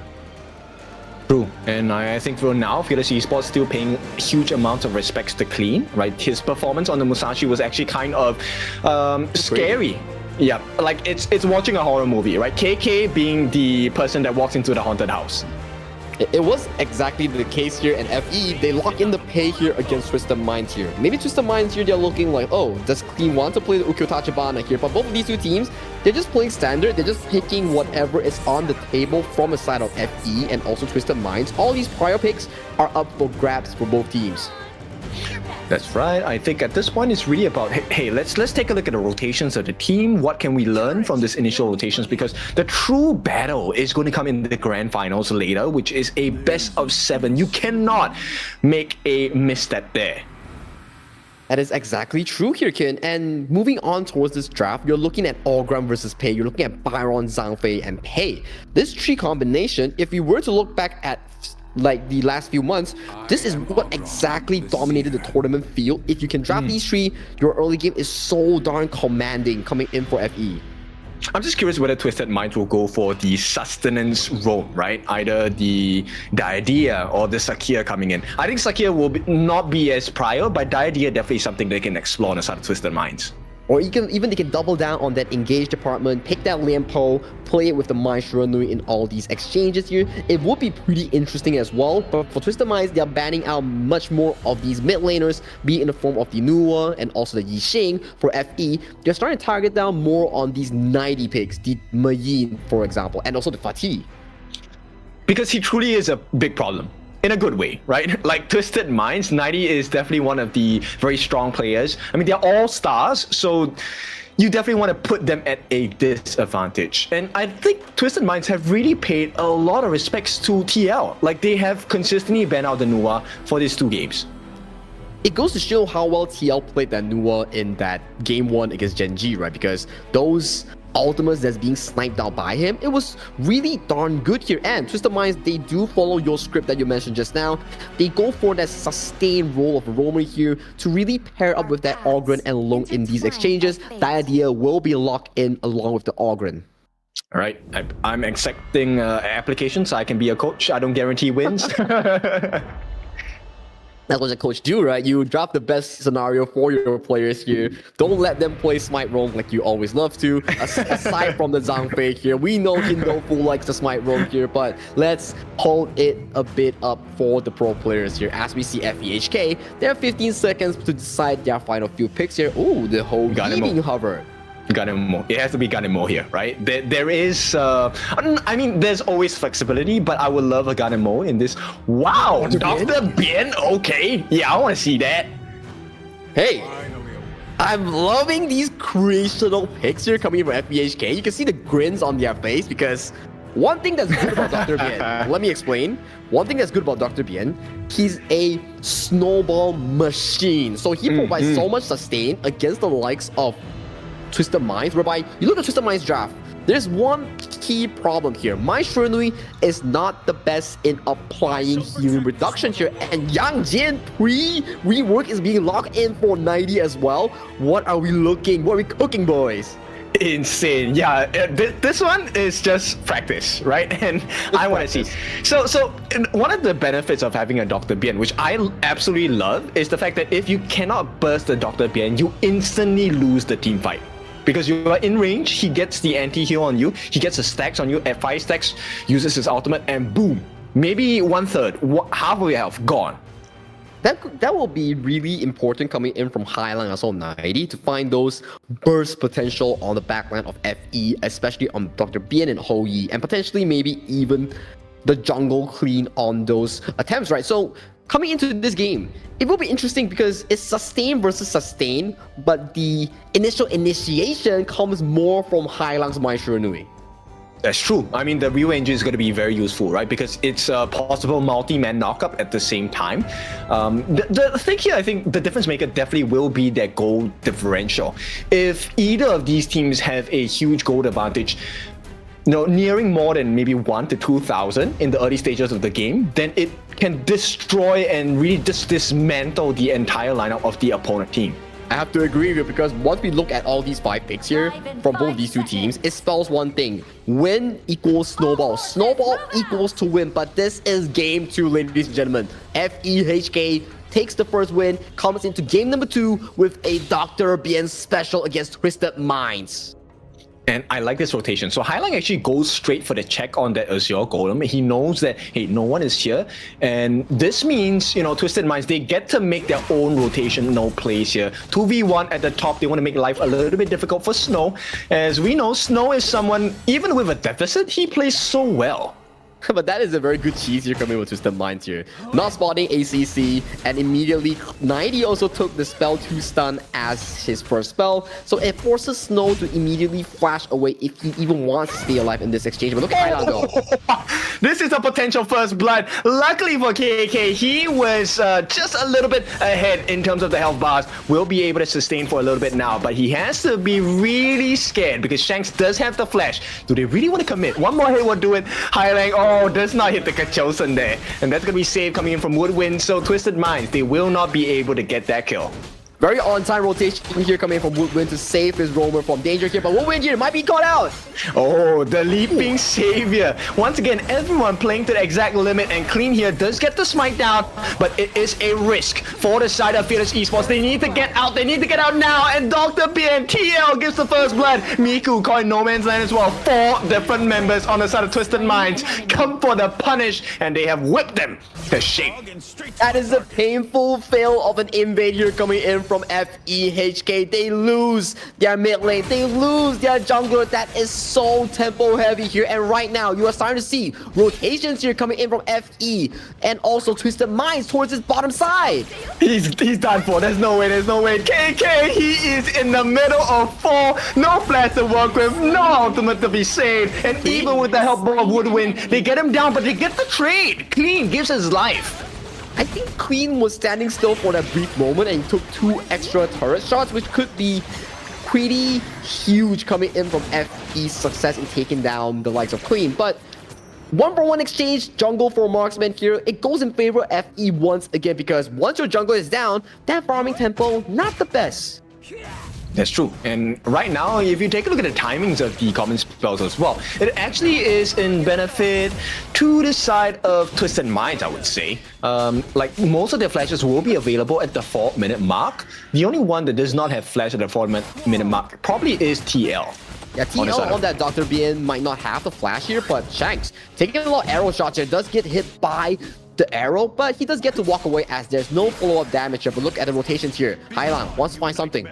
He wants KK. He doesn't want the beast. So Woodwind is safe for now. I mean, they get the little bit of damage coming in from the side of ACC with the bit of farewell. But for now, it's really just about information scouting, right? Can you burn out the resources? And here is that first engagement. They're trying to push them back, force out any skills available. And here are the stacks of poison coming from TL, making life a little bit more difficult for the side of Clean. I'm very excited to see Dr. Bien in that mid game. And look at the bot side though, Shanks does get knocked up by Snow here. Still holds on to the infinite vastness for dear safety here. As you see towards the mid side here, Clean does get a camp away from Miku's jungle and towards safety. Yeah, cheeky smite, right? It's kind of like a little bit of a BM over there. Like, okay, you do the work, I'm going to claim the credit for it. And this is going to lead them to have a slight level advantage for the side of Clean versus Miku. Now, we're heading into that 4-minute mark. Smite not yet available for Clean, so this is a little bit dicey for the side of Twisted Minds. For FE, they have double smite here. ACC goes in for the bit of barrel here for a little bit of poke here. 90 already arriving on the battlefield up front here. Looks like a 5v5 scenario here as both these two teams are looking hot. Yeah, but the sun comes in and Snow is on the backlines as well. They do get a Tyrant, but at what cost? Is it going to be a big win? They get the kills, but it's not enough. TL unable to make the difference in the team fight. So Twisted Minds, they walk away as the victors. And maybe even 90 wants to go for a cheeky snipe, will not do so, just wants to get the wave clear. And this means T1 at the bottom can be secured. It may be the case here as they are looking hungry for this T1 after that Tyrant take care. But Miku here, already arriving here, but does get a Kachusen towards his face as the Minds, they bail out towards safety here. But it's heals galore between these two teams thus far. Yes, it definitely is, right? The sustain is just insane. Now you have the Yang obviously with his ultimate, you get the massive heals. You have the Death's Precipice coming from Clean, so you also get heals. And then you have ACC with his ultimate, so you also get heals. It's just a game of sustenance on both sides. And I'm waiting to see, oh, that's already a venomous stuff being picked up from High Long here. So that is a very good counter item towards the likes of TL heal with that Dr. Bien here. So good pickup here so far coming in from High Long here. And big pressure here. Arrow doesn't land. Yep, it doesn't. But the life of Highlang is at risk. He is going to be low, but they take out Miku first. And this is looking like a great fight for the side of Twisted Minds. They're going in for more. Clean gets all the lifesteal in the world. And they clean house. TL, the last member left alive. But they're pretty low the side of Twisted Minds. And they really get it an ace at the price of the life of Clean. And I will take that trade any day. And it was a pentakill here coming in from Clean in a 4v5 exchange. And Twisted Minds are twisted in this exchange. I love this game. I mean, this is, yes, a very fun composition that both teams have drafted for us. And it is a practice matchup before the actual, hammer in the form of the grand finals. But this engage was looking pretty good. But the save coming from Woodwind was one thing that I thought would have changed the entire fight. As of this point, you have no healing reduction, you have no anti-heal against an Ogren. You are in his playing field here. This was a 4v5 here. 90 was nowhere near here, and that was a pentakill here being secured by Clean. And that is one of the king's moments that we have. Yes, this is a beautiful moment. Imagine Clean didn't get that and he gave his life for that. That would have been really funny. But at this point, now it's all about the pressure, right? Azure Golem for the opening on the side of Twisted Minds. They want to steal that. Not going to be available. Miku gets a smite down. And now Highlang looking for a gap. A chink in the armor. Not going to be able to find one. So Twisted Minds, they will just lay back a little bit and apply a little bit more map pressure. Hey man, if it's like all these scenarios here, you will always take it as Twisted Minds because getting a pentakill is like a mood booster before the tournament here. But look at Miku though, potentially getting caught out. Yeah, 90 surviving against the likes of the heals coming in. Clean gets his ultimate down as well. They get the revive as with that 90 gets the kill. Clean cleans up a secondary one. KK and Miku, the main damage dealers coming in from the side of Fearless Esports, taken out. And Snow can't do much, which means the T2 will be taken for free. Twisted Minds looking for another big win. This is such a Twisted Minds thing to do. Remember that game 1 against Gen.G? It was 50-50, and game 2, with a pick of a finger, they immediately activate, and right now they're looking for even more kills under this tower.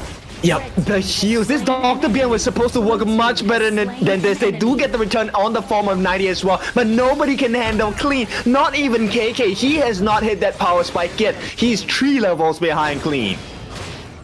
Wow, and 8 minutes with a 7,000 almost goal lead for Twisted Minds. They are in such dominant control in this game number 2. You can tell the game 1, game 2 difference is very big here, especially for that FE. They're like, okay, it's a practice match, we get it, but can you chill? Yeah, exactly. And it's close to a 2,000 goal lead going in the farm lane, right? Shanks is way ahead of the side of KK, so this one's a very difficult position to be in. Master Sword, you have the Eternity Blade. Shanks, that's what I'm talking about. At the same time, he is really close towards the Daybreaker, so Armor Pierce is on the menu in a very short amount of time. And if you look towards the FE team composition, they're once again getting jumped on by the side of Twisted Minds here. Twisted Minds are relentless in these exchanges. They're gonna be like, okay, you're out of your base. We're gonna be definitely jumping on you with every chance we can take.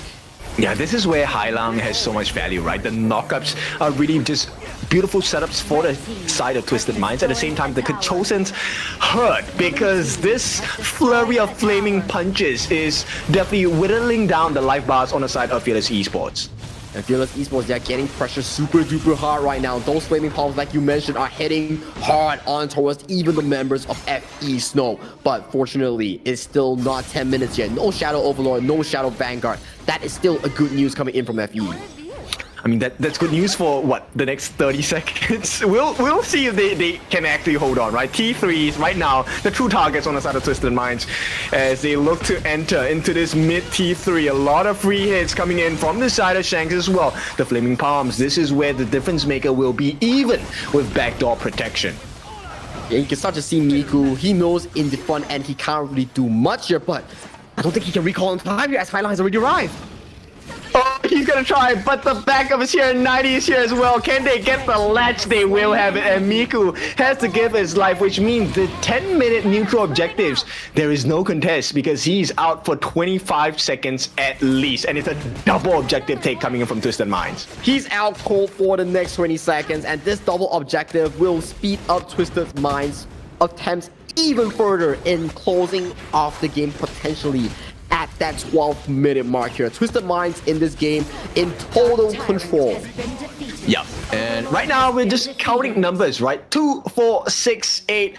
There's one team we really appreciate, and that's Twisted Minds. They are 8,000 ahead of their competition here as they secure both objectives. It's the Twisted Minds Game 2 special here. It's like Game 2, the Fade coming in from the side of Clean, and Game 2 for the side of Clean again on this Augur, which he just got a pentakill. Insane, right? So far, okay, I'm not sure whether you have had pentakills in your side. For the east side, we have one in the KMW.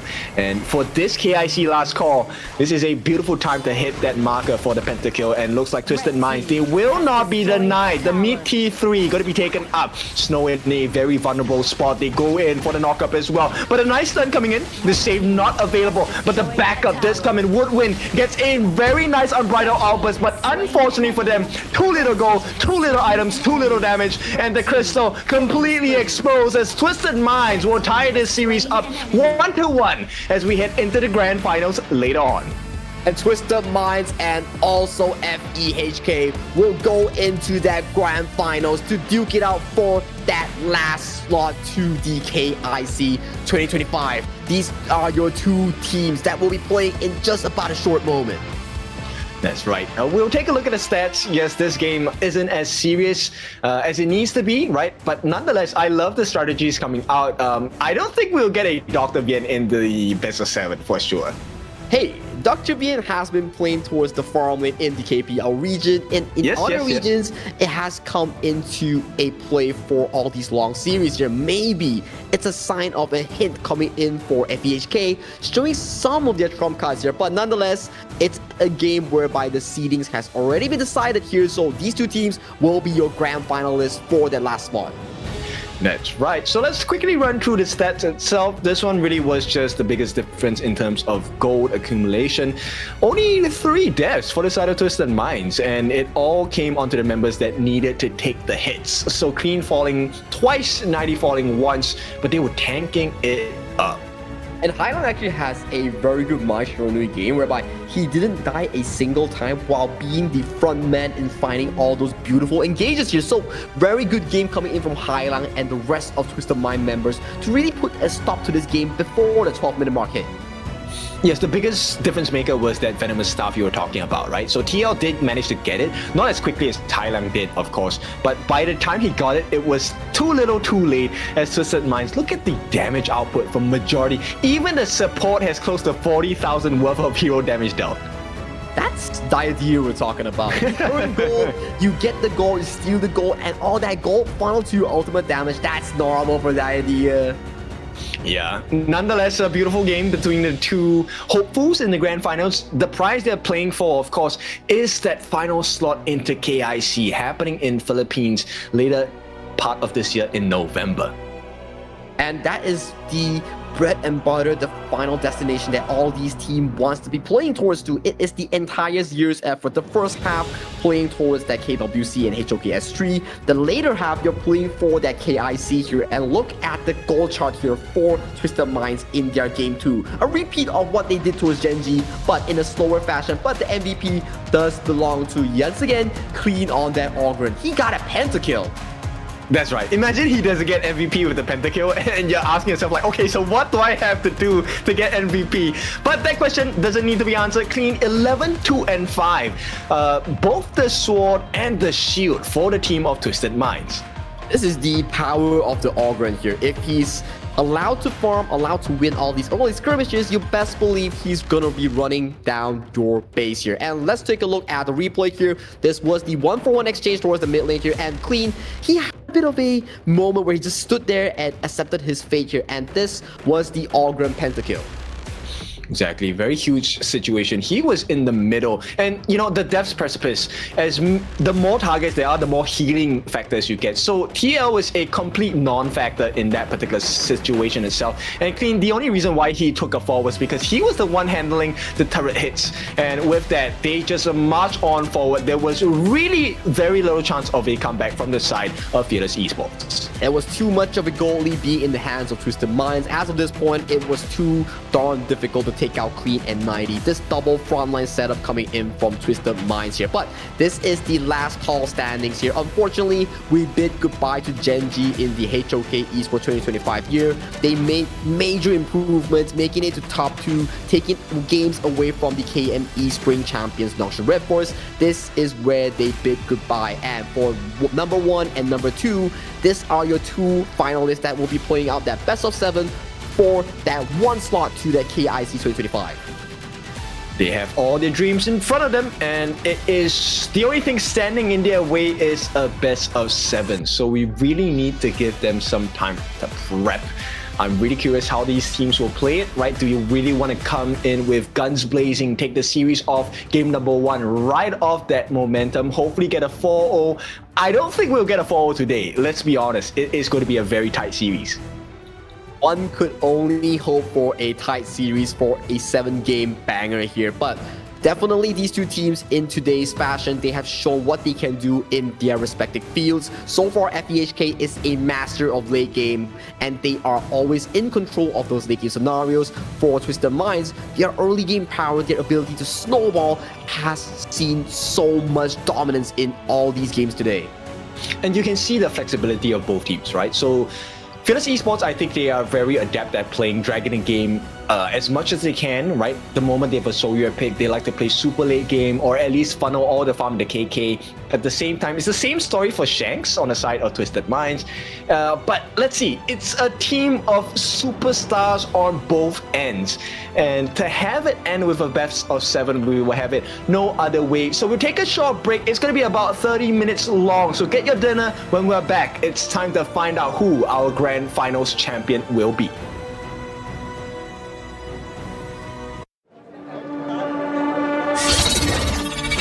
Wong, won't you come out to greet an old friend? All this noise, how unruly.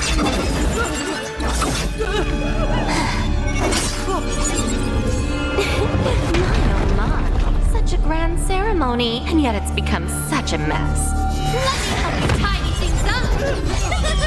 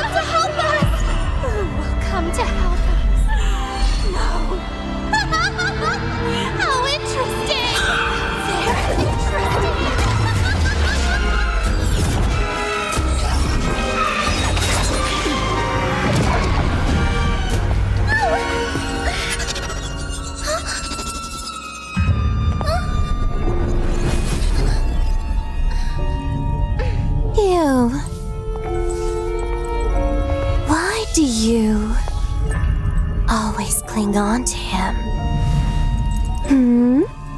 Austrin. It's been a long time.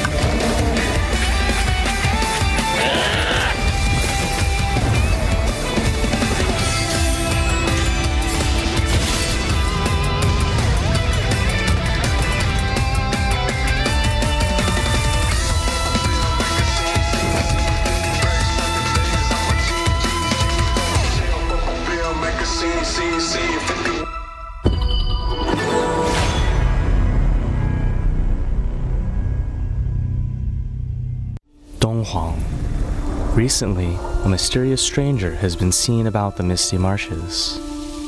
Oh, her. She's an old friend of mine. And she was once the seer, Austrin. Austrin? The seer who once led the bird tribe to repel invaders and protect the Wonder. But didn't she fall in battle back then? Yes. But it seems she's somehow returned from the dead, and she's given herself an interesting new name, Umbrosa. It's exciting, isn't it? Returning back from the dead. What will she bring to Misty Marshes? After all, her current self is completely different from before. The bird tribe girl I remember was pure and proud, forever bathed in light. But now, even from far away, I can sense the darkness and death clinging to her. Looking like this, it's no wonder no one recognizes her as the Austrin of old. Even the weapon she wields now is unlike those bird tribe past. Feather blades dyed in blood, sharp beyond measure. It's said the bird tribe are born war dancers. In battle, they move with a dancer's grace and agility. But from her, what I feel is madness? That's right. A reckless, all-consuming madness, unlike anything from her past. Since her rebirth, she seems to have awakened the power of the Undying. But who will face her in this final solitary dance? Umbrosa, are you friend or foe? We'll know soon enough. I'm sure it won't be long before we meet her. So this is where you've been hiding? My old friend.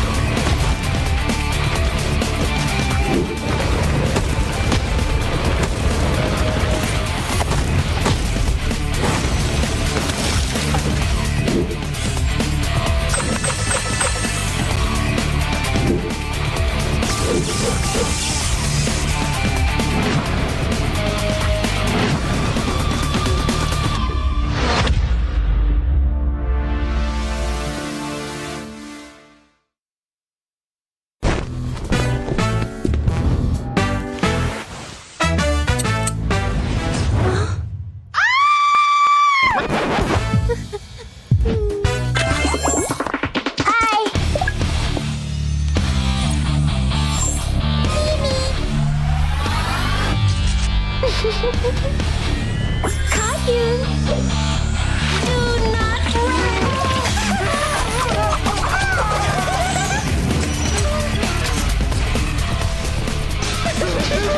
I like that. Hey! You! Hey! Stop! You!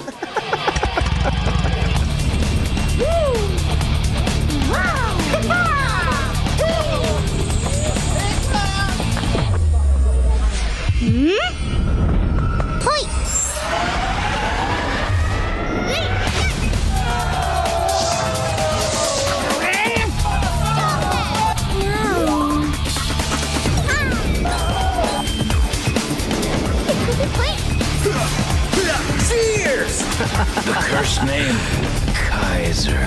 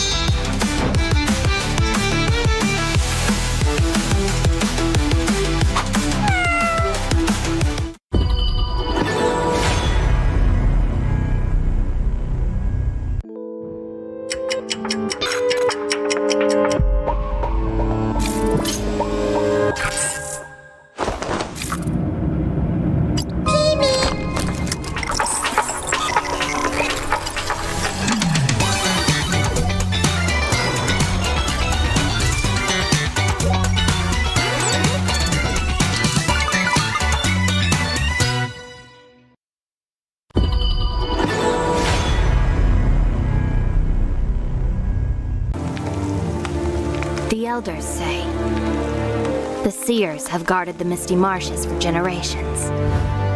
We are the forest's future. For families to gather in joy. For dear friends to stay together. For the peace of the bird tribe and the forest. Even if my feathers burn away, I will never fear.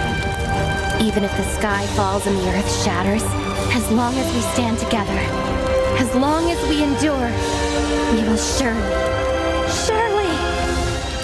losing everything. Just as I did. Sinking into darkness. My old self is already buried. How amusing. This eternal, blissful heaven. What a beautiful little bubble. I can't wait to pop it with my own hands.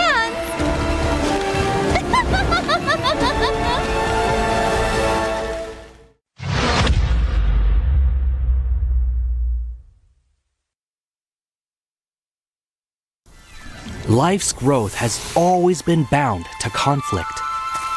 How long can today's peace truly last? 1,000 years ago, from a single seed sprouted the misty marshes' first wonder. Born of wood, growing into a forest, gathering countless living beings within. Growth, cycles, fates, weaving endlessly together. With the deities came the first enforcers, becoming the Misty Marsh's first protectors. They took form as the 9 seers, each with their role, sheltering this hidden land. All things eventually come to an end, and a new beginning does not always follow the old path. Today's inheritors of the seer's legacy long for a different future. Their followers, too, drift further apart. The Order of the Seers and Omniscients are like 2 branches growing in opposite directions. The Misty Marshes watches quietly as it all unfolds. For from the moment that first seed sprouted, the deities already knew the life they nurtured would one day choose its own future.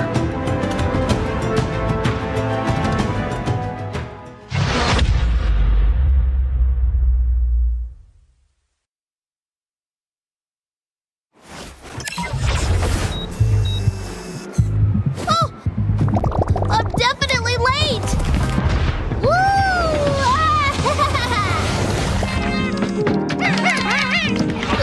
Why aren't you answering the phone?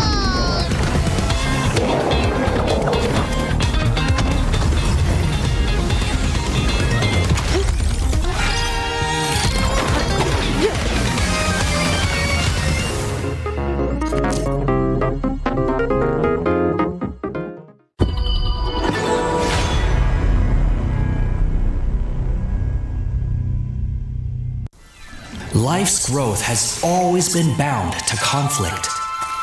How long can today's peace truly last? 1,000 years ago, from a single seed sprouted the Misty Marsh's first wonder. Born of wood, growing into a forest, gathering countless living beings within. Growth, cycles, fates, weaving endlessly together.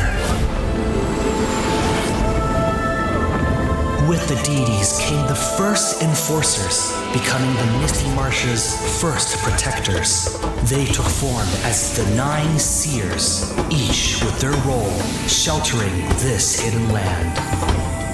All things eventually come to an end, and a new beginning does not always follow the old path. Today's inheritors of the seer's legacy long for a different future. Their followers, too, drift further apart. The Order of the Seers and Omniscients are like 2 branches growing in opposite directions. The Misty Marshes watches quietly as it all unfolds. For from the moment that first seed sprouted, the deities already knew the life they nurtured would one day choose its own future.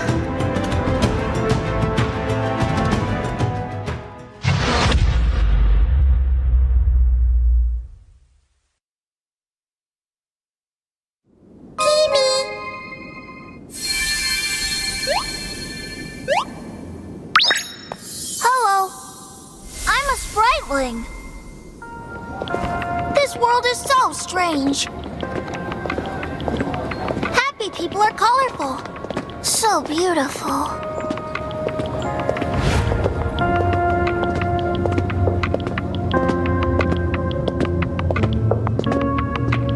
Are those their negative emotions? Ah, so scary!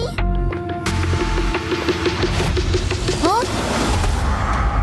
Oh, let me chase away the unhappiness! Spriteling strike! Ha!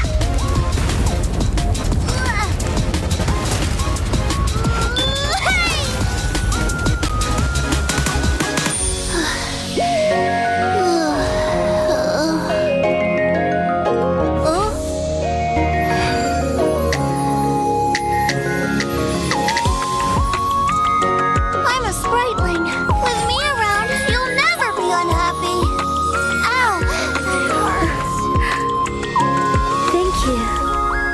Let's be friends. Get him! Get him! Pitch blind, let's play another match. Charge! Welcome to the world of Spritelings. I'll take you to our annual Spriteling Festival. Enjoy HOK and release your unhappiness. The world can't be without Spritelings.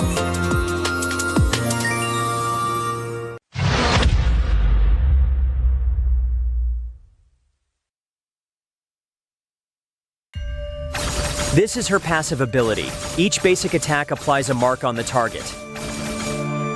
Ranged basic attack damage scales with attack speed, and repeated rebounds increase ranged basic attack damage. While in melee mode, basic attack deals multiple attacks rapidly. Skill 1 enhances Umbrosa. After use, it damages and slows enemies within range. Umbrosa then enters a fevered state briefly, gaining a large amount of movement speed and attack speed. Skill 2 is her only movement and recovery skill, enabling her to both dash ahead and knock back enemies. Missing an enemy reduces the skill's cooldown. Landing a hit on an enemy activates their Featherblade marks and transfers the mark to nearby enemies. This skill deals damage multiple times to enemies within range and recovers Umbrosa's health. Umbrosa's ultimate is her core enhancement skill. Actively using this skill boosts her movement speed and health temporarily and causes her to briefly enter the Indomitable state. If she dies while her ultimate is not on cooldown, she will slowly resurrect.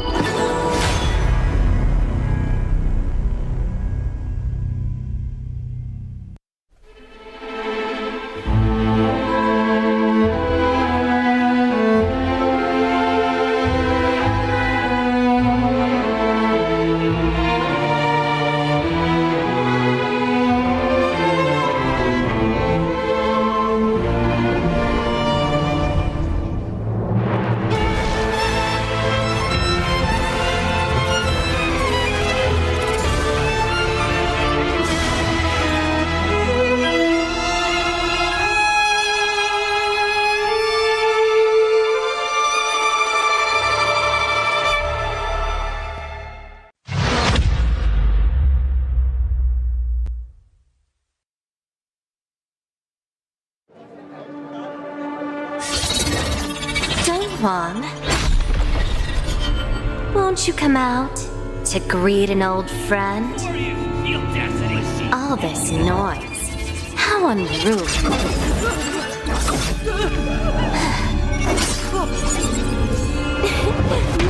My, such a grand ceremony, and yet it's become such a mess.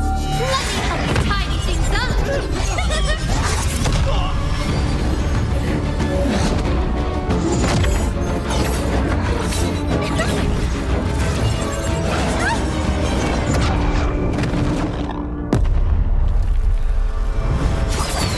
It's almost time.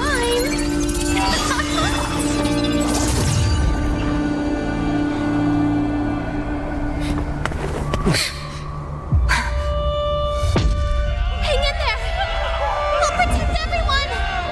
Someone will come to help us. Who will come to help us?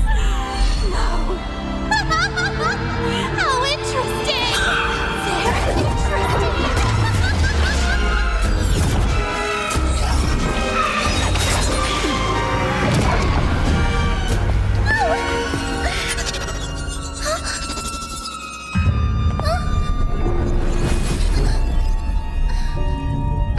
You.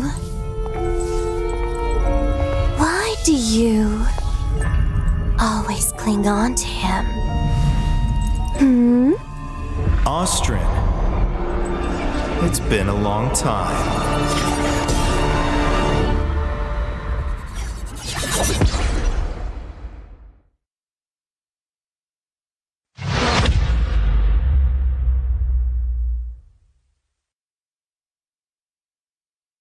Donghuang. Recently, a mysterious stranger has been seen about the Misty Marshes. Oh, her. She's an old friend of mine, and she was once the seer, Austrin. Austrin? The seer who once led the bird tribe to repel invaders and protect the Wonder. But didn't she fall in battle back then? Yes, but it seems she's somehow returned from the dead, and she's given herself an interesting new name, Umbrosa. It's exciting, isn't it? Returning back from the dead. What will she bring to Misty Marshes? After all, her current self is completely different from before. The bird tribe girl I remember was pure and proud, forever bathed in light. But now, even from far away, I can sense the darkness and death clinging to her. Looking like this, it's no wonder no one recognizes her as the Austrin of old. Even the weapon she wields now is unlike those bird tribe past.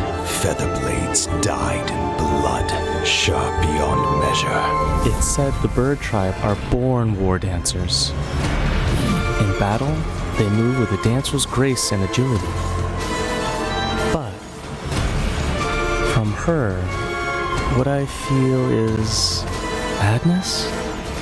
That's right. A reckless, all-consuming madness, unlike anything from her past.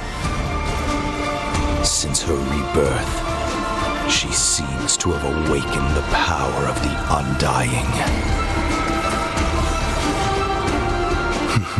But who will face her in this final solitary dance? Umbrosa, are you friend or foe? We'll know soon enough. I'm sure it won't be long before we meet her. So this is where you've been hiding? My old friend.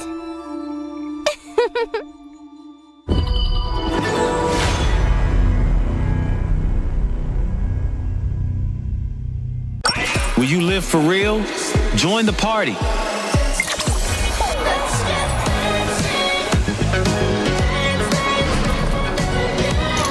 Make the whole street a party and add disco balls.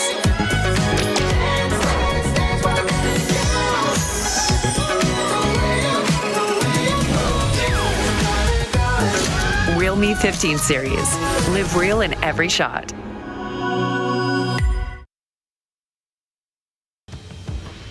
That was quite a long break that we had, but 30 minutes is up and we are back to the main business here. My name is Sagi. Alongside me is your favorite kind of tofu, Mr. Ken Tofu. Let's tell the audience, what do we have for the series? We are about to get down to business to defeat the... No, not defeat the Huns, but we're going to be looking at the grand finals here. Best of 7. Twisted Minds and Fearless Esports. Both of them have fought tooth and nail to come here. And now this is the true test because only one team makes it to KIC. We're talking about the Honor of Kings Championships, where there is a much bigger prize pool and much stronger teams. Like we keep mentioning, right, the first half, all these teams are playing for the Seasons Invitational. They're playing for the KWC at Riyadh. And then the latest stages of the year, you're playing for the KIC, which is happening this year at Philippines. Last year, it was at Indonesia. This year, it's at Philippines. And if you top 3 that tournament, you get amazing prize pool. And then you qualify yourself to the year-end event Challengers Cup in China, where you face off KPL level teams, streamer teams, university teams. This is the roadmap that we have for Honor of Kings Esports. It's just a big learning journey, right? So this was very important. You have to bring your best. And I think if I'm looking at the coach's perspective, I really want to win this ASAP, 4-0 if I can, and then we really just start working towards winning the entire KIC.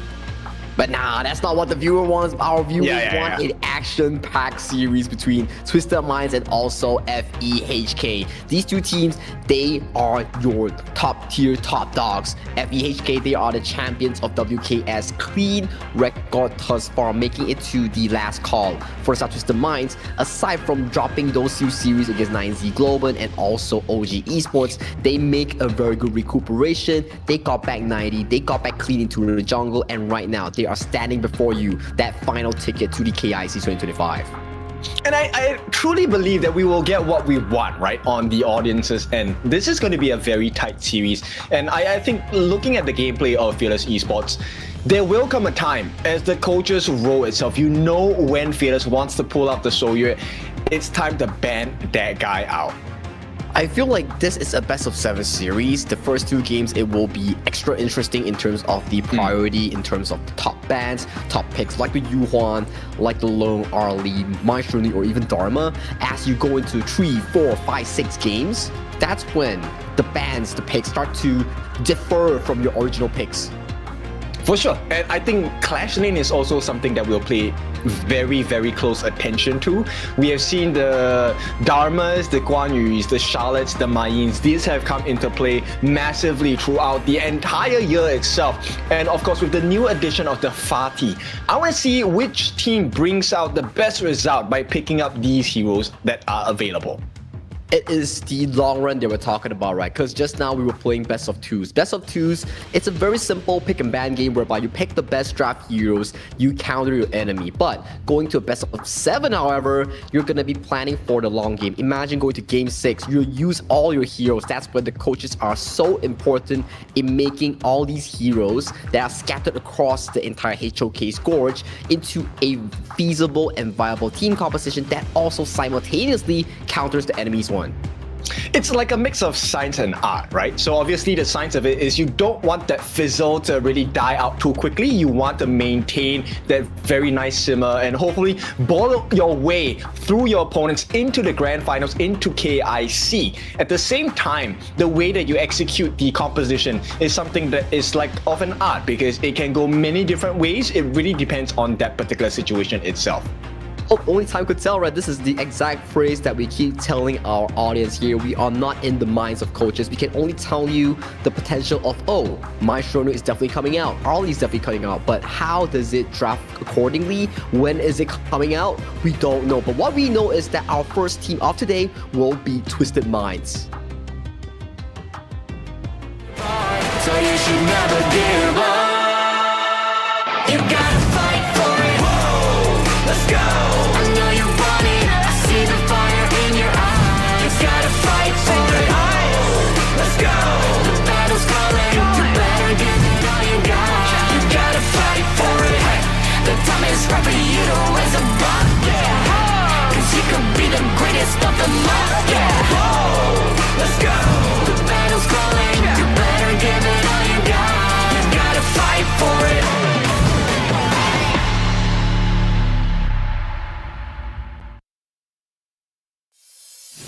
And for the final time today, the masterminds in the form of Twisted Mind will make their appearance. 90 in the Clash Lane, Clean in the jungle, Highline in the mid, Shanks in the farm, and ACC in the roam. Can they make the dream come true?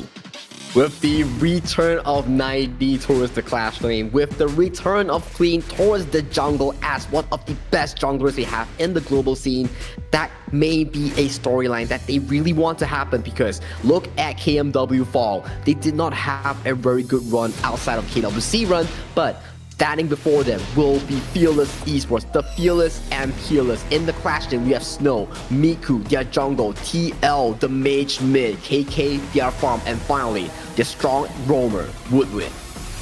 So this one is so interesting because I think like Snow is one of the rare few people that actually bring the game across to 90, and that's what's so exciting about this particular series, right? Because they're so close in terms of power levels. It really comes down to the most minute of differences, and I feel like that is going to be amplified today. And both of these two teams, they have very distinct play styles as well, right? On the side of Twisted Minds, you see aggression, mini team fights that brings them the lead, especially on towards clean and high length execution, whereby you see FE, they like to play the late game team fights. They like to give KK room to farm into that late game monster, and also key moments, flanks coming in from Snow that makes them such a strong contender coming in from the WKS region. Okay, no more opinions. It is all facts right now. And the fact of the matter is, Fearless take out the Mai first. No high length specialty. Arlie going to be taken out for the side of Twisted Minds as well. Do we get the Luna ban? Do we get the Pay ban? I feel so like coming into game one, exactly the case. Luna has been banned away here for Twisted Minds. You're trying to think like, okay, are we looking at the Pay here? Are we looking at the likes of a Dharma or potentially even the Long here? What is the setup here coming in from Twisted Minds' second ban? Yeah, and you know what? This might be opening up the Yuhuan pick as well. So no, they offer up the Tiger and Fearless say, okay, we will snap him Tiger's first pick, the Byron. Does it make it true?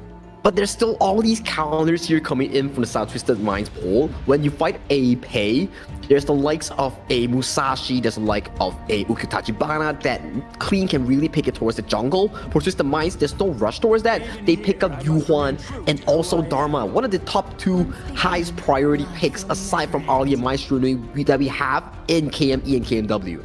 Yes, because they have initiation from range, right? That's the scariest thing. And this opens up the doors for Fearless Esports to be able to pick up the Byron. But at the same time, the TL specialty that is in the form of the Nua being teased, we might see, no, there's no way you pick an Allgren Clash. So we'll take a look at what Fearless is. It is, but this is your lifeline. This is KIC, man. I don't think you want to play around with that. That's true, especially when you burn the Allgren. That is going to be a very big pick that's going to be removed from your pool in the coming drafts in a best of 7 settings here. So for Twisted Minds, this is not something that we've seen them pick in any of the BO2s. This is Yuhuan Dolia, one of the strongest setups in this patch currently, that's being extremely played to a high level, even by the MKL teams like BSE, like Nova Esports. And this is a huge counter towards the Pay because you want to be able to burst down your targets, right? And one of the answers you can have in terms of burst is either you return the favor, have very strong firepower, or you just sustain through it. Now, Twisted Minds, they take away the Guan Yu. Fearless Esports, they take away the Jing. So all the instant access, the backline catching will not be available. It is a good counter here coming in for Twisted Minds. They know their main win condition falls onto Highlang and also ACC's combination of the Yuhuan Dolia. So they remove picks that can really threaten this backline here. So Guan Yu, Fatih, they're known to really go towards that backline, look for those backline engages. So good removal from Twisted Minds. Yes, the Flash Ultimate and, you know, even this huge Fade Hardened Jade Mark is going to be a big difference maker. Twisted Minds, they come in the form of the Flowborn Marksman. So they want to play from range and hopefully get the initiation before the actual fight starts. So burn them down with the Arrow Shower and hopefully you get the cleanup from the Dharma, which is going to be piloted by 90. And I love the Flowborn Marksman coming into this contention, right? Because in a form of your ultimate, you somewhat threaten the backline, especially on the Nua. So it could be interesting to see how they really play towards this pick here. But for the side of FEHK, they are going in for that lane counters here in all 2 lanes. Lady Sun into Flowborn Marksman goes in favor of the Lady Sun on KK. Byron into Dharma, it goes in favor of the Byron here. But for Twisted Minds, that last pick is safe for the jungle here. It could be Musashi, it could be Ukudachibana being hovered by the side of Clean in that jungle. Would it be a mistake though to really just take the Musashi now? Isn't it a better save for the Allgren or even when there is a potential early pick? I mean, it's worth it because it's a Pay we're talking about. If you can really limit a tempo, be it with the Pay, be it with the Musashi, or even the Allgren, that could be huge, especially in game number 1, whereby both of these 2 teams, they are drafting super heavy for that game 1. So, you know, KK needs to be really safe, and KK has shown that he knows how to position himself really well against a Musashi pick. So this really is, I would say, a hunting grounds for the side of Twisted Minds as well as Fearless Esports. But the way that TL plays as Noir, you know, no finishing annihilation. It is an opening annihilation. I wonder if that's going to be the difference maker for Fearless. It comes down to that one question that we always ask, right? Is it the Yuhuan getting that double ultimate, or is it the Yuhuan being sniped down by the Annihilation here? Always we see Annihilations being shot through even before the ultimate of Yuhuan comes into the rescue to really bail them out here. So it comes down to these two teams, these two mid laners, how they execute themselves as a carry role in this game. That's right. And it's also very scary because actually if Twisted Minds, they get the perfect positioning in their games where, look, the health bars are not that threatened, then there is a potential of a double duel to the death, which I guarantee you KK cannot make his way out of. It is very difficult, especially this time. There is no Zhuangzi to really bail you out from crowd control. So this time it is double duel to the death, or even a truth mantra coming in from 90 from different or shady angles here. And finally, you have the Yuhuan with the double ending sorrow pushing front against you here. But good news is for FE, they have strong lanes, they have Byron, they have Pei. That is a super duper good early game coming in from FE HK. But this is game number 1, best of 7, last slot to the KIC for these two teams. You set the tone and you make sure you have the lead. This is not just in the physical sense, but the emotional sense as well. And as it looks like Fearless, they will be able to check the pressures, get some eyes and vision onto ACC and Highlang. And this is going to disallow them from having that super hard engage into the jungle.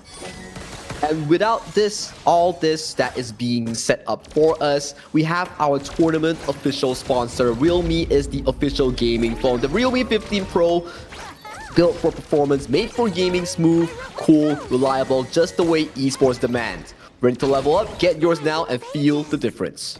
And the demands are pretty high at this point of the game because you want to be able to secure that Firehawk. And right now, TL, just being a nuisance, right, gets the full stack of the first and second skills, allowing for that Mega Matrix to be shown up. And at this point, it did not have too much advantage because Twisted Minds, there is still that Firehawk for contention here. It will be very difficult, especially coming in from Twisted Minds, because FE, they have a smite setup on the Zhang phase, so it wouldn't be a smart choice to really contest something that is so 80-20 in that exchange. So the smart move is just play safe, because you know in that late game, in that mid game, Highlang, Shanks, Queen, they will come out exceptionally strong. That's right. And Fearless, I like the way they have rotated and made the plays with regards to the resource management, right? So they get that Firehawk at the bottom. They also don't lose prior on the space sprite. And this is going to be a very slight goal lead, but a goal lead nonetheless. Goal lead is always favored in these attempts here, especially in towards the early game here. But this goes to show how strong FEHK has drafted for themselves in their early game, right? Because you have KK on the lane suit that does traditionally well against the Flowborn Marksman. You have Snow on the Dharma that also does really well against Dharma in the laning phase here. So their early to mid game tempo revolves around these two strong side lanes with the Pei to find these active map resources.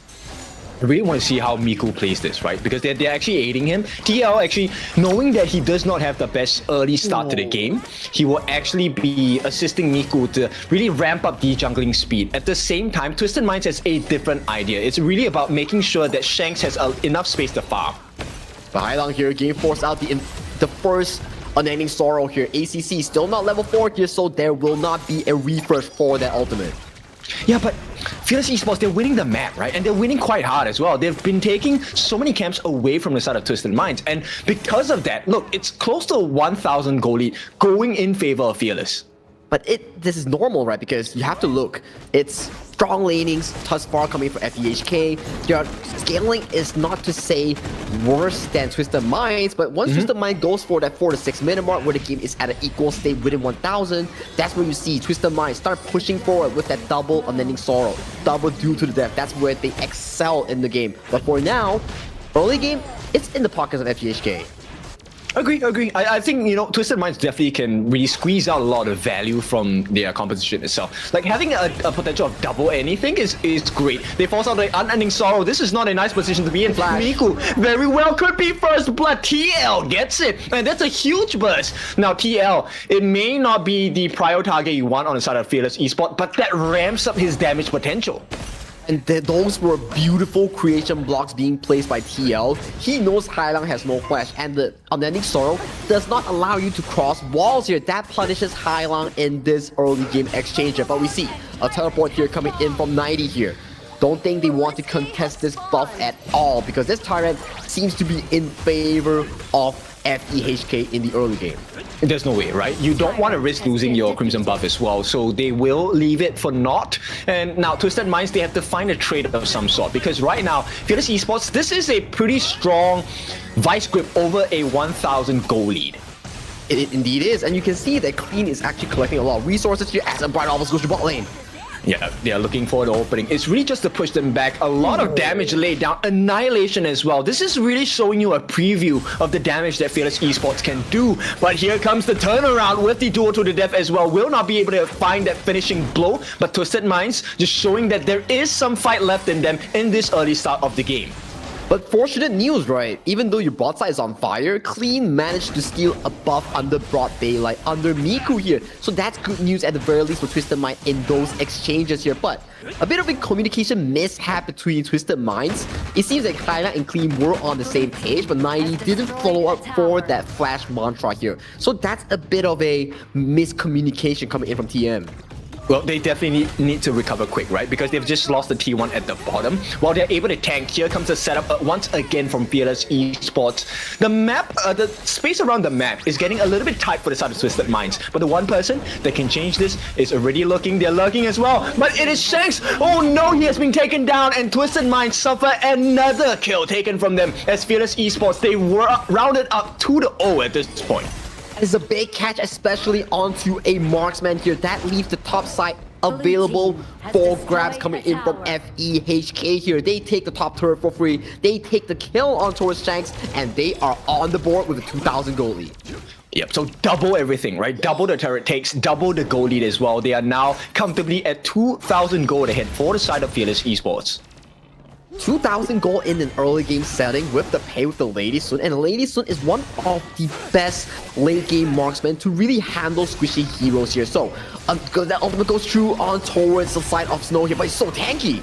Yep, who's catching who here? And it's not looking good for the side of Twisted Minds. The backup does come in, and Clean lost now in the middle of 4, and he will make it out. So Fearless Esports, they managed to deter them, but 90, what a catch with the Truth Mantra as well. The crucial initiation onto TL as well as Snow. There is no more damage to be offered, and another refresh comes in, the duel to the death, and Fearless Esports, they have to be fearing right now.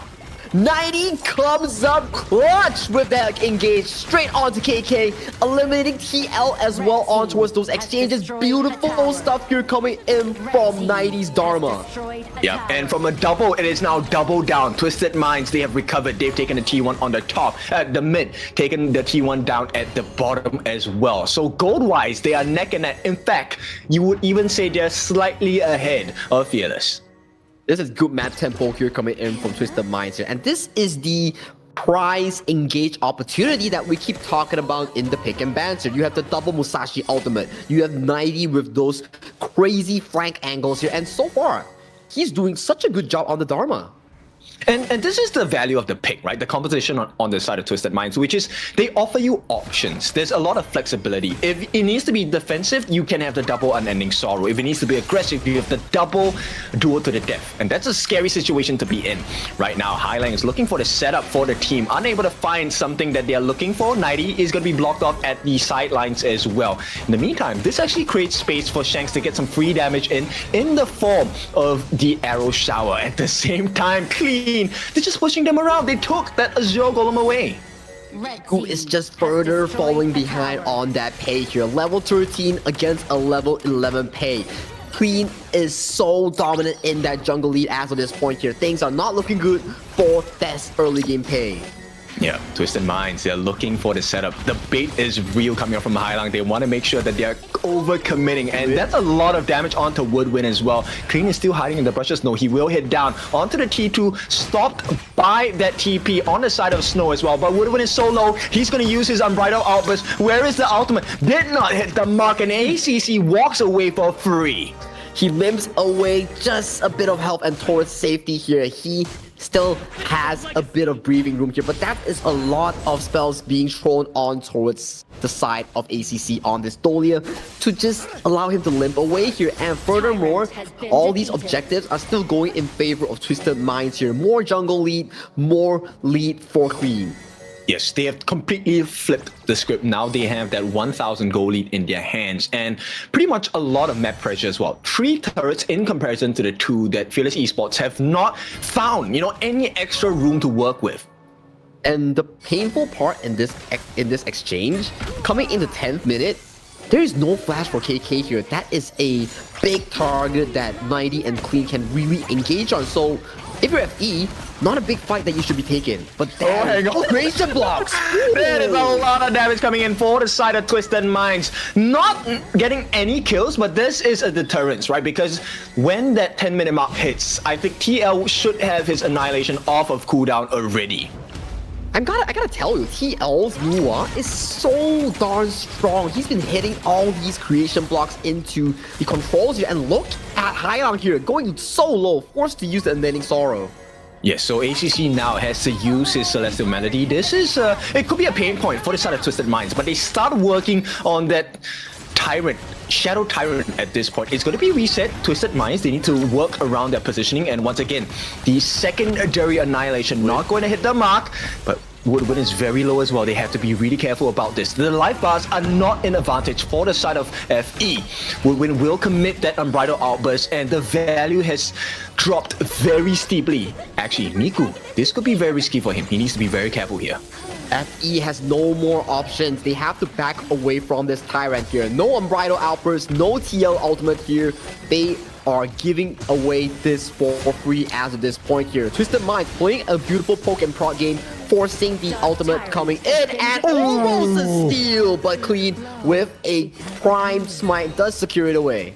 How do they do this? They always make it such a nail-biter, but Fearless Esports just unable to hit the mark, missed by a hair at that point. So Twisted Minds, they secure this Tyrant buff for the next 70 seconds. This means they have a little bit more map control if Fearless Esports make the wrong choice in a team fight. Snoke here getting forced away from the bush here. And I'm starting to think that, this game is probably like 10 versus 10 kills. But look at the kill score, it's 2 versus 2. But there's so much action happening across the gorge as of this point. But with Shadow Tyrant, it does give Twisted Mind more room to play in these team fights. More damage, more movement speed. It is go time for the boys in red. Yeah, Twisted Minds, I think really now it's about, can you force Fearless Esports to reposition into an ideal position for your team? That's what 90 is waiting on, right? He wants to set up the Mega Truth Mantra. Right now, Snow, there we go. Unable to hit the marker though, and the save does come in from the side of Woodwind. Is it going to be enough though? Annihilation onto Shanks. Oh, there's not enough damage. Shanks makes it out, and this can turn very sour and south for the side of Fearless Esports. They're looking for an opening on the side of 90. Manages to get some damage in. Shanks has a lot of protection, has to back off, and it's still looking good. Clean comes in with the cleanup as well, and it's 4 members down for the side of Fearless Esports with the minions marching in the mid lane as well. Woodwind will not be able to defend this, so that's an open wound in the middle. 10 seconds onto Snow here. Woodwind has to sell himself for this base, but the minions have gone through here, and another ultimate does slice him apart as the crystal is wide open. Game number 1 goes over to Twisted Minds. What a big win. One shot, one opportunity they did not miss. And Twisted Minds, they are very focused today. They are indeed very focused. The teamfight execution towards that late game was just so darn critical, especially on towards Shanks here. He found the 1v1. He found the collective kills, and it really delivered for his team in that success moment, in that final push. So we'll take a look at that last replay of the fight later on, right? I think it really came down to the Celestial Melody value and the fact that Shanks was able to get a lot of free hits in. Like, nobody was able to lock him down. Snow tried, but he did not make it work. I mean, it was really decent, right? The defense was pretty decent, and especially when we talk about 90 finding those key moments, it was just a bit too short towards the wall. He actually found TL and KK, but the execution just slightly mishap coming in from this Clash laner here. But overall, the cleanup crew was there. It was in the form of Clean, it was in the form of Shanks, and they made it happen at the very last moment. Yes, I think the biggest pain point really came from Shanks, right? We're talking about their early game. Lady Sun, KK against Shanks. Like, KK definitely wins that laning stage because of the rolling raids and the frag grenades. But when you hit the level 4 into Shanks, he has access into the arrow shower. That range is way ahead of the frag grenade as well as the rolling raid, right? Because then you're putting yourself in a very vulnerable position. And you have to think about another thing as well. There's so much threats that's being put up against the likes of KK in that farm lane. You have Clean and 90 constantly looking at this Lady Sun, whereby if he rolling raids up front, you best believe 90 is going to be coming in like, what's up? And he sends you towards the wall. Or Clean, there's like double Duel to the Death coming in with the Dolia refresh, just challenging this Lady Sun's positioning. So it's not an easy game coming in for both TL and also KK to survive. And one of the reasons why, you know, Shanks gets like over 100k worth of hero damage is the fact that he's also constantly poking at the tanks.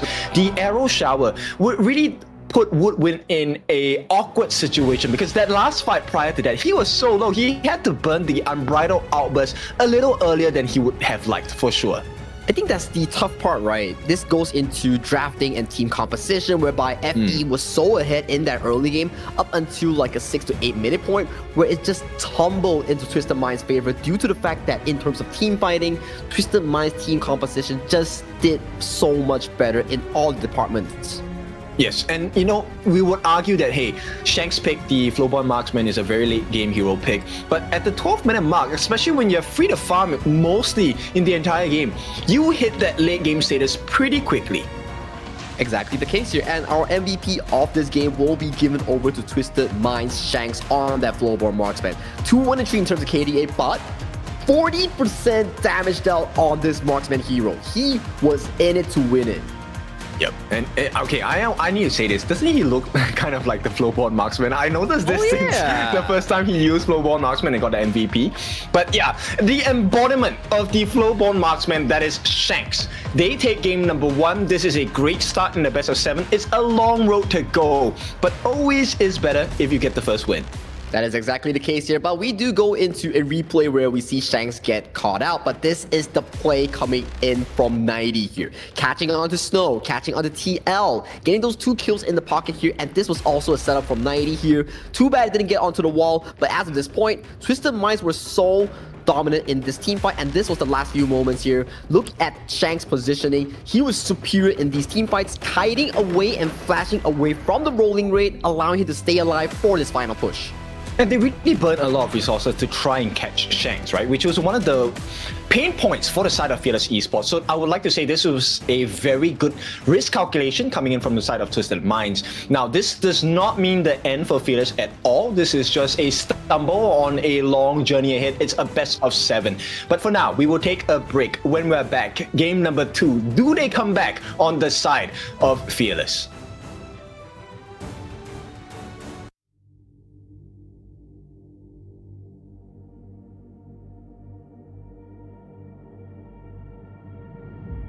I feel it deep, flowing through my blood. Rising up to become someone. And taking it all on my own. What a sweet victory. And taking all of my control. Awaken something deep in me. Like flames, feel it burning inside. Take a hold of pursuit of the prize. I've been told ain't no way to survive. Keeping all of this fire that's locked up inside. When this is the time, enter the ring. All those mental chemicals doing they thing. I got flashes of battles inside of my dreams. I was made for this moment. At least now it seems like it's time to come face to face with your fear. Been battling reasons for all of the years, and I learned how to fight them with style and grace no one's ever encountered. You say it's amazing. I'ma come out swinging when they open the gate. Go ahead, call passion. I'm calling it rage. I'm taking what's mine like I already own it. Watch but don't blink, going here to the moment.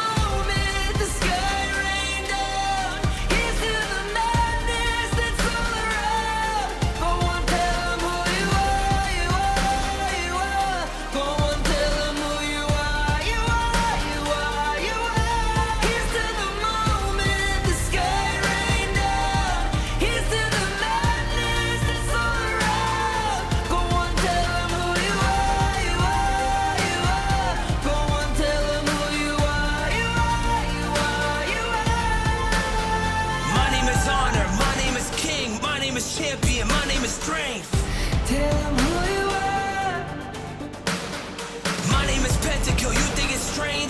keep ringing inside of your brain.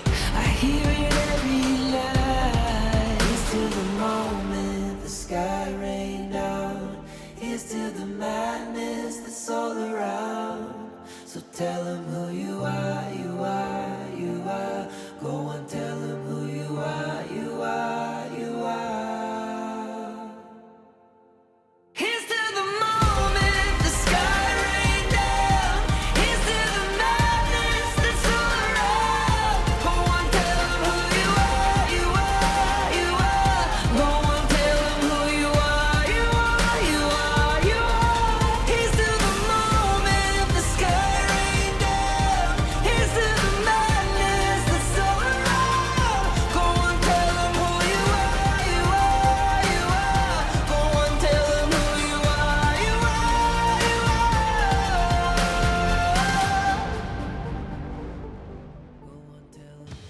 Calm, calculated are Twisted Minds. They take game one in a easy fashion with quick rotations and a good team fight here. But we're back from the break here as this is only game number one in a best of 7 series. So best of 7 series, you need 4 points to allow yourself to win in a series here. So it's still game one, it's still 1-0. There's still a lot of room for error for both teams.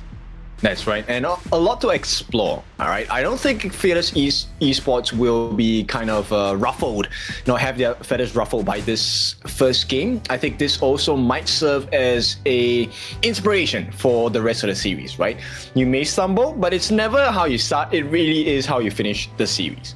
And also, an interesting point for some of these teams, maybe it doesn't apply to any of them, but some teams really excel in situations whereby in coming series, in like later stages of the series, they do exceptionally better compared to the start of the series here. Twisted Minds has shown that kind of success when they did against OG in that grand finals of KMW Spring. So for FE, maybe that's the case as well. I mean, both these teams, some of them have had international experience. Actually, all of them have had international experience, right? Even from the following KIC in 2024. Now, Fearless Esports, they're going to open the doors with the Mai Shiranui. So we're looking for some very early game-centric burst potential and hopefully some early rotations. But Twisted Minds, they're going to shut this down. They are looking hella hungry with these lineups here. Guan Yu and Liang, super proactive stuff here, being prepared for Twisted Mind in this game number 2 here. FEHK, they have already burned through the Zhang Fei as a counter towards the Liang here. Do they go for the counter that 90 showed us, which is the Liu Bang?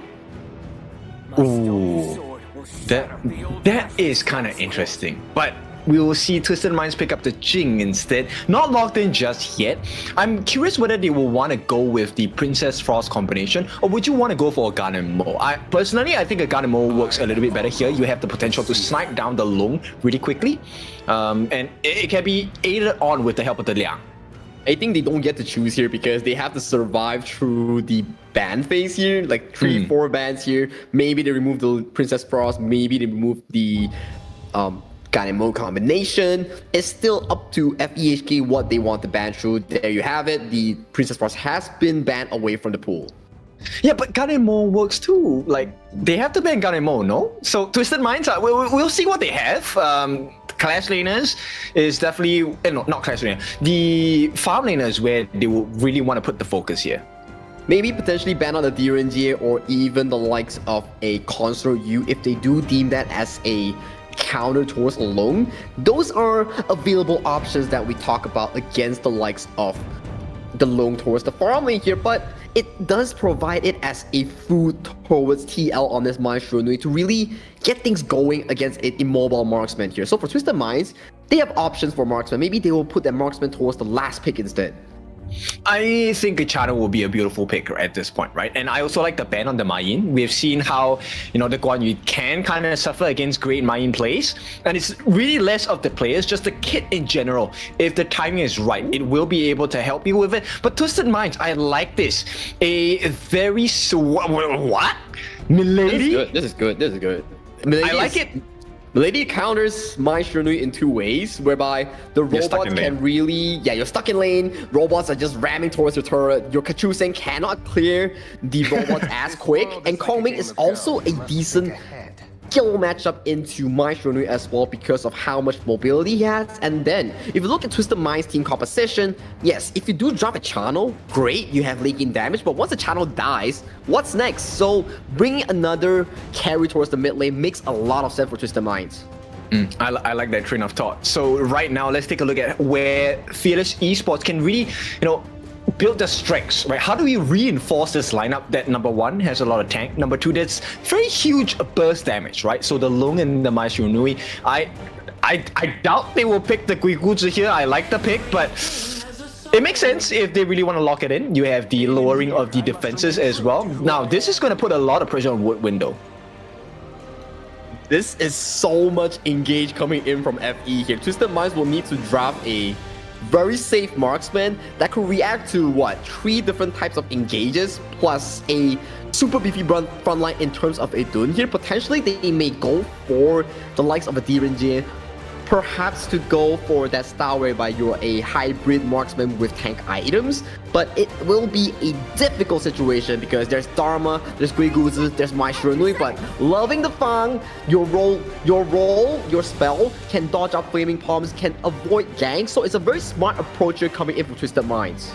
I like it, but is it going to have enough tenacity against the lineup of Fearless? Because I play a good amount of Guiguzi games. It takes about 8 seconds for the cooldown on the Animist. That's your second skill, right? The one where he kind of captures everyone in a small circle. So there is a lot of initiation potential from the Fearless Esports lineup. I just want to see whether they're allowed to make that happen. I mean, good news is, at the very least, Fang's passive is like a detection spell where it serves similar to Marco Polo's spell too. It shows you vision of who's nearby, so it gives you a bit of comfort for the Fang in dodging out some of these assassin camps or the Guiguzi ultimate jumps, right? So at the very least, you have the role, you have the passive, so it may make sense coming in for this Fang pick. I mean, only they're hiding in the brushes.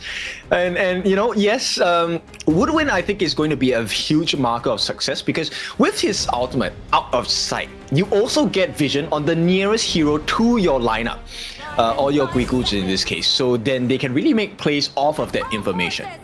But hey, this is game number 2 whereby both drafts has been locked. FEHK drafting a hyper-aggressive try-engage team composition with Twisted Minds playing towards standards double carry, but look at the mid lane. Oh, straight away, this could be first blood. They force out the flash from Woodwind. He's not gonna take a fall from this, but that is, I mean, that has to be a TP back to home, no? TP back to home, but you see he's a roamer, he has the regeneration, he goes into a different approach, he helps his jungle speeding up that clear to really allow this dude to match the Ogren tempo that we need to see happen. Yes, and this is what you need to do as a Guan Yu, right? Especially if you know that you have a very strong mobility, you are actually able to help catch potential first blood, still make it in time for your lane, and then balance out that 1v1. And Guan Yu as well, he's not a very lane-centric kind of pick here. He can really aid the map with how fast he moves with the horse, with the bar. So 90, we can really expect him to be this nuisance towards the mid lane whereby he keeps visiting TL, causing pressure onto him so he doesn't roll around to gank Shanks or 90 in that side lane. And one benefit is, okay, Shanks skill 1, target sided, it does offer AoE damage. So if they time it right, essentially you get the full stacks of his first skill onto multiple members on the side of Fearless. But only if 90 gets the catch. Only if 90 gets the catch here, and we see more of these rotations here coming in for both these two teams to really capitalize on this top side here. But look at Woodwind, he's camping. There's no way they lose this, right? There's a nice knockup coming in, but it's not going to be enough. Quite a bit of damage onto the side of Twisted Minds. Miku gets smited down. The slow is coming in, but the response is huge from the side of Fearless Esports. It might not be enough. They're falling very low. Instant execution. First blood goes into the hands of Clean. A double kill, triple kill maybe. No, it's a double kill, but still the response coming in from the side of Fearless is not enough. Clean house. 4 members for the 2 on the side of Twisted Minds. They come up clutch and they win big. Your Twisted Minds utilizing the early game prowess of the Ogren here. Defeating Miku, defeating TL, getting 4 kills for the price of 2. And they come out huge in this early game exchange. Yeah, a lot of pain for the side of Fearless Esports as well. ACC already having the level and the XP advantage against Woodwind. He's still lacking that fall. He needs that information for the team. But look at the camp here as we go into a replay here. As you see, the ultimate here, jumping onto multiple members. As of this point, you're so low and you just get slapped on by the Seer State. Even if you got the catch onto Clean, it's not worth it because it's a 4-for-2 exchange. Exactly. I mean, you get Clean down, but Miku has already taken a fall. And once again, they go right in. Clean looking for the finishing blow. They get it. A double kill once again. It doesn't matter if 90 traces left, but they have managed to catch Clean. This is huge for the side of Fearless Esports. They need to battle and work their way through the sides of Twisted Minds. And right now, it's just instant access into the jungle. They do have Smite on Miku. They need to make sure they get this Azure Golem. It's looking really good for the side of FEHK here. No jungler from the Twisted Minds, but oh, hang on, Hailang does steal away the Azure Golem from the hands of Miku here. Yeah, this is unfortunate. Fearless Esports, they needed that buff in the hands of Miku because that would, number one, slow down Clean, but at the same time, offer golden EXP. So Fearless Esports, unfortunate situation for them, but this was how it transpired. Very nice catch by Woodwind. This is exactly what the usage of the Quick Boots is for. They get the initial kill on the ACC, but then here comes that turnaround, right? This is by Snow. He actually TP'd down just in time to be able to change the fight here. Exactly here. So 2 goes in favor of the side of Twisted Minds, and then Snow here comes in to clean up kill on towards 90 and also Clean here. But it's still overall a decent trade so far as we see. 4 minute has arrived. Tyrant is the name of the game. And EXP advantage very much in Clean's favor. They need a little bit more setup. Here we go. It is going to be a nice catch, but Clean has the ultimate available. Razor Cavalry as well. The suppression comes down, and Snow, he's not going to be available for the fight any longer. 16 seconds out of the bag with the winning strategy as well. Lay down onto TL, and now Twisted Minds, they use the health bar to shatter damage, and they can take out 3 different members on the side of Fearless Esports. 90, the only victim, and right now the prize is the T1 and instant access into the jungle on the side of Fearless Esports as well. He is so clutch with it. Without that power control, things would look so bad coming in from Twisted Minds. The fact that he controlled that Dharma's entrance, that really changed the tempo of the team fight, and the rest was just Twisted Minds Hailang finding resets after resets on those winning strategies. And it's such a painful experience because Twisted Minds, with every fight that they win, Fearless Esports, they not just lose, gold and EXP, they also lose the jungle camps. And this really hurts Miku. He needs his Azure buff, he needs the mana regeneration, he needs the cooldown reduction as well. Is the painful part here. If you fight when your camps are up, especially doing Tyrant, if you lose the fight, you lose a lot of resource and a lot of gold here. 5 minutes, 30 seconds, 1.6k gold lead goes in favor of Twisted Minds. And look at Clean. He's relentless. He knows he's strong. He's just marching towards the enemy base because he knows there's no imperil. There's no hero reduction coming in from FEHK.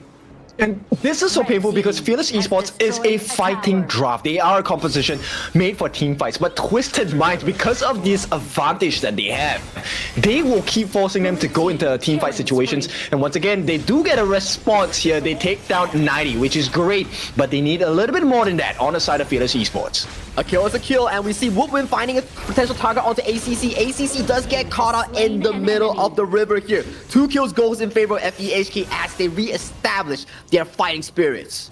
All right, this is what we want to see. Every 8 seconds, how much value does Woodwind bring to the team? Now, this is a 3-on-1. 3-on-2, they may be spotted out. Shanks will know that difference, but here's the Conductor of Souls. Can they out-sustain him? It's not going to be enough. Winning strategy already used. They did not get the kill, so Fearless Esports, they need to reconsider their options at this point.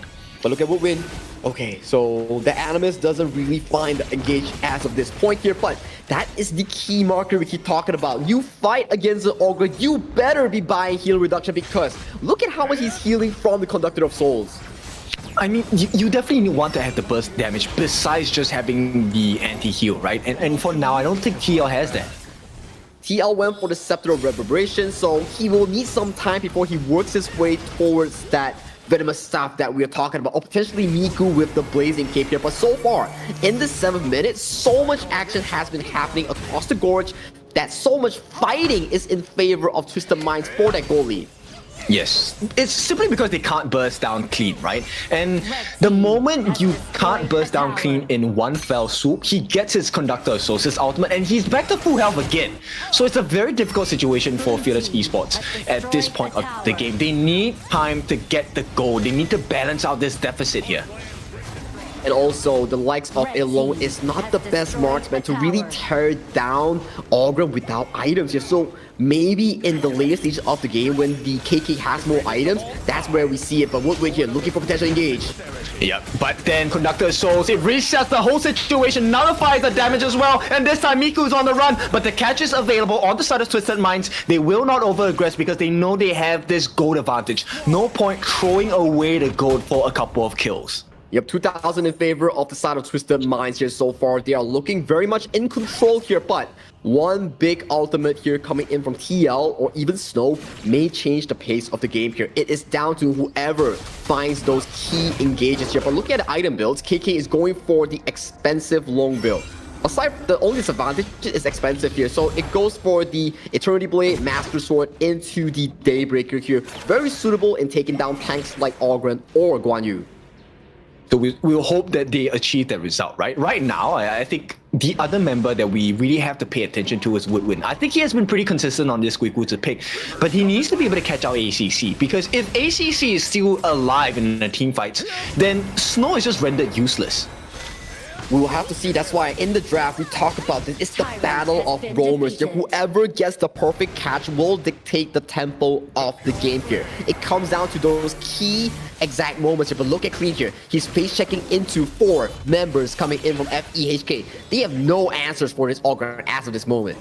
Yes, he's level 12. He's not that far ahead, but a 2-level differential does mean a significant difference at this point, right? So for this Esports, they need to find something else. A good bit of damage coming from KK. That's a good sign to have if you're a Fearless Esports fan. But for now, Twisted Minds are able to handle the pressure. There is a little bit of a threat. Oh, hang on, there's a catch of suppression going down onto Miku. Maybe it is time they have enough damage, and there we go. They clean up, and the life bars are dwindling down a little bit low on the side of Fearless Esports. It's all onto Woodwind. The moment he does not have the catch potential, they have to be very wary about the potential.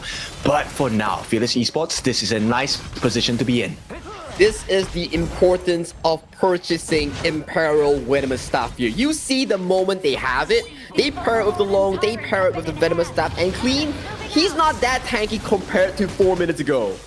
Yes, he's not, but he does have the Blood Rage now, and Twisted Minds, I don't think they will want to contest this, which is also why Fearless Esports members are making a beeline straight towards that Overlord pit, unable to find the result they're looking for, so they start working on this Shadow Tyrant instead. But this is also the beauty of Fang, right? It gives you so much extra damage towards monsters. It allows you to speed run that Shadow Overlord, forcing a 50-50 trade with FEHK. So right now, the game is back to an even state. It goes back to the same thing that you mentioned here. Whoever starts the fight better will dictate the tempo of the game here. And right now, the key member here coming in from FEHK will be Woodwind, will be TL, will be Snow. Find those backline engages where KK needs to stay alive for that DPS. But you will never ever find 5 members on Twisted Minds at the same place, right? Because it's 90, he's playing a Guan Yu, he's always going to be out of sight. And definitely not out of mind though.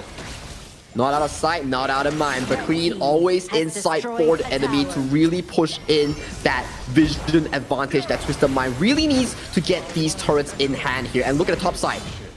Vanguard has already marched towards that tier 3, and right now the map state is going in favor of Twisted Minds. Oh, this is looking a little bit dicey. Where's Woodwind? This is the main part of the map that you really want to catch the members of Twisted Minds out at, right? The jungle, very tight space.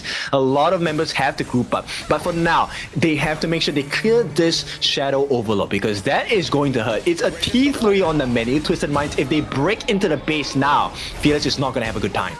But still, with that Shadow Overlord take, look at it engage. Yep, nice catch. Suppression down as well. That is going to be TL out of the battle for the next 30 seconds. They do get the catch on Clean. He does miss his ultimate, but the Blood Rage is going to save his life for now. And there is no response that is viable for the side of Fearless Esports. And Twisted Mind with the Clean rotation here, they know that they cannot push the tier 3s, but they clear out all the tier 2s with your jungle camps, and they revisit back to their own for a next new rotation here. This is very clean stuff coming in from TM. I mean, how do you play this, man? If you're on Fearless Esports' lineup, who is going to catch ACC? Who is meant to be that turnaround? I feel like it has to be Woodwind here, and Woodwind going in for the flash engage does not land onto anyone. It's a big mistake there. With the winning strategy, they get the first one off the board on the side of Fearless, and it's looking like Miku is a second victim. A double kill coming in for the side of Twisted Minds. Highlang is very happy with this one, and this is opening up the doors. The middle P3 open for the taking. 5v3 on towards the map here, but 90 rotating towards the bot side here. It is a 4v3 up front here. Twisted Minds, they are just looking to take the tier 3 and they're looking to back away towards safety, recuperate, relook at the map objectives and plan their next step here. But so far, Twisted Minds playing a very good game, capitalizing on mistakes being sent on by FE members. Very disciplined, right? I love this movement coming in. They know that they aren't supposed to over-aggress, right? 10 seconds on the clock, there's no need to take a risk. And risk is where it comes, right? Twisted Minds, the only way they lose the game at this point up to maybe that 20-minute mark is by taking unnecessary risks. I think it comes down to a wombo combo coming in from Snow, TL, and also Woodwind, finding key members like Shanks and Highlang. That may spell good news if they can really find those backline engagements here. But look at Woodwind. He's going for the engage, but he does not have flash to gap close against Highlang on this Kong Ming. And why is Highlang there? It's because he has time shift. He has flash. There's so many movement abilities. Now, Clean is getting quite a healthy bit of damage given onto him. But for now, once again, Twisted Minds, they're just too mobile. Nobody on the side of Fearless, even if it's Woodwind, has the opportunity to get the catch here. And you can see both of these two teams, they are prioritizing the river control here, and Snow, his position is looking at a beautiful one, because if he finds the backline, that may spell doom for Twisted Minds here as river control relinquish back to FEHK. How does Twisted Mind play this approach? Okay, ACC on the sidelines. Can they get the catch? The Razor Cavalry is on point, and it's a huge shutdown. 3 members for the price of nothing. TL and Snow, they have to make a beeline. They have to run for their lives. Now, Snow might not be as lucky, but TL will be able to make it back into the base. Unless, yep, that is going to be the case here. There are minions marching down, and Clean doesn't even have to get the kill. It's just about making sure that Snow does not TP back to base. Now, TL meets the majority to catch the suppression, and it's more than enough. A killing spree for 90 as Twisted Minds are looking for their clinical finishing blow. Game number 2 ends as quickly as it did in game number 1. What a big play coming in from Twisted Minds 90. This was why he was that MVP of the finals in KMW Spring. That Razor Cavalry was just nasty.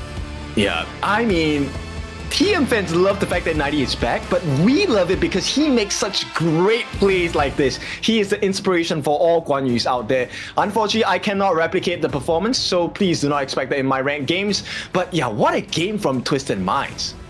What a game indeed. From a not so good early game into a fantastic trade-off in terms of kills. They were actively looking for kills on towards the map, 4-4-2 and that top lane, and then converting this lead into jungle invasions after jungle invasions, into late game scenarios where all of the members, especially ACC and 90, found big plays to really allow TM to close this game off in a very easy fashion.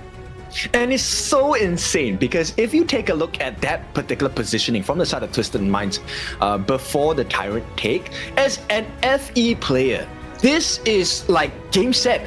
Everyone is grouped up on Twisted Minds. This is the perfect setup for Woodwind to get his enemies and then have the team finish the blows. Snow is waiting at the sidelines, but it's exactly what Twisted Minds was playing on. The Razor Cavalry was so clean because the entire Fearless Esports was waiting for the catch.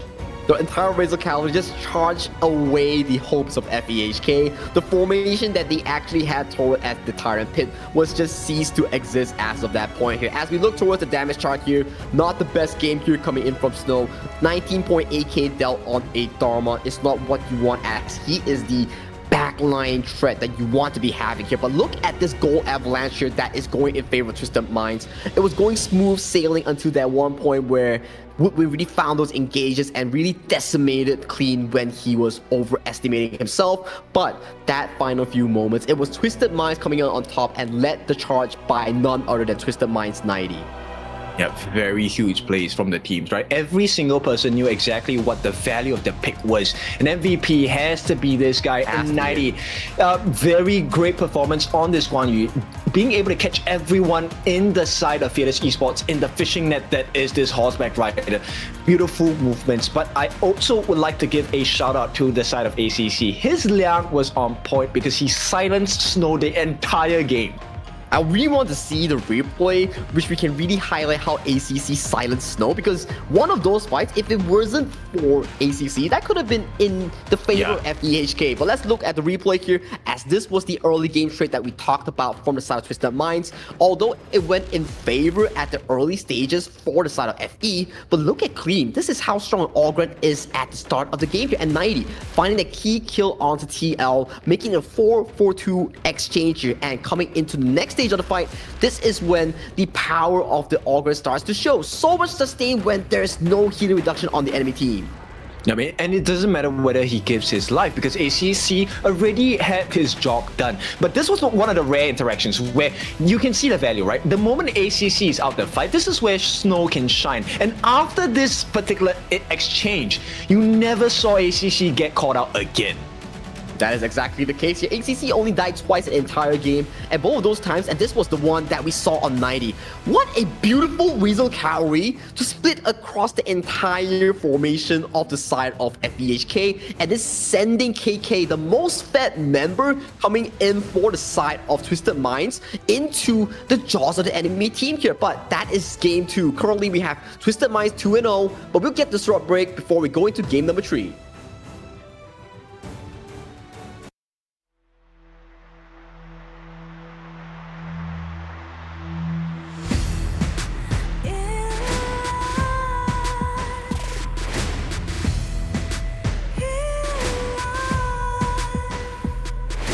What's a life without its worth?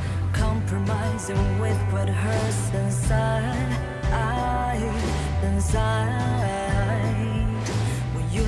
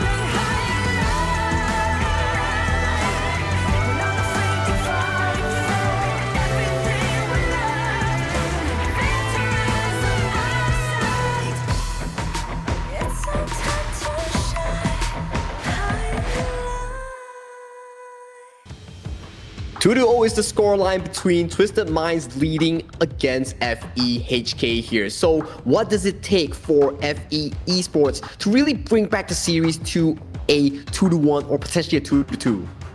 They really need to start winning in DBPs, right? I think that was the biggest difference maker, especially in game number 2. Just the existence of ACC's Liang was really the difference maker for the side of Twisted Minds. So let's see what else is in the play for both teams, because it's getting a little bit dicey for the side of Fearless Esports, who have picked the counter pick side this time for game number 3. It's definitely not easy, especially so far out of 2 games. You can start to see that the coaching staff has a lot of answers, especially to FEHK's niche picks like the Guiguzi, for example, right? So FEHK maybe need to play back to their standards on how they won against Twisted Minds, that late game potential. That's true. But I feel like Twisted Minds, the coaching staff, they have already figured out what the different compositions that Fearless Esports have already offered, right? And this comes to play where you don't really want to show your cards too early in tournaments, even in your own regional pro league. But hey, it's time to show it. It's in the BO7 where the enemy is almost heading to that match point. You are 2-0 down in terms of the scoreline here. If it's not now, when is it that you actually show us in this case here? Twisted Minds though, they're hovering towards the Gen.G. Potentially, they want to double it down for the DRJ with the pay combination for the fast early game. So what is available now? There is no more Lung, there's no more Lady Sun. You're left with like the whole E, the channel for the side of the Fearless Esports, Consort E as well. Of which, is it really the best lineup against Gen.G? Eventually, they will have to think of something, potentially the flowball marksman for the late game potential, outrange, out damage, out sustain. That is the name of the game here. But for FE, they put more priority towards the jungle and clash lane here. Snow got his hand on towards the Mayin that he has so much success on in the earlier of today. Yes, let's see if that's going to be the difference maker. But Twisted Minds, they come up with their own combination as well. This is going to be Yixing and Zhang Fei combination. Very scary. Lay down the board, Zhang Fei unleashes the unbridled outburst, just goes crazy with the match slaughter, with the stampede, the aggressive moves of the transformed state. I'm loving the Gun and Mo pick coming in for South Fearless Esports because they know this Gun and Mo is going to outrange Shanks and also Hailang in all these exchanges here. It comes down to how well he can position himself from the maximum range of the World's My board here. So positioning for TL will be a key factor here coming into the series. Yes, and Fearless Esports, this might very well be a whole E. I'm wondering if Twisted Minds will ban that out later on, but it is Fearless first who has that prior ban. I'm feeling potentially Clean will go on to that Luna here. There's so much tanks up for him to really dash around. Banning out that Diadea does signify that this Luna might be coming into play. And this is an FE special here. I think this is a WKS special in general. Pause Gaming, FE, they really love this Mengya pick because of how strong he is in the laning phase. But the only bad thing about Mengya, aside from DPS, his mobility isn't the best one out of all these picks. Definitely is not. So Fearless Esports, they say, okay, we're just joking around, right? We want to tease the potential, that is all, and we'll take a look at a potential Da Qiao roam, which I like. It amplifies your rotation speed, also is able to deal quite a bit of damage, and also has a save potential, right? In the form of the Sea of Fate. Now, Twisted Minds, I'm curious what they're going to be playing here. And okay, you know what? You want to play, yeah. You want to have a good time aiming, get the snipes down, that's not going to happen. The Hanxing is going to be a true menace for the side of Fearless. And this is the composition that we've seen Twisted Minds bring out before in one of the tournaments whereby, okay, who's just going to lock you in, and then Yixing's going to just cage everyone inside. So it's like a brawling zone that everybody fights each other in that one circle here. So for Twisted Minds, this is a very strong brawl combination here. But I'm loving this final pick Consort U that could really counter the Hansen and Gen.G combination in that 2v2 matchup. Yes, in lane as well. I think you can actually play it from range, right? Your old bolt first skill for the side of KK, that's going to be very useful in clearing the waves, especially against Shanks, who is definitely of a so-called shorter reach in comparison to the side of Fearless Esports. But with that being said, I'm just concerned whether they can handle the way that Clean plays this Hanxing, because he's going to be farming a storm in this game. And Clean's Hanxing has historically done pretty damn well, even against KPL teams like AG. although they didn't really win, but his tempo was really up there for the viewers and us to really see how he really plays out this pick here. And so far as Hanshin in the tournament, I don't think he has lost a game at all today. Okay, those are some very scary stats, right? If you are a fierce esports fan, this is something that needs to change. History needs to change, and we will see if that's going to be the case here. Game number 3, potential series point for the side of Twisted Minds.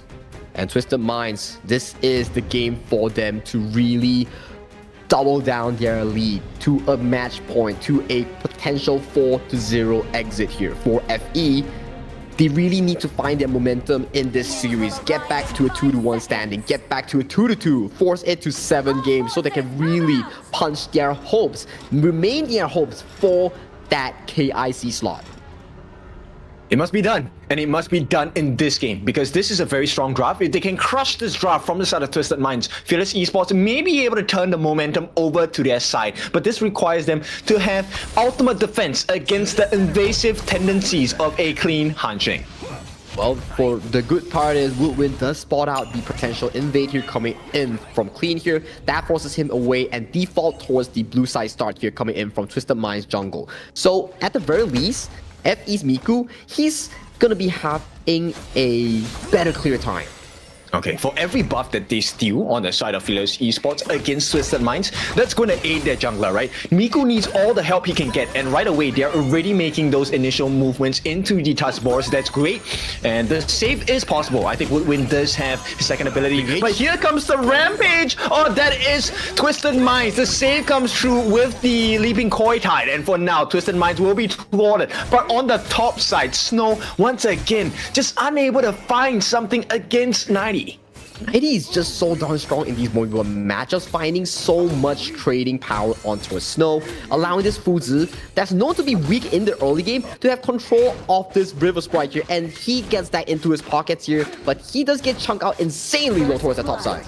Oh, first blood, there we go. You can win that potential start of the match, but we will take that kill away from you. Snow gets the initial first blood, gets level 4, opens up the teleportation portal, and this is going to aid Miku like crazy in his rotation, meaning he can keep pace with Clean.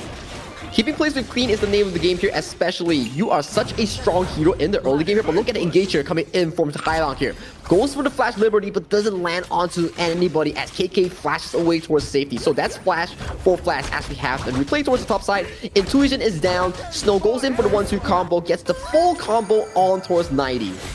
He did have to expand the flash, which I think isn't the biggest difference maker for now because he did it pre-2 minutes, which means it will be in time for that first Tyrant take. Now, Fearless Esports, they have to see a Fate to work around with as well, which means they can be 5-man strong really quickly.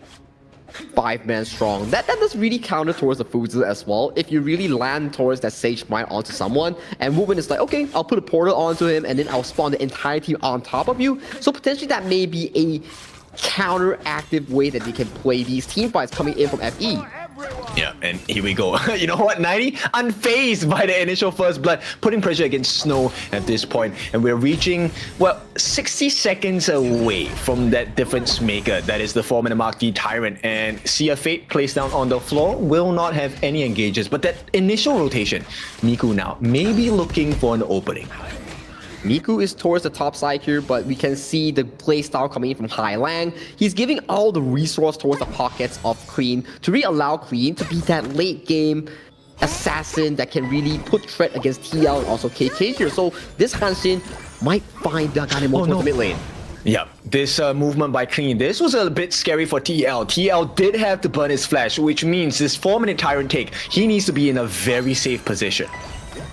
Safe position, and if he does get engaged on, he has to be very careful at all times because Clean, you know he's not going for a Tyrant, he's going for kills to maximize his own savings.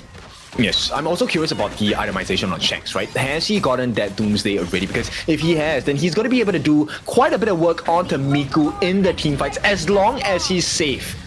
I think he went for the Sparkforce Dagger as to really put on that magical damage onto KK and also deal like hybrid damage here. But Hylang here going for the Flash Engage. And there we go, the setup. ACC pushes them back as well. Border be laid down. They're locking them all away. And that means they get the Tyrant for free at the cost of nothing. Only at the cost of Highlang's passive and also Flasher. That was so huge coming in from Twisted Minds here, but pressure on towards Shanks towards the bottom lane here as all these spears are hitting so hard.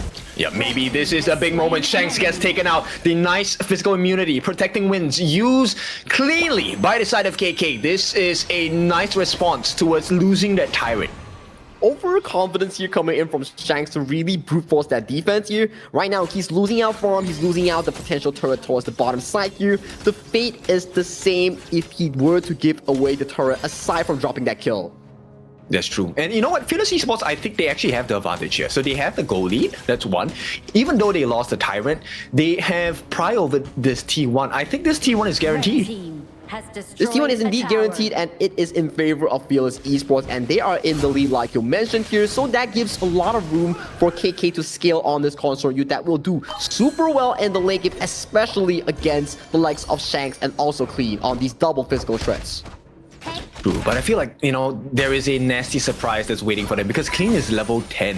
He's 3 levels ahead of TL, now 2, and that's going to be a huge one, and now there is no escape. And with that, Twisted Minds, they recover 1 kill on their end, they're looking for more. Now, Fearless Esports are going to be hiding, looking for the Dream Roam setup, not going to be available, but they do secure their own camps. And right here, Clean, he wants to go for a TL instead. There's no way he's going for Miku. He's coming in. Where is the damage? There we go. A lot of people say, hey, Garden Mode is very risky when you go close. No, it is not. TL shows you that close enough, there is still damage coming from Garden Mode. Freshly forced straight up on towards the face of Clean, eliminating him from the existence of the Gorge here. That is a bit of an overextension here coming in from Twisted Minds jungle here. So that is good punishment thus far from TL. And the response is clean, right? Fearless Esports, they respond immediately with the Overlord take. And Highlang, he does have his passive, I believe, did not have to burn that out. So maintaining initiatives is still available for the side of Twisted Minds. Highlang can play a little bit risky still. This Ganemo is starting to hit like a truck. He has a scepter right now. He's working potentially towards a Tome of Wisdom or even the cap. So you gotta be wondering, what's gonna be stopping this Ganemo if Clean is unable to find these assassinations? Which is crazy, right? Clean is like level 11. He's 2 levels ahead of the so-called weaker sides of the draft. Like one-on-one. Oh, hang on. This is where the win conditions will come true. Snow tries to win the 2v1. Actually gets the clean kill. Makes it out. Takes a due. And now everything is reset. Something is going on here. Fearless Esports just refuse to take an L. That was Snow's time to shine here. 1v2 against 90 and Clean, burning 90 splash, killing Clean in that process here. That is so much added value here coming in from FEHK's rotation here. Super good stuff. Yep, truly putting the Peerless into their model here. Shanks finally has gotten that Doomsday, so he is going to be a decent threat against the likes of Miku as well as Snow. But he is also someone that has very short reach, so he needs to be very careful. ACC here in a good position here, but does get spotted out by Miku here. So far, the advantage has been humbled towards FEHK in these few attempts here. So far, Clean has not been finding big success across the Gorge thus far.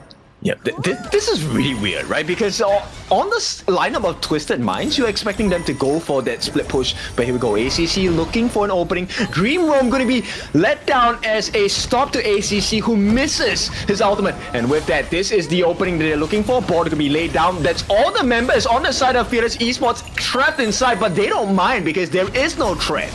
There's no threat, there's no follow-up coming in for South Twisted Minds here. It's only a board to show confidence here coming in from Twisted Minds here. But on the flip side though, you see Hanshin here trying to steal with the buff here, but does get spotted out by the members of FE here, forcing him to rotate towards safety.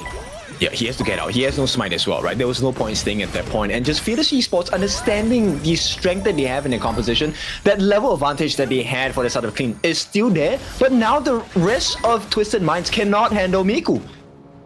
But still, 2,500 goldie in favor of FEHK. They have so much more confidence here compared to Game 1 and Game 2. Right now, they are in the driver's seat here, but look at Clean here. Gets spotted out by the Sea of Fate here. Good spot out here coming in for Woodwind. Yeah, I like this. Fearless have all the answers against Clean. This is how you should deal with Han Xing. Clean is level 13. He's still maintaining that level advantage. But the problem is the fact that, look, nobody else on the side of Twisted Minds is able to handle Miku. And what that means is they get that opening for TL. Once again, they give it a try, but Snow, he's surviving, he's thriving. And here comes the backup as well. KK laying down the pain. ACC with the save, but I don't think it's enough. The heals do come true, but 90, he needs to run. The flash comes in as well. They finish the job on the side of Fearless Esports. The Dream Roam going to be laid down as well. Let's take a look if he has the passive. Hailang, not going to be put at too much risk at this point, but TL is around the corner. And Clean, he's looking for the opening, but the summons have come true. The Eye of the Whirlpool saves the lives of the rest of the team, but TL has to pay the price. TL does pay the price. It's a 1-for-1 exchange so far. Snow right now, he's so goddamn tanky on that Marine. If you don't bring Clean, if you don't bring Shanks, don't even think about taking Snow in a 1v2 or a 1v3 exchange. And this is what we want out of the draft, right? So even when TL is down, there's still the presence of Snow, there's still the presence of KK, both of which are able to deal significant damage to the lineup of Twisted Minds. And you can start to see Clean, he's not going to be a threat towards KK at any time right now because KK, he's immune to physical. Hailang is severely behind on this Yixing, so there will be no magic damage to put threat against KK's Consort U here. So what's the answer here for this Consort U that is so goddamn fit? I have no idea because they can't actually tank it up. Here comes the Dream Roam. Going to be caught in the vault by Miku. That was the wrong call and they actually get him out. Who takes the buff? It's the Tyra buff going to the side of Twisted Minds. It was all looking good, but Twisted Minds now, they need to turn tail, run into the jungle of Fearless and really just make them pay for all the pain they have experienced. Miku with the critical misplay here, giving all those lead back into the hands of Twisted Minds here. This is not in the script, Miku. That is a devastating mistake. Yep, he has kind of opened up the doors for Twisted Minds to come back into the game. Not ideal for sure, but it is not game lost. Fearless Esports, they lose the T1. On the top, they lose a T1 at the bottom as well. So this is a little bit more map control. In fact, this is the recovery. The gold is slightly moving back into the balance of the two teams. It was almost 3,000 in favor of FE, and once Han Xing on Clean started to ramp up and got the Tyrant, right now he's free to farm the side lane, he's free to cross the gorge. That is such a bad news coming in from FE. They were having so much success just now. I mean, okay, it's one bad situation, but it doesn't kind of remove that same advantage that Fearless Esports have, right? Like, the only target they have is TL. Like, that's the only person Clean can go on safely. That for the most part. Indeed the true part here. We have to see how KK really uses his protecting winds here because look at him. He's doing so much damage on the ACC and the flanking position here is valid. Oh, here we go on the backlines. They wanted to burn out the protecting winds. And here comes Clean. He's looking for an opening. They get rid of TL. There is no more save potential. Here comes the maximum damage from the side of Twisted Minds. They get rid of Snow as well. The two important members that can change the fights not available. Fearless Esports, they get the Sea of Fate. They're going to be sending KK back home. But at the same time, the T1 under pressure, they're jumping in as well. They want to lay down as much pain as possible, push them back so they can get the T1 in the mid. Open up. Give the fog of war towards the side of Fearless Esports. But that's Clash, that's mid lane down for the side of FEHK here. 1,000 gold lead goes in favor for the side of Twisted Minds here. They drop Shanks, but Clean is still up and available in this game here. He can really just cross the gorge, get this Shadow Overlord, and then revisit back onto the side lane pressure because right now, Twisted Minds from that deficit of a mid game, they are back on board once again. Okay, this disadvantage is only going to be for the next 2 to 3 minutes, right? Because everyone else on the side of Fearless Esports, they will hit 15 soon. They should have the gold to match it up as well. Like, there's literally just 1,000 gold that sets the two teams apart now. Of course, in advantage to Twisted Minds. But Twisted Minds, they have the Fuzi, and Fuzi's getting towards the late game. That is so darn scary coming in for the side of FE. They have to take down this Fuzi before even thinking about all these damage potentials here because this Fuzi, with the Intuition refresh, he's not going to be taken down so easily. That's true. And look, Clean is just playing the mind games. They get the ball down. This is Miku as well as Woodwind. They have been caught. Do they want to over-aggress? Shank's gonna lay down some free damage. They take the T2 at the bottom as well. So there's a lot of pressure building up. There is the Shadow Overlord coming in on the bottom side. So right now, Twisted Minds, it's a completely blue map. Out of the blue, we have all the T2s taken down. All the tier 2s are down. Do Twisted Minds continue with this push, or they play slow and get the Shadow Tyrant that's about to spawn in 5 seconds time period? I think they can just play it chill, take care of Highland's mana here, just slowly play the game, and they will have even more of a grasp right now. 3,000 is the lead for TM in this occasion. Yeah, and this is exactly what the lineup is supposed to be like, right? This is the performance that Twisted Minds needed at the start of this game. The split push, the buff stealing, that insane mobility that is Clean himself. And right now, it is coming to fruition. Fearless Esports, they have no answers at this point. We need a miracle flank here coming in from Snow or TL, sniping Clean or Shanks to really put a stop to this Twisted Mind terror of their tempo here, because at the first 10 minutes, it was all FE. FE getting kills, FE getting rotations here, but at the moment where Miku threw that ultimate into the hands of Twisted Minds, that really spelled disaster here. But look at the board here, it does not catch onto anyone as Shanks is looking for the turret. Actually, Fearless Esports, they have a decent defense, right? The wave clear is strong. They have TL, they have Woodwind. There's a lot of wave clear available. It then just is determined by, do they get out of position here? We'll have to see right now. Oh no, Miku! Yeah, he has been caught, and that's a killing spree. They get the finishing blow. The main tank is out for the side of Fearless Esports. This is going to open up the doors. Snow tries to save the day by pushing away 90, but at the same time, the T3 at the top has been taken. Fearless Esports, the bleeding begins. The bleeding begins, and it is not going to be stopped from the side of Twisted Minds here. They saw the angle, they engaged onto Miku, and right now they are not stopping without even more tier 3s. They won the series point. The flash comes in as well. Ball laid down. Woodwind is caught on the back lines. Here comes the first life of Clean. Traded out. What more can they get? Destiny gonna be used as well. They finally get rid of Clean, but the base is exposed. The crystal is open for the taking. All they have to do is to start working on it. But Woodwind manages to buy some time. They have cleared up the minions. One more wave on the bottom side. Shanks is still healthy. He's still alive. Here comes that legal immunity. But up against the physical immunity, is it going to be enough? It's a double kill. And with that, they're left with 3 members. But the big strong ones are here. Snow, Miku, and TL. They can definitely get the wave clear done. They can definitely get the kills as well. And for now, Fearless Esports, they buy a lifeline, but this is a lifeline that is really thin. Shanks played that team fight so darn aggressive and so darn well. He was dancing on top of Blades, finding kills on the KK, finding damage on towards the crystal. However, they still got a sense of life back into their arms for FE here. But how long can they hold on towards this game? Because Twisted Minds, they are looking at this Shadow Overlord. Yeah, there's no time, right? At this point, if Twisted Minds get their hands on the Shadow Overlord, this is game set. There is no way they hold against the likes of Twisted Minds. Now, Highline will be starting to put it down in terms of vision, but Miku will be sent home. So let's see. Clean here has potential to change this whole thing. They don't know that he's here. They don't know he's here. He's spelling them. He's found Miku once again. Yep, he's on the back lines. He's looking for TL. Gets that double hit. Gets that kill as well. He gives his life. They get rid of TL.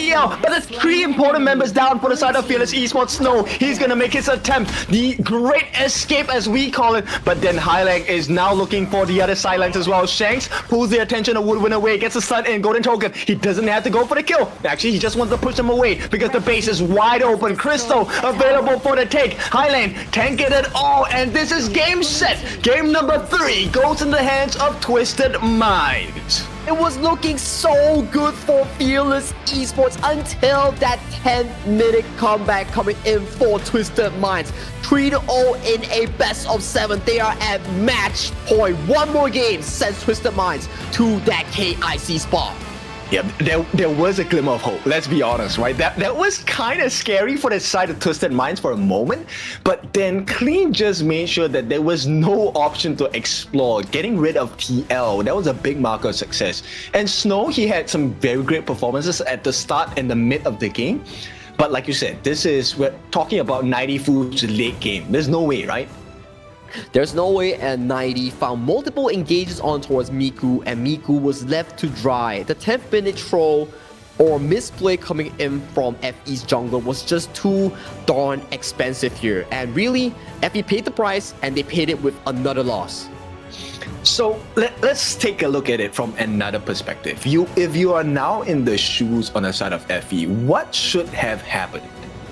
What should have happened? Potentially just allow yourself to secure the Shadow Tyrant, only you go for a much better team fight, because we can check back to the replay later. 0-3-2 on towards Miku here. Definitely not the best game he had on this monkey here. But so far, if we were to prize someone, I gotta give props towards Shanks and also Highlang. They had amazing game in setting up the success story for Twisted Minds.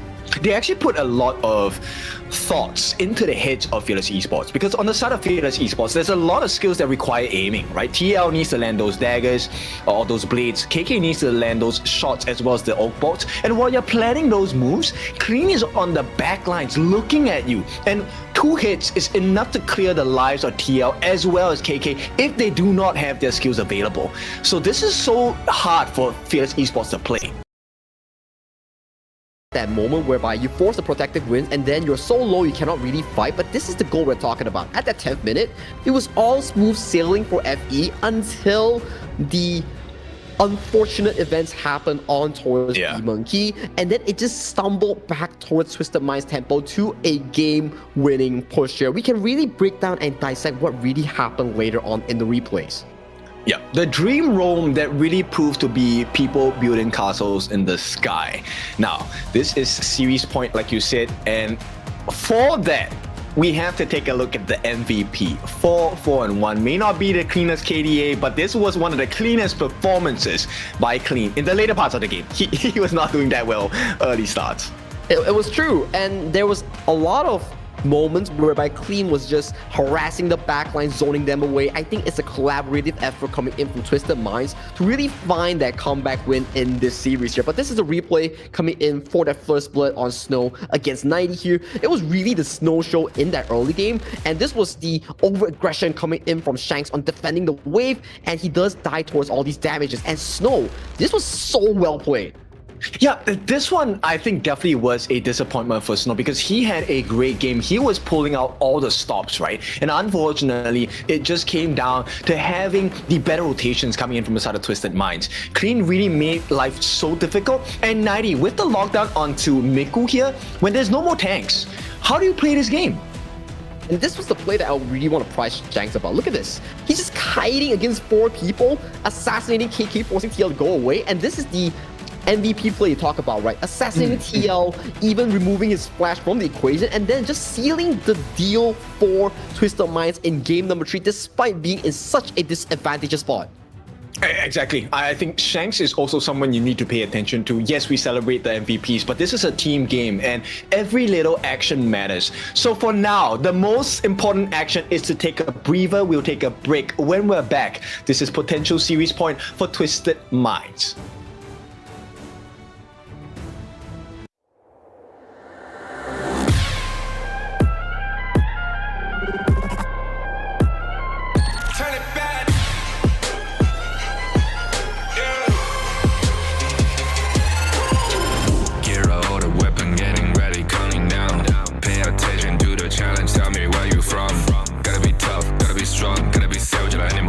Time you tryna push me down. Look at me, I'll be lying down. When I run around, you don't make a sign, I will catch you.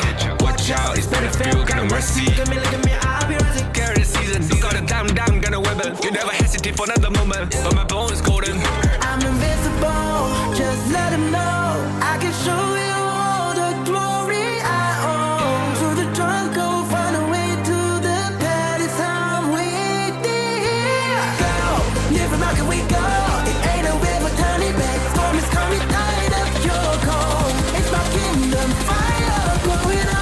We the kings, it's an honor showtime.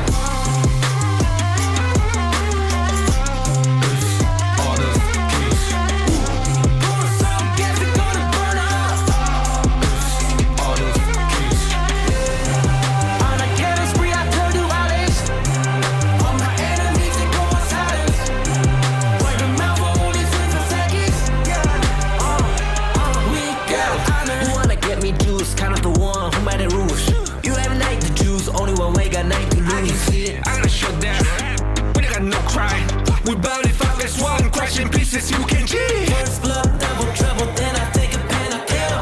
All you do is sweat and look at me still victory. Say. I've triggered my soul down. For my pace. We the champions screaming, I'm invincible. Just let them know.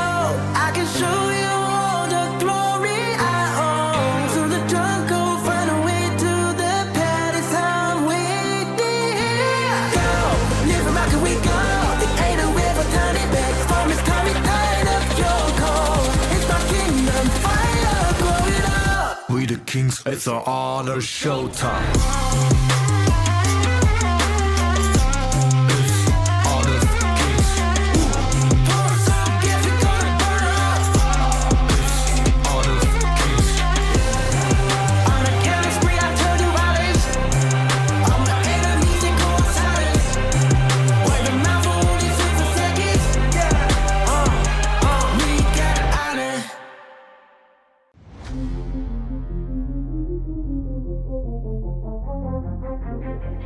I said I'm born of this, I'm born this way, ayy. This is my chest and my bonus play. Can't be late, won't hesitate. What do you say? Race to find my face, scars to find my skin. I can't convince them, can't please them unless that I'm the one that you hate. H-E-R-O. At the brink of tournament elimination, right now we have Twisted Minds 3-0 up against Fearless Esports Hong Kong, China here. What does it take for FEHK to make it back into the series, kid? They need to reframe themselves, get right back into action, right? They need to start their engines. It's never too late. All you have to do is to believe, have the faith in yourself. And we'll take a look at whether that is going to be the case, because Twisted Minds, like you said, this is potential series point. One more win secures, guarantees that KIC ticket. It is at death's door for FE as of this point here. They will really need to pull out whatever strats that they have in store to really change up the tempo of the series, because 3-0 is not a good score to be in, because every game that you play from here on out, you might cause yourself to be exiting the chances of KIC 2025. True, but we have seen miracle stories many a times. We have seen teams come back 4 games in a row. Now, is this going to be a Cinderella story for the side of Fearless, or will they falter? Let's take a look at the pick and bans. It's going to be stock standard. Luna, Pei taken out for Fearless, Twisted with the Yuan and the RD ban. I'm thinking here, what can Fearless Esports really draft to really outshine Twisted Minds in these attempts here? Because Snow, he's been finding so many of these early game picks here, so many of these early game plays to really put FE on top of the early game charts here. So what does it take for him to change up the entire game tempo? Liu Bang has been locked. Okay, this could very well be the Liu Bang and Lianpo combination. There's a lot of openings. There is also the potential Hansing pick coming out from FE themselves. We'll see. Twisted Minds, they go with the stock standard Long and Diadea. Good burst, good heals. Wow, them getting Long at this stage 3-0 is one of the very good setups here that you can probably ask for. Long is one of those strong picks that you want to be utilizing in a series, especially in a game 4 where you are match points against your opponent. That's true. Now, Fearless Esports, they will be the next one in play here. Who are the 2 picks? Do they go for the Lianpo, or do they want to go for something even more greedy like the Jing? But for now, Fearless Esports, they start with the channel first. A classic, nice matchup against the Lung in the laning phase. It's a very good pickup here, especially you should pick the channel here, considering that if you don't, it's probably going to be banned out at the 3rd and 4th ban here coming from Twisted Minds. Jing is being hovered and potentially locked for Clean in that jungle here. Clean, so far in this series, he's been having a phenomenal record. Exactly, and I mean, is this not the end here? This is a clean Jing. We have seen this guy's Jing so many times. So many times. He's so good at all these jungle assassins here, and so far he's probably one of the best jungle assassin users in this entire tournament thus far. We have to be keeping our eyes on this player here, because if he's not locked down, he may be a big of a threat, especially against that channel in that farm lane. I think Fearless Esports, they might want to double down on that, very aggressive take in terms of turret pressure, right? This is one of the reasons why Twisted Minds ban out the Agudo. And obviously you take out a Musashi because you don't want to be put in a position where you get bursted down really quickly. Late game Musashi, pretty hard to take down. I have to agree. Your late game Musashi is super duper hard to take down, whereby all these assassin picks, the Musashi can also block the Lung's flaming palms with the illuminating slash. He can also bring in the Liu Bang combination towards the backline here, but it seems like the Liu Bang here is more of a deny against the likes of the Jing and Liu Bang combination here, because this Liu Bang is potentially going to the Roma role. But Twisted Minds, they've got the Charlotte. This is something that's very scary. This is one of 90's specialties. And now Twisted Minds, they're locking in. But Fearless Esports, I like the draft because this double burst composition, number one in the form of the Fatih and number two in the form of the Liu Bang. This could very well be the entry into the momentum shift here. Oh, Angela being hovered from the side of FE here. Very interesting pickup here. Nutsa as well being hovered here. So we're looking at a Nutsa jungle, Fatih clash lane, Liu Bang roam here. So you can see Nutsa Liu Bang combination to really lock down that lone in all these team fights here. A potential pickup here that may serve purpose, that may serve a win for FE. And you cannot, ignore the Nurza Skyfall, right? The moment that Skyfall is locked down, you have to be really careful about what's happening. And I love this shield pickup. This is going to be a huge thorn in the side on the side of the Jing for Clean, right? Because once you're getting pulled out of your mirror domain, it's instantly cancelled. So that is probably one of the win conditions that Fearless are hoping to achieve in this game number 4. It's a very good counter towards Nutsa or even the frontline like Fatih as well, because you can really remove their defensive stats and push more damage on towards their head here. So potential Ziya may be locked in here. It very well could be. And level 25 Loom, I think that's going to be a huge problem. Level 25 Long or level 25 Jing on towards Clean here, or even Charlotte here. Whoever does well will get the passive coming in by this Ziya on towards Hailang here. There's so many choices here coming in for Twisted Minds. Okay, we'll see. This is the final countdown for the side of Fearless Esports. No more lessons. Get that exam over with, and we'll see. This Twisted Minds make it past and win this entire series with a clean record 4-0. This will be very interesting here. It is tournament's end for FEHK 3-0. This is their time to really bring it back, or potentially allow Twisted Minds to end it for 4-0 in terms of the scoreline here. It is down to this deciding moment. Okay, so I think one of the primary movements that we need to explore on the side of Fearless Esports is that clash lane, right? You need the Fatih to be successful. He is the only person that's going to be responsible to put pressure on this Lung and make mistakes happen on the side of Twisted Minds. Fatih and also Nutsa, Miku's Nutsa. These two will be, like you mentioned, right, the backline access threat here to really burn down this Lung's ultimate, to force him away from this team fight. But this is game number 4 between Fearless Hong Kong China against Twisted Minds. The last two teams from the KME, KMW, and WKS, they will duke it out for that final slot in the KIC. But the poke potential coming out from Twisted Minds is so scary, right? You have the Cannon Blast, you have the Divine Punishment as well. There's a lot of wave here available, but here we go. Nice start. Woodwind actually gets quite a bit of damage onto the side of Hailang. Hailang does go dangerously low here. They do get that mid lane priority here. ACC getting hit by that Silk Imprint from the hands of TL here. And towards the bottom side, we see KK making light work of this favorable laning phase. Yes, he needs to, right? Imagine if KK does not have a favorable lane, then it's going to be a nightmare situation for the side of Fearless Esports. Now, Twisted Minds, they are doing well to be able to provide space for Shanks to get this Spiketail Beast for himself. At the same time, Clean has not been disturbed in the jungle, which is a cause of concern. Fearless Esports needs to put pressure here. It will be difficult, right? Because Nutsa is not the type like Pei, or not the type like... Wait, hold on a moment. It's 90. Looking at the Woodwind, the Woodwind does get forced away towards safety here. But back to the question here. Nutsa is not the likes of a Pei or Organ that can put that early game pressure here. He's more of a jungle that scales even better towards the mid to late game stages here. He is a scaling jungle rather than an invasive jungle. Well, let's see how they achieve this win condition, because he's going to be quite hard to deal with, right? He's super tanky as well, given the right resources. And at the stage of the game as well, we'll see Clean. This initial first blood, if you're looking on both ends, right? I think for Twisted Minds, the best first blood candidate, I would actually put it on Snow. I would want to shut Snow's game down. either Snow or KK, one of these side laners that are prone to the ganks of Clean, right? Because Clean on this Jing, once he breaks the level 4 mark, he has so much damage in that mirror domain kit that can really pump up the sufficient burst to burst down these side laners.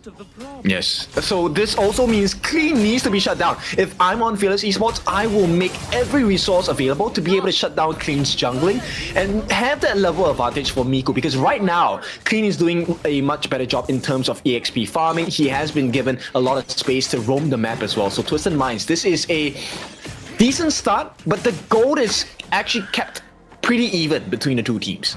It is practically dead even at this point here, but coming to consideration of one thing's for sure, Twisted Minds has a much better late game scaling here. You have Shanks on the Loam, Clean on the Jing, 90 on top of Charlotte here. All these are known to be a crazy late game setup here, plus Highline with that level 25 break mark here. So if you're FE, you're potentially playing on a timer in this game. That's right, and the timer is going to get shorter. Woodwind now, charging on its abilities, actually gets spotted out by the rest of the side of Twisted Minds. Now, there is a lot of free damage available. Unfortunately, the Cannon Blast will not hit its mark, so Fearless Esports, this is a small win. Small win here, but look towards top side. Nice catch, and this is going to be 4 members, and with this Skyfall, a success in the form of the limit here. So Fearless Esports gets the first blood, but they have to defend this T1 at the bottom. So much artillery being thrown on towards the face of KK. He's just like gliding through like Matrix, dodging every skill shot being aimed towards him. So good stuff coming in from KK on that channel. But TL, with that roam on Shi, he pulled off light work onto 90.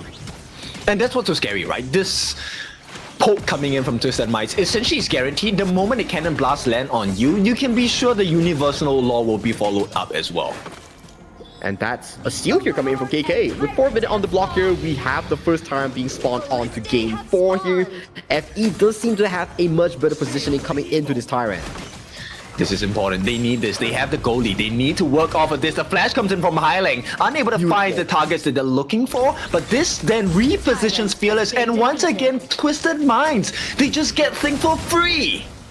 It was Highline again. He flashed in for that knockout, forcing the flash away from KK and TL. If they didn't flash, that could be disastrous coming in from FE's mid and farm. And you know your mental state is at risk when you see a mid laner, right, flash in and you flash away. It's kind of scary. I can only tell you Highline's angle was just too darn perfect in that exact moment here. But coming back into live here, although that were to happen here, but goal lead, ooh, yo, steal coming in from Twisted Minds Clean. That was so fast. The disrespect on this man. I mean, the gall to even try for that after taking the Tyrant. And here we go. This is big burst potential coming in. The Wolves managed to save the life of Woodwind there, blocking the Cannon Blast. Or that would have been a secondary kill for the side of Twisted Minds. Now, here comes the Cannon Blast again. It stops the 2 of them. And KK now.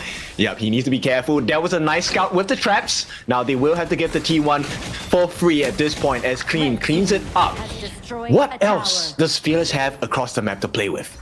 TL needs to find more of these engages because so far, Clean is just getting away with all these steals on top of Miku's head here. You need Miku with sufficient resource to man-mark Shanks, to man-mark Highline here. You can't allow him to be put on so darn behind in all of these games.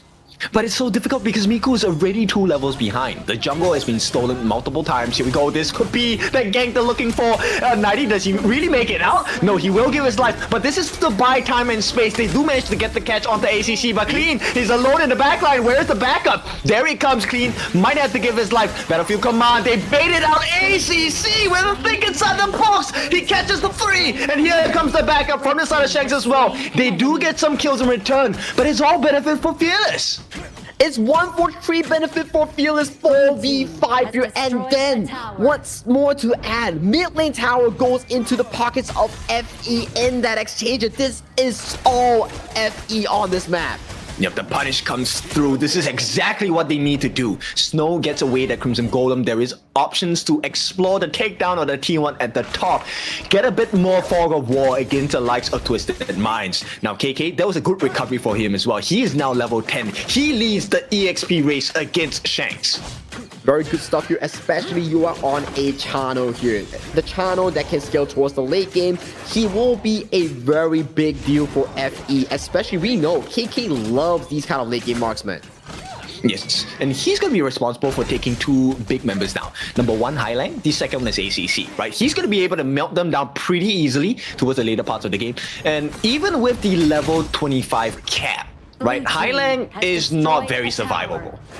Not very survivable. That's why he has that Splendor already purchased in his inventory here. So for Twisted Minds, the game plan is simple as of this point. Stall the game to a potential 14-minute mark. Then you have all these big items from 90, from Queen, from Shanks to really burst through the team fights with ease. Yes, and we're talking about the growth of Miku, right? Him being able to tank, that's the important marker. Another catch, they force out the dragon form. They jump onto the backline as well. Highland forced to use his Splendor early. And this is where Clean is waiting. But he is in view of Miku, who is happy to take that 1v1 against Clean.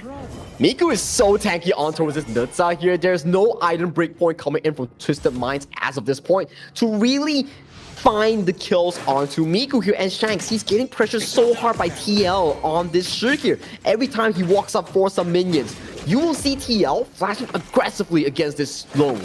And the beautiful thing about TL's gameplay as a shooter, you want to stay hidden. So you're having very little risk of being actually caught out by Clean, who's going to be looking for you or KK, right? Because the rest of the members will be able to turn the fight around. And for now, with a 1,000 goal lead going to the side of Fearless Esports, this is their best chance yet. Still 8 minutes on towards the clock here. This is the exact same thing that FE did in game number 3 that they were so dominant in. I need to see FE whether they can pull off better micro decisions in those team fights to really battle that game 4 with Twisted Minds. Because so far, yes, FE is in the lead, but what about big team fights? True. I mean, okay, the micro has been not bad, right? TL has managed to catch quite a lot of people with his second skill. I think that has been one of the main reasons why they're able to get the catch as well. But here we go. This is where Twisted Minds, they have been caught 4 times already, right? How do they recover from this? Because if this happens, furthermore, Fearless Esports actually have a very strong chance of coming back. I think it's still fine for Twisted Minds because, like we mentioned, right, 90, Highland, Shanks, Clean, they scale super duper well towards that late game. So if it's not like a crazy goalie like 4,000 to 5,000 as of this point, it's still really acceptable coming in from Twisted Minds as long as they don't fumble at 10th minute mark. It's funny you should say that because we have seen the biggest fumbles come after that 10-minute mark, and right now we're about 10 seconds away from that reality being set in. Twisted Minds. Let's see if they can turn this game around. Only time will tell here. Clean on towards the crossmat here, using the teleportation portal towards the mid lane here. It seems to me they want to contest for this objective take. They have to, right? They can't afford to lose this. Yep, there is Snow giving information for the team. Right now, here comes the Skyfall. They want to burst out the skills, and with that inflighted pass is going to be used. Think inside the box. ACC does not get the catch. It's not enough. Snow uses his lifeline there with the Blood Rage, and that is going to be 3 different members going down for the side of Twisted Minds. And Fearless Esports, we talk about that comeback. 10 minutes, here it is. TL once again landing a crucial soak imprint on towards Shanks. They're pulling him towards the arms of FE. This man on this shit is unstoppable. Yes, and the rewards are great for this one. All the T2s have been taken out, and just in time as well. So right now, Twisted Minds, they are living in darkness. Fearless Esports, this opens up the doors forwards towards that Shadow Tyrant. 7-2 with a 4,000 goalie. Beautiful stuff here coming in from Fearless Esports here. They are in the driver's seat. 4,000 goalie, Shadow Tyrant available. They have all it takes to really bring this game to a game number 5. Yep, just play patient, right? Don't mess up. Like, just play the winning formula, get the catches from TL, make sure you pressure the backlines with Miku, just create chaos, allow Snow to go in. He has the flash now, there is a lot of flag potential as well. Fearless Esports can definitely dismantle this Twisted Minds lineup. We need to see the upcoming execution here coming from Fearless Esports. They need to find perfect team fights like what they did just now. Very good initiation coming in from Miku. That ultimate on the Nitsa to really force Shanks out of his infinite vastness here. And TL, one or two more of these Silk Imprints will really bring the game victory towards his hands once again. And he completely flips that switch, right? Because instead of aggression, like looking for KK, it is now, okay, I need to protect myself, and everyone forgets about KK. It's just free damage. It's just free damage. Very well said here. And look at Queen here. He's looking for potential backline access here, but it is so done perfectly well from the side of FE, where they just give so much space for KK to play these fights with no worry. Yeah, they're gonna back off at this point. They can't really over-aggress. The bars are heading down, and there was a potential steal even with the Primal Bond coming in. Actually, especially with the Primal Bond coming in from the side of Fearless Esports. And the next decision, this is the best one yet. Taking away the Azure Golem is gonna be very important against Clean, but he does secure it for the team and for the cause. Right now, it's defensive mode. Defensive mode online for South Twisted Minds. Can they push against the likes of a Overlord push that's being set up by FE here? Overlord Vanguards are attacking on towards the map here. 13 minutes is the game time for both of these two teams here. Twisted Minds, they need to play a very good high ground defense here against TL on this dominating and very, very strong Shi. I mean, they have, right? Because they have Hailang, they have the Universal Law, Divine Punishment, they also have the Cannon Blast from ACC, but we'll see. It all comes down. TL is the game changer here. Can he get that catch? He is looking. He's just casually strolling across, and he finds the engage! Oh, he finally gets the catch! They forced out the Dragon Form in front of Fastest by Shanks. He is so low. They get the T3, which was what they were looking for initially in that middle lane as well. Miku handing up the damage. The dive coming in from 90, but it's not going to be enough. They don't have the damage, and they can't do anything because the structures are getting whittled down bit by bit. In fact, a bit is an understatement. This one is a free one. T3 on the top, open as well.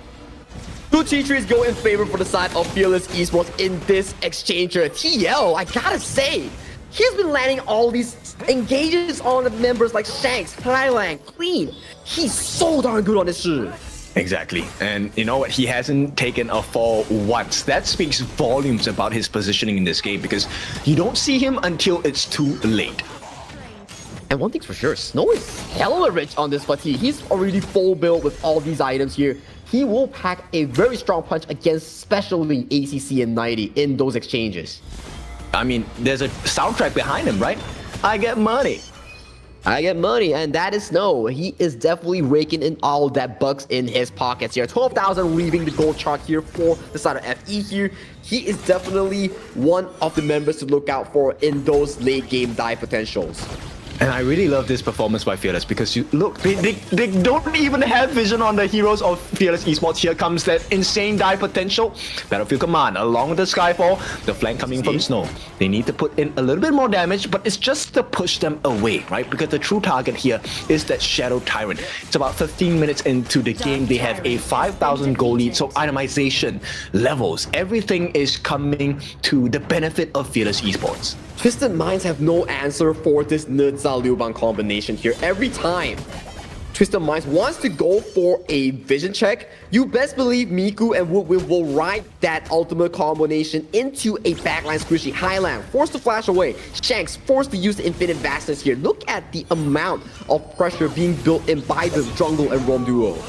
TL looking for the catch as well. Once again, the TP comes in. TL manages to get a catch. They take that final T3. And this is going to be a very empty base for the side of Twisted Minds. The challenge is on. Fearless, how long before they finish this game? It will not be for long here as we see Shadow Overlord spawning in just 5 seconds before the inevitable really happens across the gorge here. As we see Twisted Minds pathing very aggressively towards the jungle here. They want more.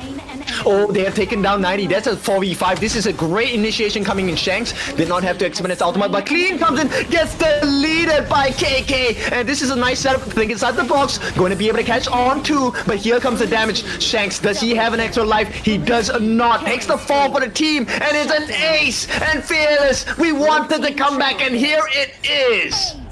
They find the game-winning push. They find a tournament lifeline. They bring the series back to a 1 entry. The crystal has been exposed. No members coming in from Twisted Minds are alive to defend this. Game 4 goes over to the side of Fearless Esports.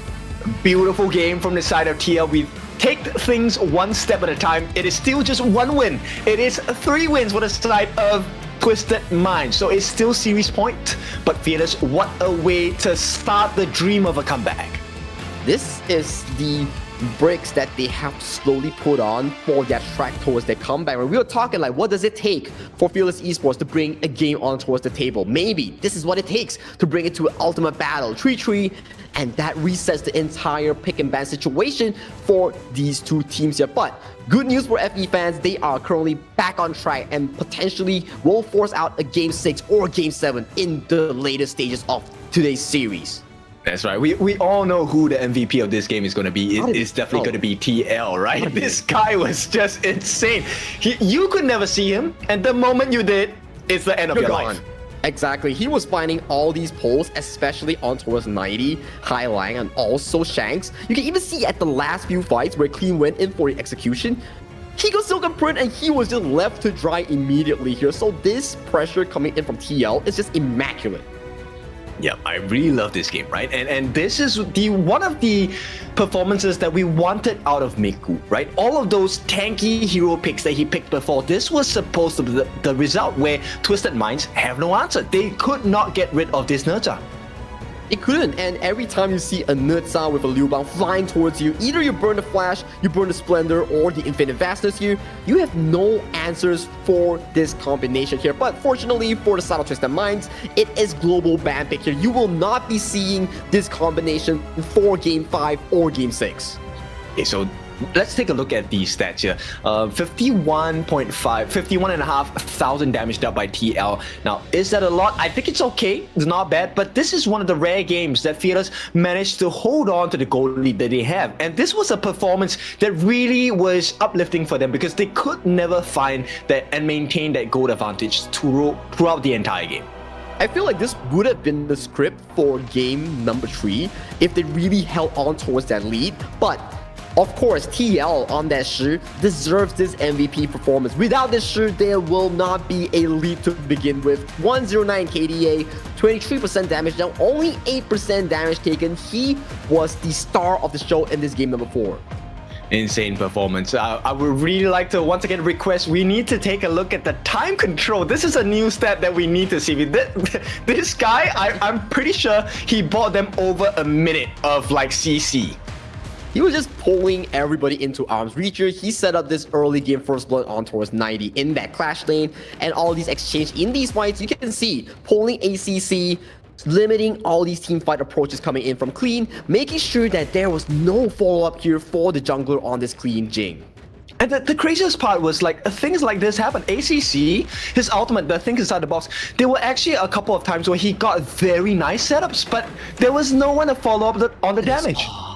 Look at this, he was just pulling a Jing under very high APM, finding the perfect engagement, and as of this point, even if Shanks were to find the backline, it was too darn late, especially against a late game channel, leading to the demise of Game 4 Twisted Minds here. But that's the story coming in for FEHK. They bring the series back to a 1-3, and do you think that they can bring it to an ultimate battle? I'm not sure, but we will go to a short break before we find out what will happen in game number 5.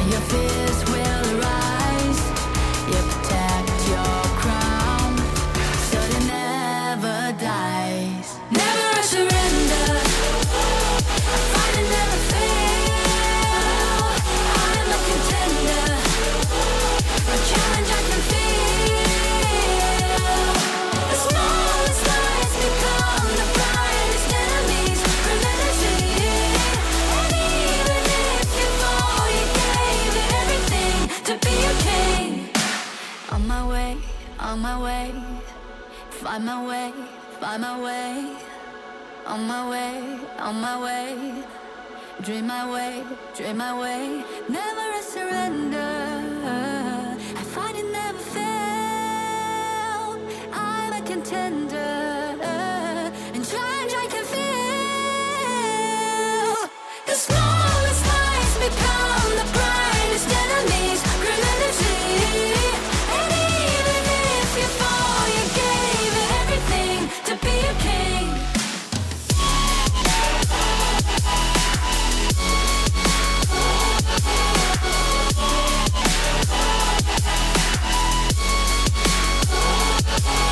The smallest lies become the brightest enemies. Remember to. And even if you fall, you gave it everything to be a king.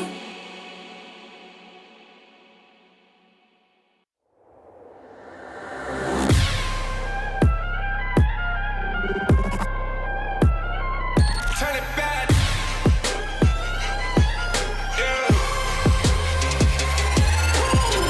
Gear up, order weapon, getting ready, counting down.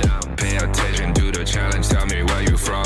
Gotta be tough, gotta be strong, gotta be savage like animal. Every time you tryna push me down. Look at me, I'll be lying down when I run, and I'll make a sign, I will catch you. Watch out, it's better feel, kind of mercy. Look at me, I'll be rising. Carry the season, you got a damn, gonna weapon. You never hesitate for another moment, but my bone is golden. I'm invincible, just let him know. I can show you all the glory I own. Through the jungle, find a way to the pad. It's how we go. Never mind, can we go? It ain't a river, turn it back. Storm is coming, light up your cold. It's my kingdom, fire growing up. We the kings, it's our honor showtime.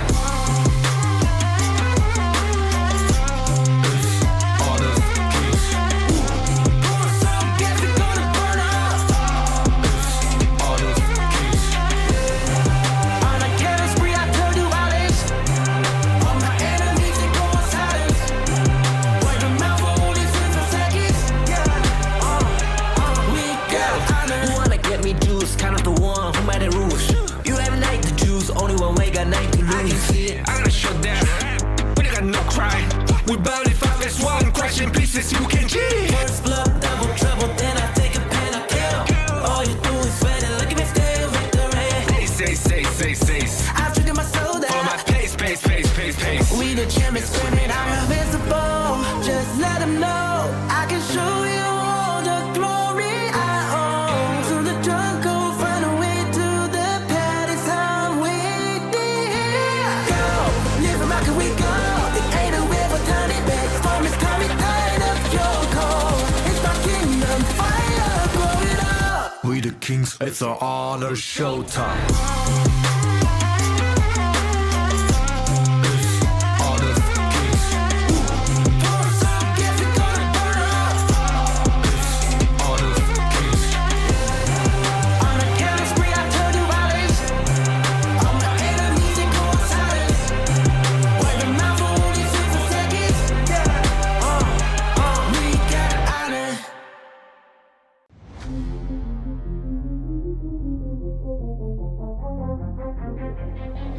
I'm born of this, I'm born this way, ayy. This is my chest and my bonus play. Can't be late, won't hesitate.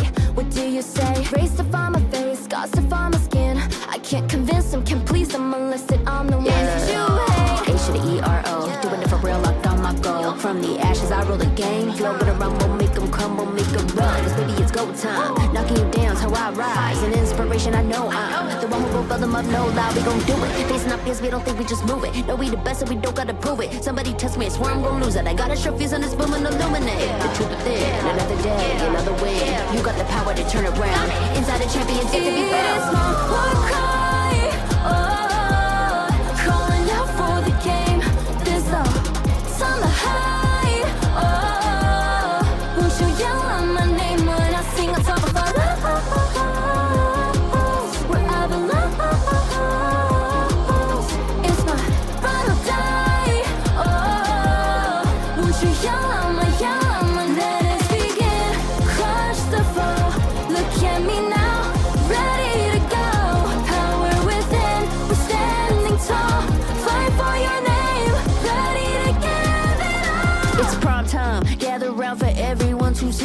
on my grind. In disguise, we bring it to your knees. We kick it, smashing down the walls of enemies. Hit it with the boom, then we get him with the beat. Punch it with the power, then we serve him with defeat.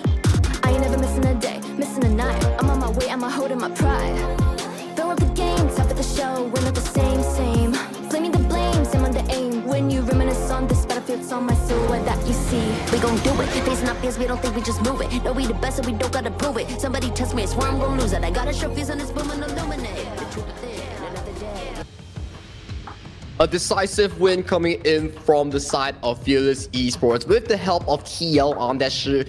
They put a win on towards the series. 1-3 is the scoreline right now with TM leading the charge in this series with one game separating their slot in the KIC here. Kin, do you think Fearless Esports have what it takes to bring the series to an ultimate battle? I like that you asked me that because we normally say third time is the charm, right? So they have to do this 3 times in a row to make it 3-3, bring us to the ultimate battle. And all the while, it's a nagging thought behind your head that, hey, one game loss means we lose that invitation into KIC. So I think it's possible, but it's going to be a very tough journey here.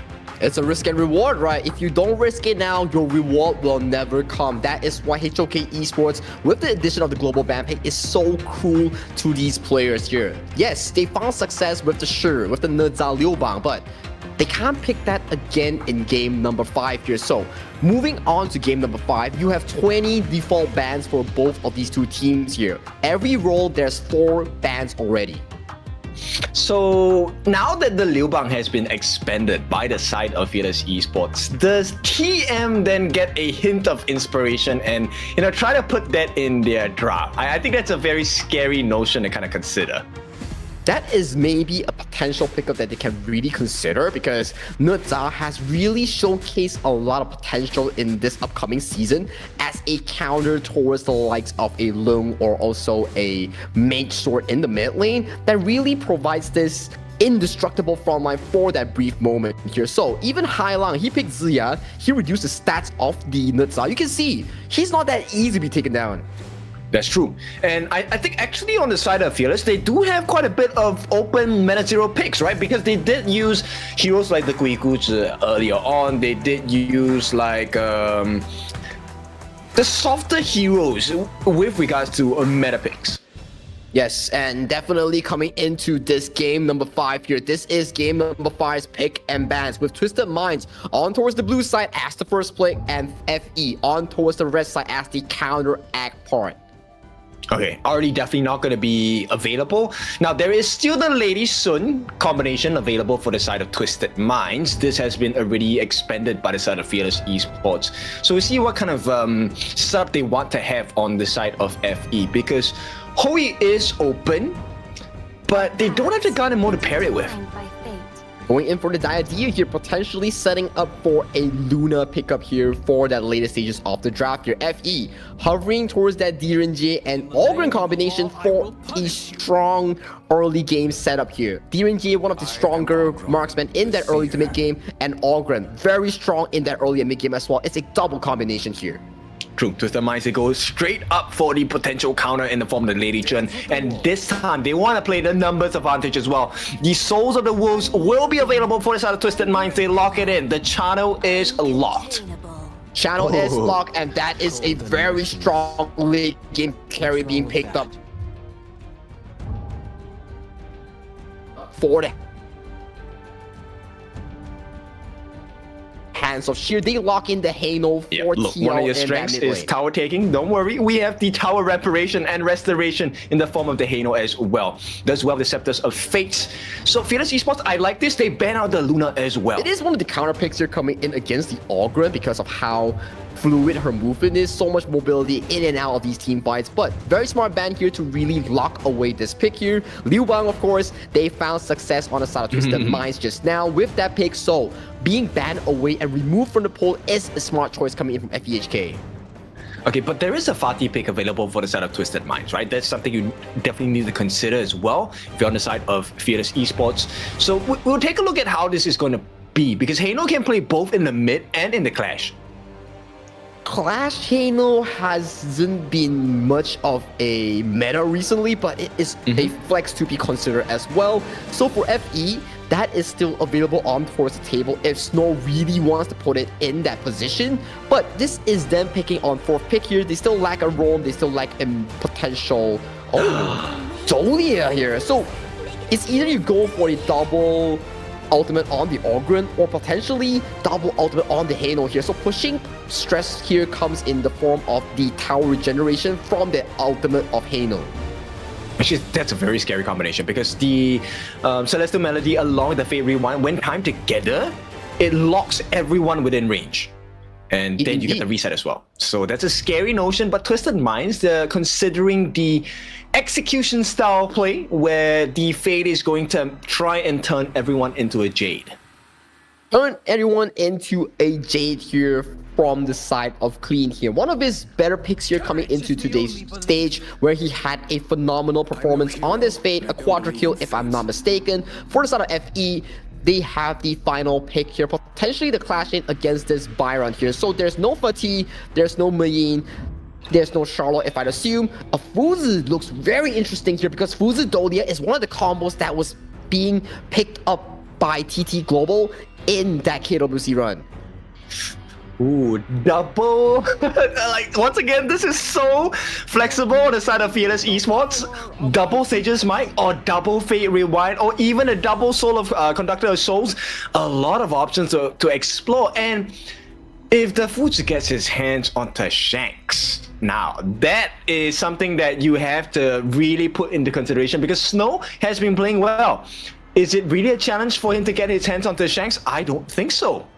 If you think about the late game damage output, right? I don't think for the side of Twisted Minds, they have sufficient damage output to really limit this Fuzi if he goes for that late game approach here. So it's a ticking time bomb here coming in from the side of FEHK that Twisted Minds needs to be solving with this matchup here because once wrong move, you will have a Fuzi double locking you for a fight of your lifetime.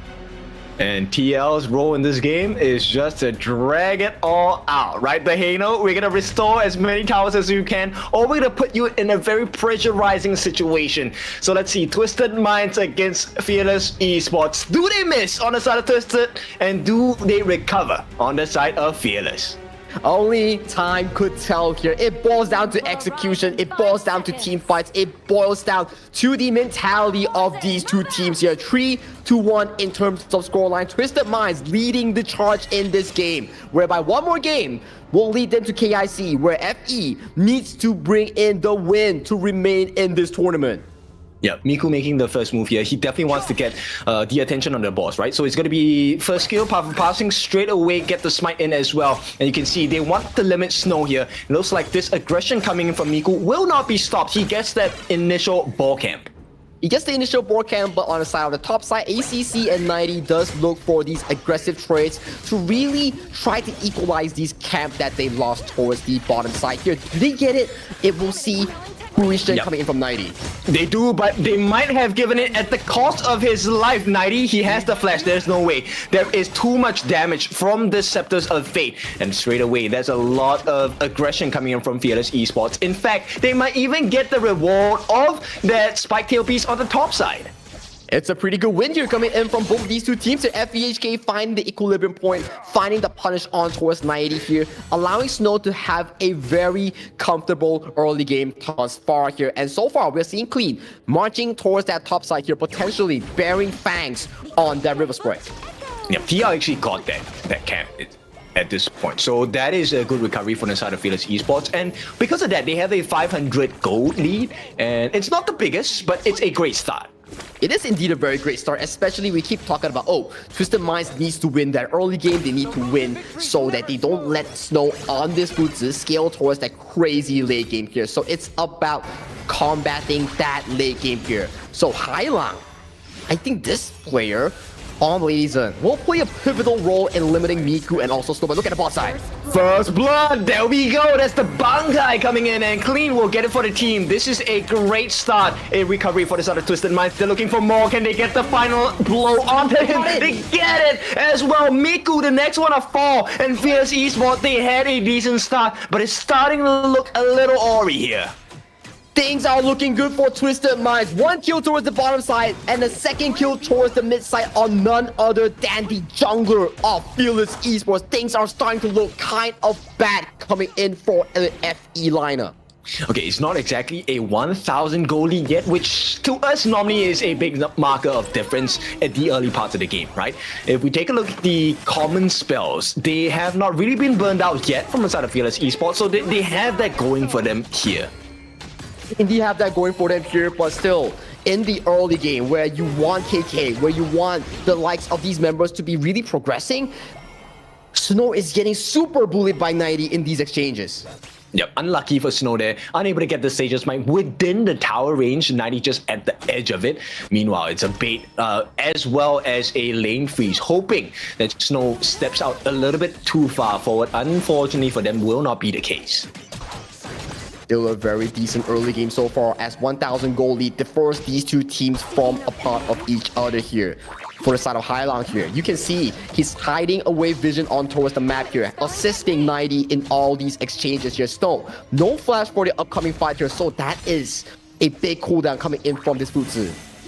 Yeah, not ideal, but I don't think that's going to be too big of a problem, right? For him, it's really about just getting the lockdown onto the members on the side of Twisted Minds. Hopefully find that lockdown onto Shanks or even Clean, right, at that 4-minute mark. For now, it looks like Fearless Esports, they might not be able to contest too strongly, but that would depend on the life bars of Clean, which are not that healthy.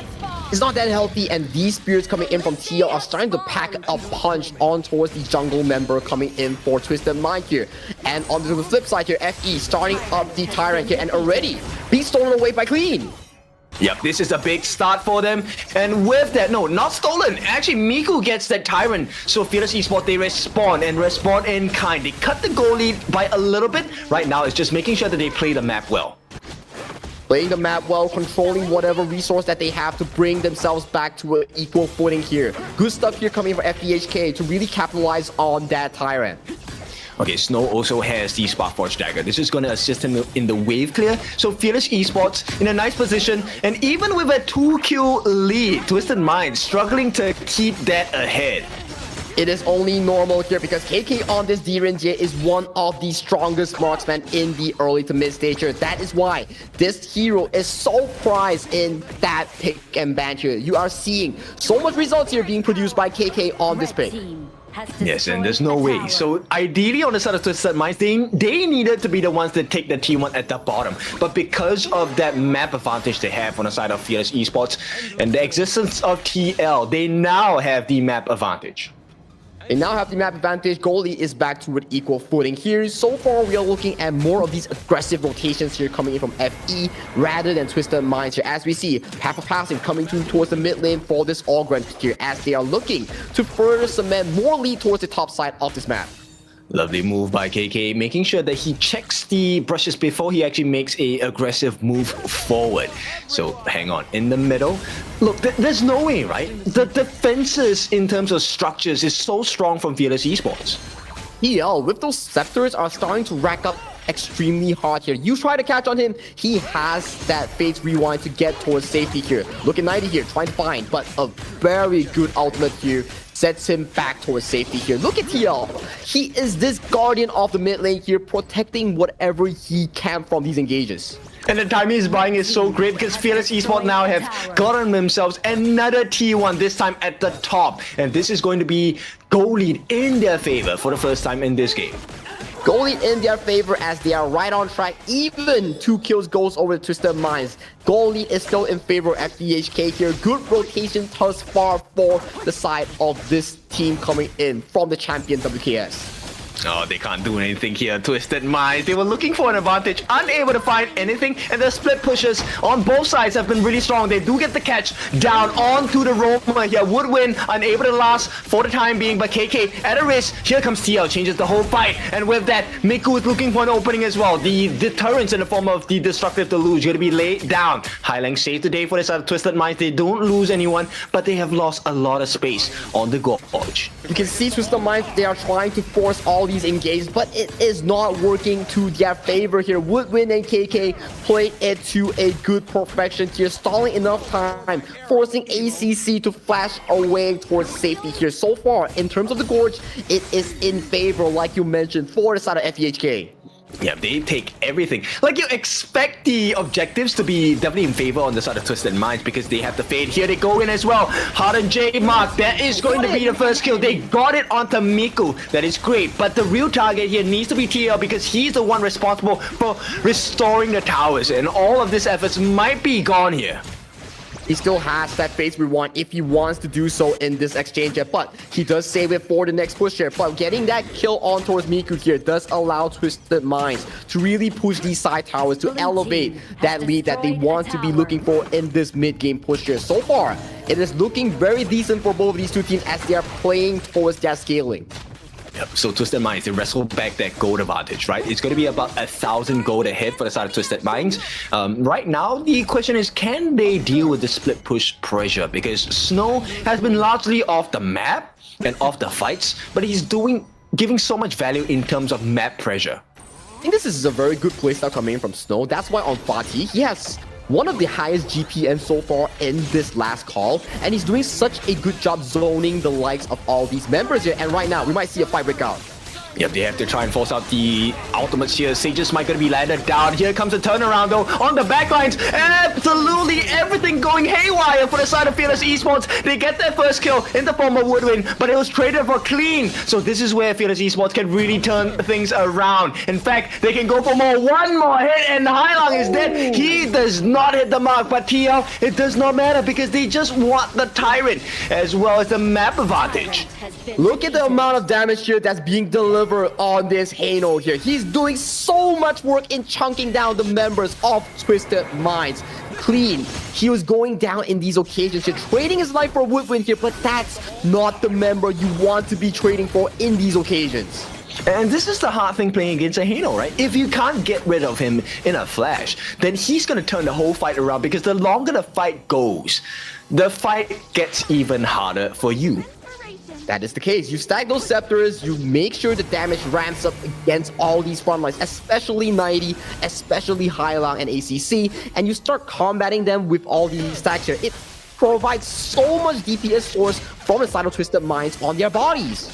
This has to be the slowest burn ever, but Fearless Esports, they are the one burning the lifelines on the side of Twisted Minds. This T1 in the mid still stands at the moment, but it's not standing as strong as they would like it. And right now, right at the 10-minute mark, they know Fearless Esports, there is no contest. This is a free Shadow Tyrant. Shadow Tyrant for Shadow Overlord. This is a 50-50 exchange for both of these two teams here as we see more of these rotations here coming in from Twisted Minds towards the top side of the map here. So this is still an equal footing for both of these two teams. Yeah, but this is beneficial for Fearless Esports, right? They actually have the advantage here. Now, they do force out the Fate Rewind on the side of TL, but at the bottom... That's engaged. Hang on. Yep, they will go in. They're looking for their finishing blow, unable to find it with the Harden J Mark, and they will be forced to move back. Look, so many members are being laid down. Oh, it's a huge burst. TL actually doing a lot of work for the side of Fearless Esports, but unfortunately, no backup arriving, no heals arriving as well. He's going to take the fall, which means the T1 is open for the taking. It could have been one of the biggest mistakes in the series. It could have been, and it will be here. Snow here getting marked by the side of Clean and 90 in a 2v1 fashion. Onto the front end here, it is a 3v3 between the mid, jungle, and Roman here from both ends here as Twisted Minds, they get the team fight win, and they are looking for more structural damage. And out of the blue, they are having the map advantage. They have the T1 in the mid that is totally open. And now they get a Sage's Might 10. They tank it out. It's not enough damage coming in from the side of FE. And in the meantime, Shanks is getting all the free hits. The save comes in from ACC. Did not have the redemption, but he's able to provide the heals. And for now, Fearless Esports, they have to lick their wounds. That is so close coming in from FDHK. You can see how much damage that Snow is actually tanking on this Fuzi. If we were to refresh the Fuzi ultimate, things could look super duper hard for South Twisted Minds with that double Sage Mine. That's true. It is so uncomfortable to be in a side of either team right now because they are both dancing on knife's edge. One mistake changes the whole fight. Here we go, Sage's Mike down onto 90. They need to get rid of him. The Destined Encounter, the Qs coming in, debuffs. But where is the rest of the team on the side of Twisted Minds? They're trying to make a play for a macro control. Not going to work out. This means T1 in the mid, maybe up for contention, but the wave clear is there. The wave clear is there and it saves the tier 1 like you mentioned here, but 90 getting caught in the river with no assistance from his team here. 2,000 gold lead goes in favor of Twisted Minds, but how long can that remain here? Because we know towards the late game, it might favor FE even more here, but Shanks is one of the marks that we want to be seeing for the side of Twisted Minds to stay alive in these late game approaches. That's right. I mean, Fearless Esports doing very well to make sure that their buffs are safe, right? They're still looking for an opening on the side of Twisted Minds. Clean, he needs to set up from the team, and until that comes, it's not going to be there. Here's another potential lockdown. Who is the one catching who right now with the 100J mark? It's not enough damage, and coming in Fearless Esports about to change the entire script once again. ACC taken down, but that's a roam, that's fine. Shanks is the one that is in real threat here. But still, you are starting to see how much FE is ramping up in that damage and teamfight department here. Snow, he walks out with the intuition, he walks out with the pure sky. No one on the side of Twisted Mind can really deal with this Boots' trick here. You can start to see Twisted Minds, they're scratching their heads. Who is gonna deal with that ultimate here coming in from this Clash Name Pick? Exactly, the late game potential that they were waiting for on the side of Fearless Esports is being fulfilled. And it's never gonna get easier attempting to take out this Hano pick. It will be a very difficult picture that they need to do, and they need to be doing CC chains galore on this Snow, on this TL, for them to actually drop in these team fights here. As we see, 5v5 on this Tyrant Pit. Both of these two teams, they are ready. Yep, they need to make this count. And right now, they're dragging the fight. Destined Encounter onto the Organ here. Miku is very low. This could be a mistake on the side of Fearless Esports. The flash comes through on the side of ACC as well. The reset is happening. But at this point, the Scepters of Fate will not be enough damage. The heals come through, and the situation has been reset. Tyrant not reset though, so this is looking good for the side of Fearless Esports. So much damage coming in from TL's Halo here. All those Scepters are hitting like a goddamn truck here. Shanks got hit by 3, and immediately he was left with what, 1% HP, and he had to back away towards safety here. No, Clean is back up. He does have his Heart and Jane mark available. This is going to be the second fight. Nice knock-up by the side of Highlang. Can they get more? Right now, it's all about the positioning and free shots. Shanks and KK, they need to be in prime position here. Shanks has no flash here. He's very prone to Futsu with that flash Sage Mike here. Anything could happen in a split second here. It is down to all these moments here. Whoever finds that key moment might just win the game for their team. Yep, Celestial Melody, they get the Sage's Mic down onto ACC. That is the same potential on the side of Fearless Esports, and they will make it work for themselves. They get that first kill onto ACC, but once again, it's a roam. Both Miku and Snow are down pretty low. They need to be very careful. Once again, another team fight goes in favor of FE in these exchanges. You can start to see this Fuzi be indestructible in that front line. No one on the side of Twisted Minds can really handle this Fuzi. He's doing so much work for the team, tanking so much damage.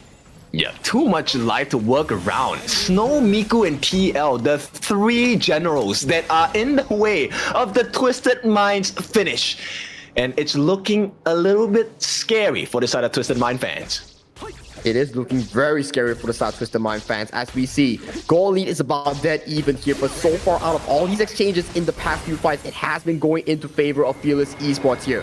What does Twisted Mind need to do to break through Snow, to break through Miku, to find TL in one of those late game mistakes here? That could be the case in bringing that game to a 4-1 finisher, but so far, FE, they are in the driver's seat. Yeah, too many difficulties, right? We haven't even explored the late game potential of FE, having the Sage's Sanctuary. Here we go, 90 looking for the flank. They force out the Fate Rewind. It's going to be instantly refreshed by the side of Woodwind as well. Destructive Deluge placed as a defensive deterrent. Oh, they have caught someone, and that's going to be 90. He needs the help from the team. He unfortunately will not be saved. He's taken down. Once again, it is the opening that Snow is looking for, and they're looking for the opening. They found it. Shanks is down. There is no more damage coming. Hailong is a victim for sure. He's not going to be able to out-sustain. King comes in, gets 2 members on the side. No, just Miku alone at this point. But 1 against 5, what can he do? Absolutely nothing. As an ace and Fearless Esports, this could very well be the 2nd win in a row. They are coming in clutch here. Snow with this Fuzi is finding his markers. He's finding the backlines, and he is indestructible on this Clash Lane pick. This is game 5 going into favor of FE as they bring the series to a 2-3 scoreline. Yes, this is exactly what we want to see. 3-2, a comeback mounting from the side of Fearless Esports, and what a way to do it. The draft really does make a difference. We were having this talk on how does FE come back into situations. We were saying that, oh, FE, they traditionally perform in these moments whereby you go into deeper of a pick and ban, you go into deeper of a series, they start whipping out all these fancy picks like the Nutsa Liu Bang, like the Fuzi, and they are showing so much success with it, and they are doing a heck of a good job in bringing the series to a 2-3. One more game will bring them to that marker, to that ultimate battle of Game 7. That's right. And it's the simplest explanation for it, right? Because it's a very simple, straightforward win condition. You cannot kill us off. Like, there's no way. There's so many life bars to work through in the front lines. You have to go through TL, you have to go through Miku, you have to go through Snow. And they're not very survivable on the side of Twisted Minds. It's exactly the case here. Not enough DPS for South Twisted Minds here. You have Queen, you have Shanks, you have such a good early game, but when this Fuzi scale towards that fruition, you start to see TL and Snow in a long fight. They were just throwing javelins. They were just doing so much tank work in that front line. You were thinking like, man, when will I get through this Fuzi before I can touch KIC in the back line? And the scary thing about this was TL actually did not really go into his melee form a lot of times. In fact, I don't remember him going into a melee form at all. He just kept throwing the scepters, used his Fate Rewind, and that was good enough. And this was also aided because Snow had that lockdown. Being able to isolate 90 on his own and, you know, just really throw Twisted Minds into a disarray, that was the winning formula.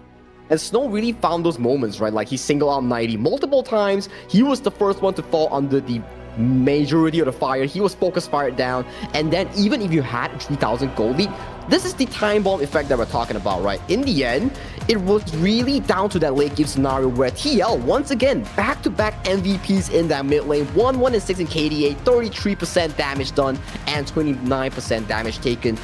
He was doing so much work on this Ano.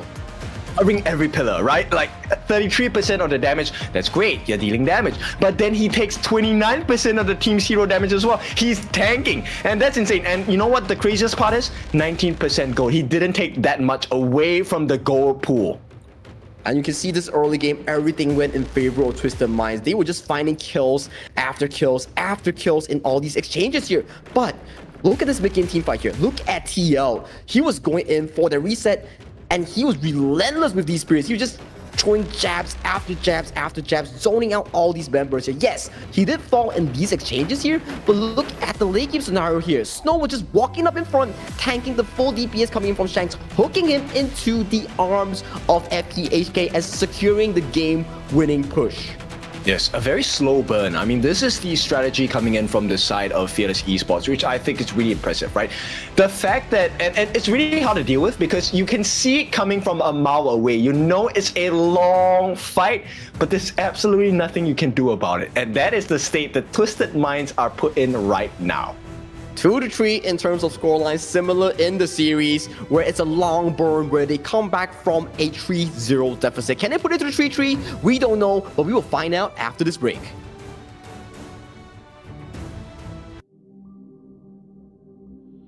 All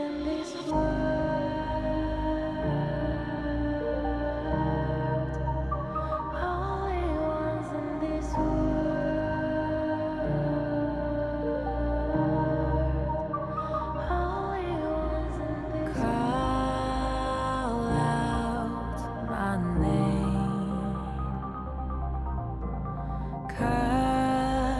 sound of the rain. No matter how I feed the flame, you know I feel the darkness and the pain. All of the ways we tried to break free from the night, you know we made it out, we found the light. I fly so high, light up the skyline. Let's do it this time, like it's a whole new vibrant world.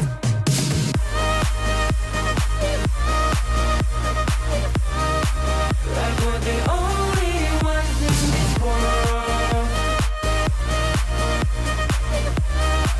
Like we're the only ones in this world. Now I see that I got everything I need. It's alright, I'm on fire, I'm alive, 'cause now I fly so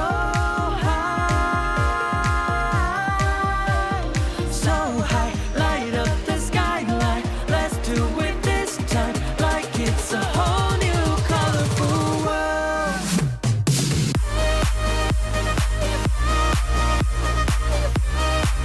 Like we're the only ones in this world. Like we're the only ones in this world. Never thought we'd get this far, burning like the stars. How we get this far, like we're the only ones in this world.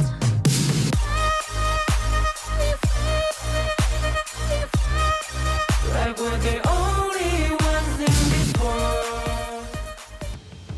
Back-to-back wins coming in for Fearless Esports here. They are 2-3 in terms of scoreline. They came back from a 3-0 deficit. One more game will push them into that BO7 ultimate battle here. My name is Sang-gi, a long time. With me is Mr. Kim Dofu here. Dofu, what do you have to say for this exact moment? Fatigue. Not us, but the players, right? Because going into a best of 7, now this is where fatigue really starts to set in. And you can definitely tell that a couple of the heroes in terms of proficiency have been exhausted, right? This is where you have to dig deep in your hero pool. How many other compositions can you come up with that is viable against your opponents? And one more thing that I think we really need to touch on about is the mental fortitude that Fearless Esports is showing, right? Because 3-0 into 3-2, not an easy feat, and they are pulling all stops and markers to bring this series to potentially a Game 7. But before Game 7, this is game number 6 that they really need to punch in one more win to force that game number 7 to really go for that no pick, no ban, ultimate battle blind draft.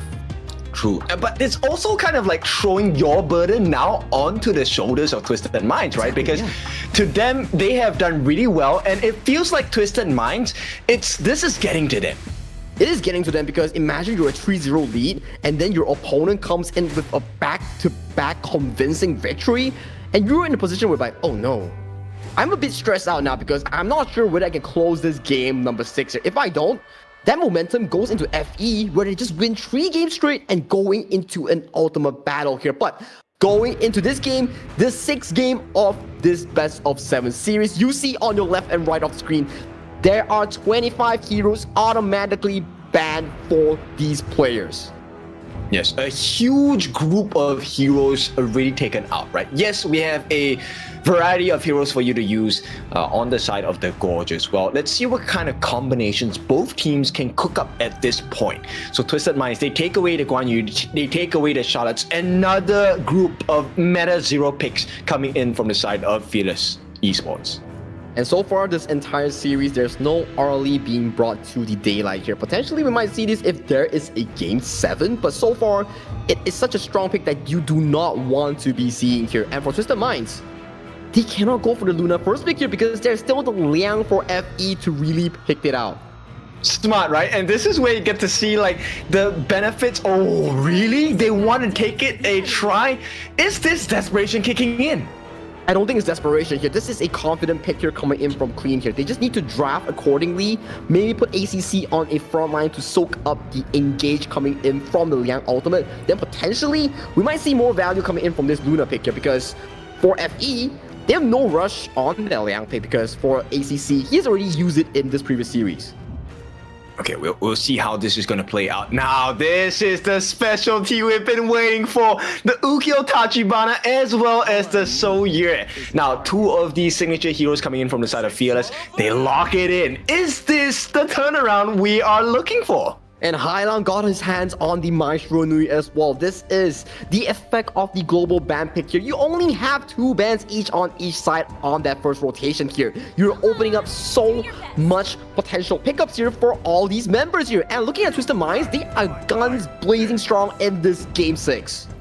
Yeah, definitely guns blazing. Now, Fearless Esports, this is what they were missing, right? The heals composition, they need the sustain coming in. The Destined Encounter definitely going to be very useful in making sure that even if they take those risks, they will not be punished as much. And you were talking about it, this Liang pick is definitely going to be very vital against the lineup of the Luna. But you have to deal with the Lianpo somehow though. That's the thing I'm really worried about here because FE, they have a lot of things to be dealing with, right? You have a Lianpo in the front line, you have Maestro Nui on the active engager, so you can't be putting all your focus on towards Shanks on this Luna. Clean on this Luna. So if you're thinking in this situation, what is the best course of action here for the side of FE here? Where does this ultimate is used on this Liang?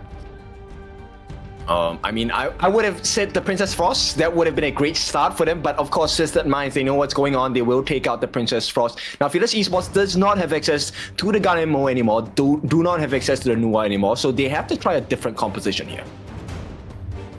Options are still available here. FE, 25 heroes plus 4, 29 heroes automatically banned here for the side of both of these two teams here. Angela, Princess Force banned away from FE's lineup here. Yeah, that would have been a viable pick, right? Get the tank straight. But Fearless Esports, ooh, I like this. Okay, the Mulan pick going to the hands of Snow. He has done really well on this hero.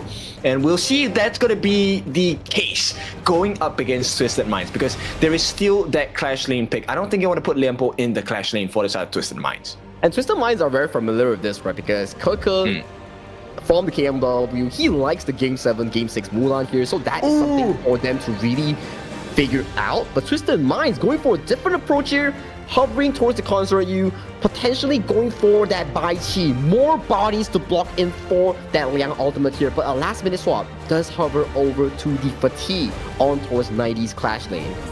Yeah, okay. I would have loved the Bai Chi pick, but I understand why it's not as viable here because there is actually quite a lot of control available. It could be used as a pseudo sponge, right, to really soak up the Liang ultimate, but I think at this point it's great to save it for another game if it is required. But Twisted Minds, they put their faith in the Fatih in the form of the Consort U as well, and here we go. So what if you have Protecting Winds? We have the winning strategy from Fearless. You can tell that TL is actually having a lot of confidence boost because coming into Game 4 and Game 5, we had amazing games on the Shi, amazing game onto the Heino. You know he's coming in hot with this Kong main, trying to prove something in this game.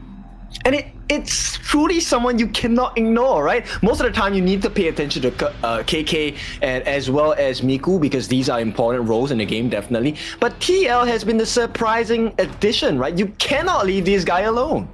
You cannot leave this guy alone, and then these kind of situations, man, is going back to the same tempo again, whereby FE, they're drafting such a late game heavy team composition. It is down to Twisted Minds whether they can once again repeat that success they have in the early game to put a stop to that late game marker.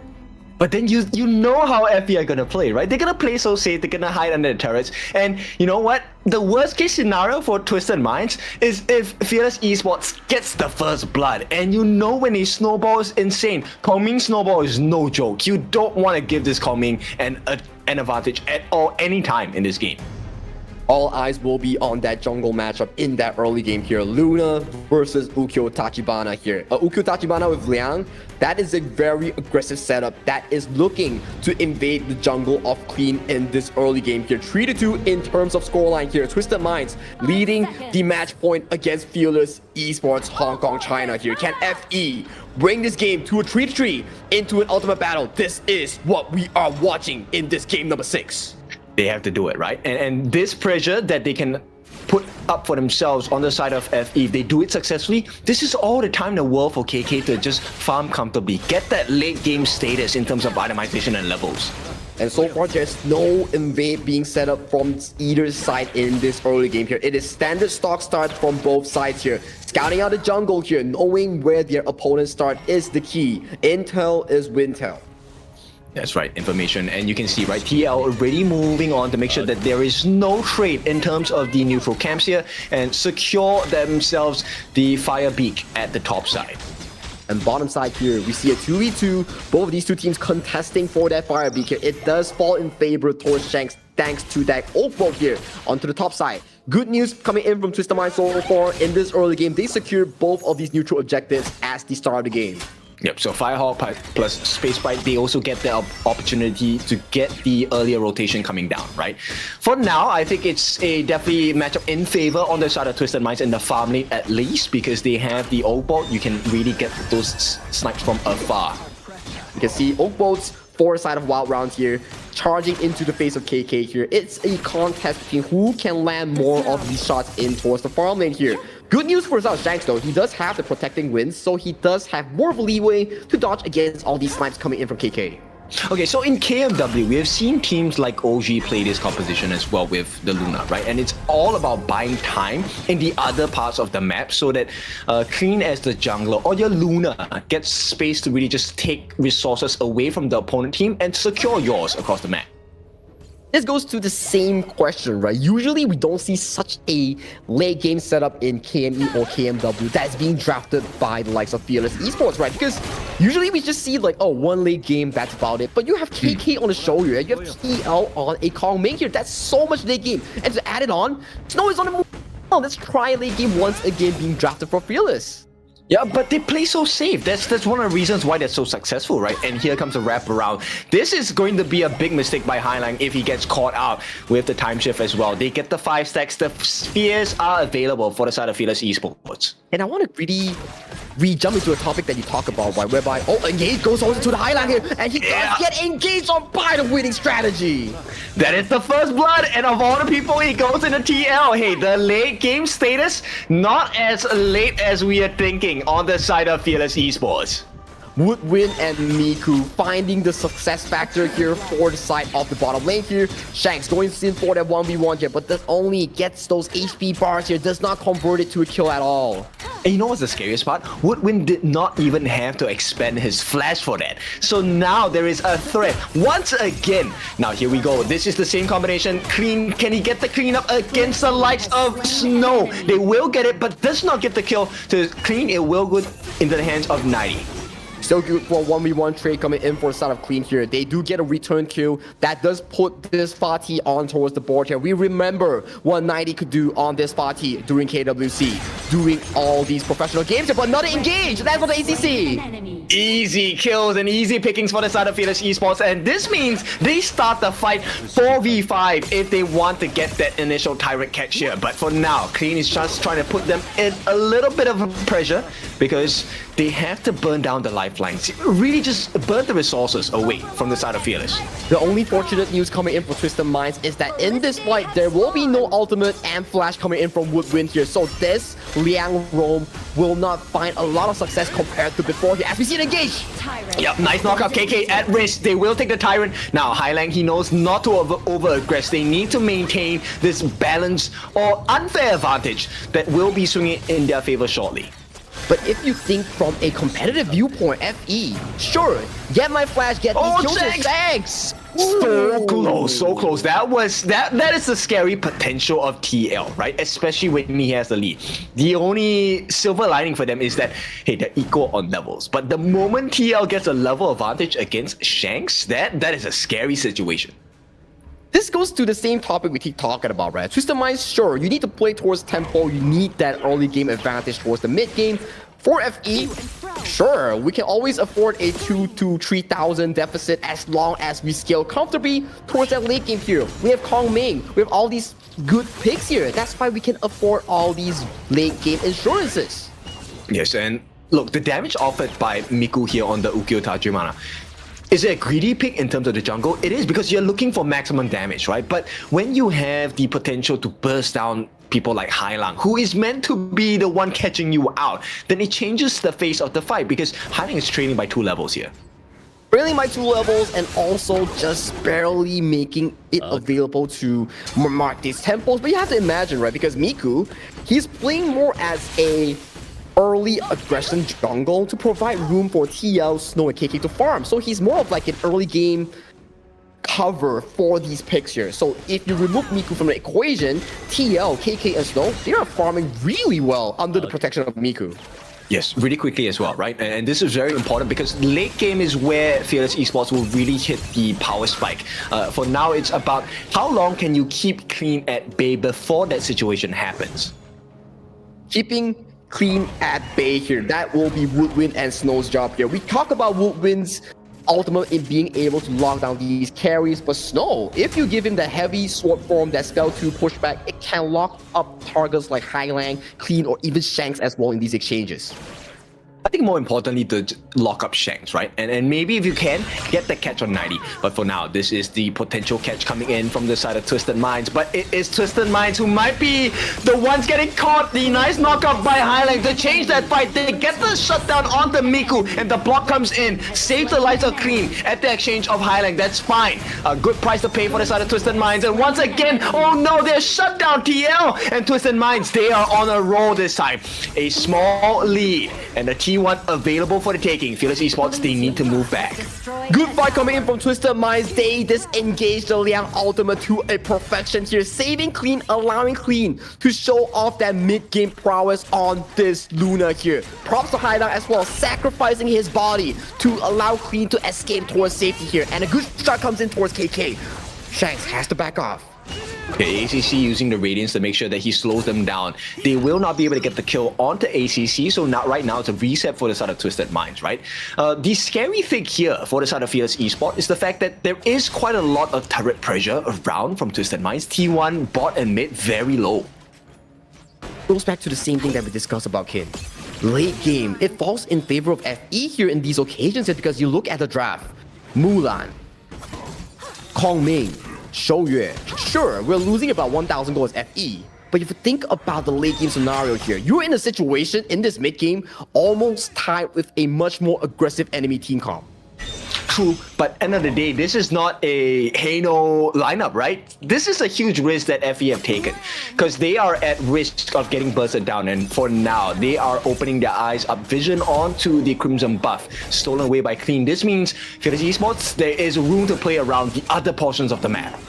Other portions of the map, 1.2k goalie in the hands of Twisted Minds here as they look to cement themselves with even more lead in this mid-game here as they are looking for this Overlord take just before that Shadow objective starts to spawn in that 10-minute mark. Yep, Hailang doing well, very good recovery as well. He's at level 10 now. 1 level behind Miku. Now, the big thing is Clean is level 13, so he is the win condition for the side of Twisted Minds now. If he makes a mistake, gets shut down. That is what Fearless Esports are looking for. One ultimate from Yang will probably seal the deal in that case here. Clean looking for aggressive pokes here on towards Miku here, but does not find the target here. TL, face check in that bush. Okay, a little bit scary, but Fearless Esports, TL, he needs to get a little bit more value, get the spheres down as well. Hailang does not hit his Kachosins. Right now, the map is definitely in favor of Twisted Minds, right? The Vanguards naturally win in lane against the minions. Those calming orbs are starting to hit like a truck, especially on Shanks and Hailang here. You can see they were screaming in awe there, trying to escape towards that choke point. And Miku here, facing it towards Kylon here, forcing him away from that push here. 30 seconds until the Shadow Tyrant, where the first major fight may happen between these two teams.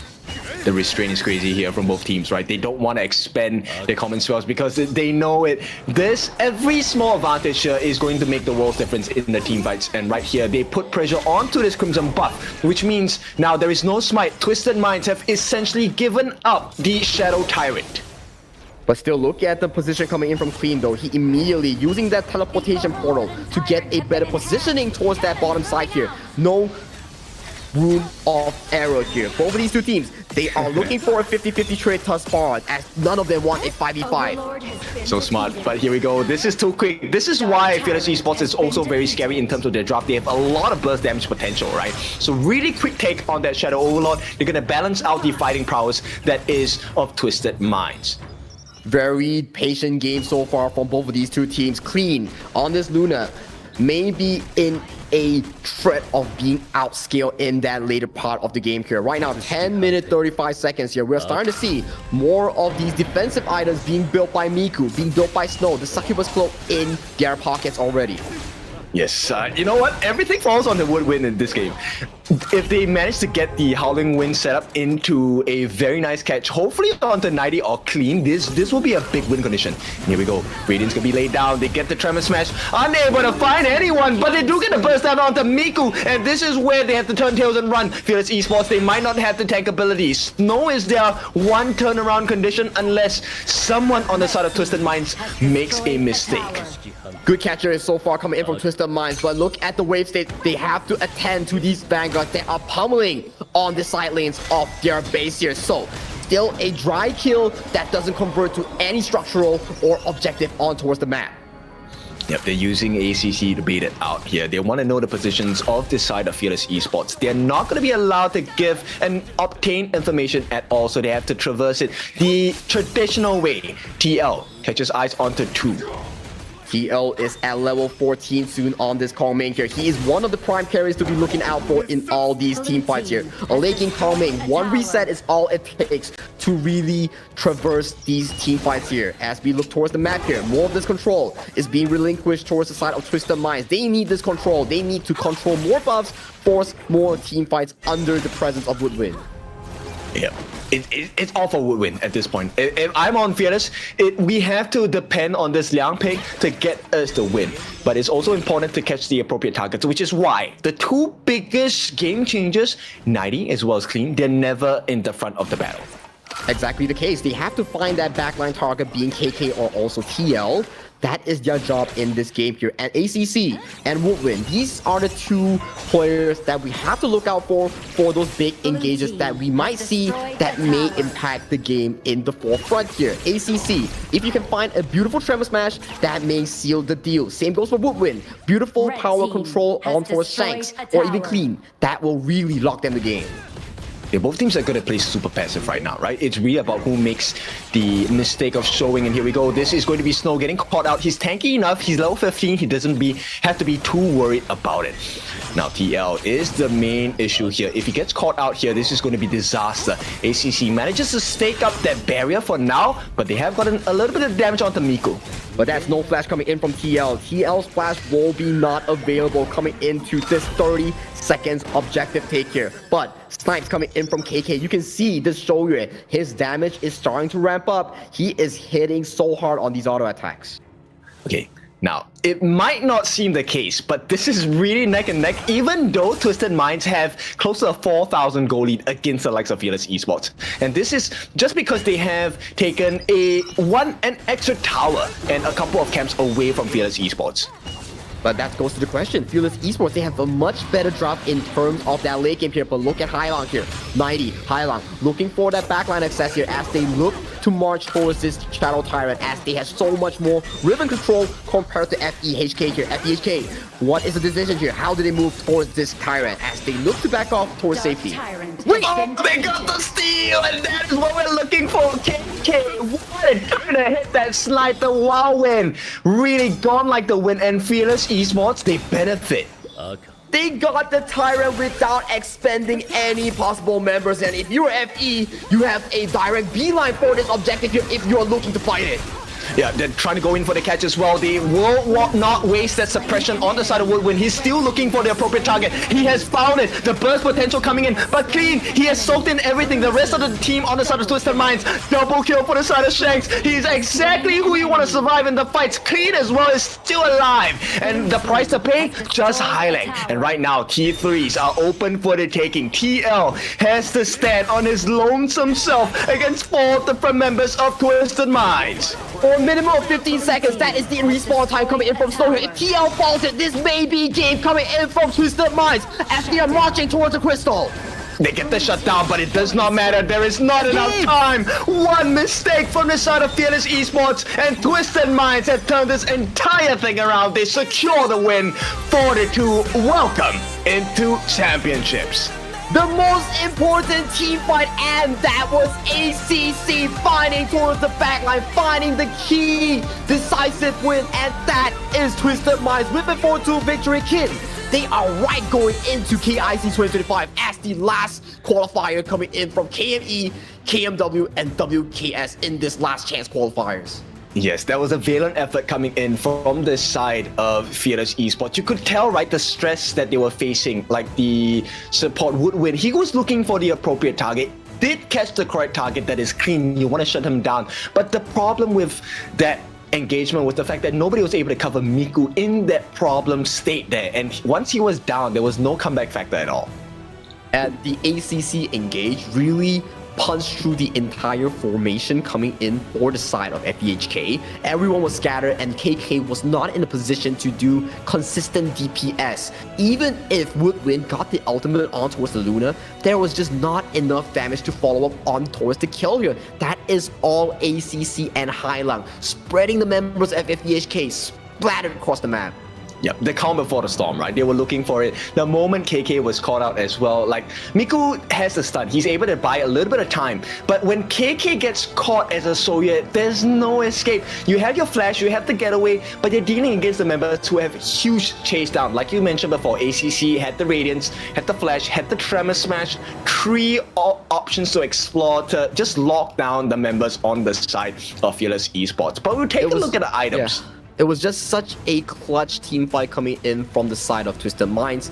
At that point, when we saw the Shadow Tyrant being sniped away from KK, we were thinking like, oh damn, were we going to a Tempest Dragon? But ACC was like, nah. We are not going to Tempest Dragon. We're not dealing with this again. We are just ending the game straight at that point here. He did a fantastic engage here, and this is our last call champions. Qualified for KIC is Twisted Minds, the second place of the King Major West Fall 2025. What did I say? Holler, you're watching the stream. The west side is the best side. Like, it's been the case since spring. And of course, in the fall season, we have our winners here, represented by 90 in the Clash lane, Clean in the jungle, Highlang in the mid, and Shanks in the farm lane. But ACC has to be the MVP of the day because he saved the game for the side of Twisted Minds. There was just so many moments here coming from this entire series. I think starting from all these games, we had pentakills, we have all these moments here. ACC was definitely one of the best players so far in that final few moments. But once again, guys, my name is Sagi, along with my co-caster here is your favorite kind of Dofu, Kin Dofu. This will be the end of KME and KMW. We will be seeing you shortly in another stream in the future, and we bid goodbye. Goodbye and good night.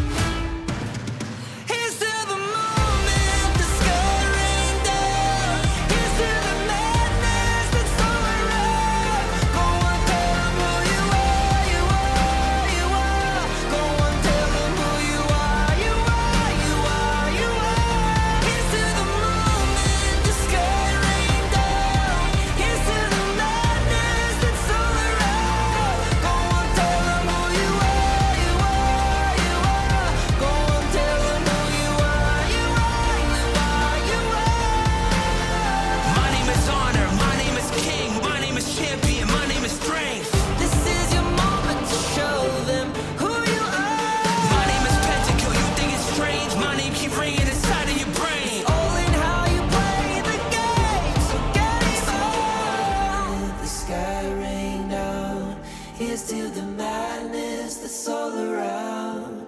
So tell them who you are, you are, you are.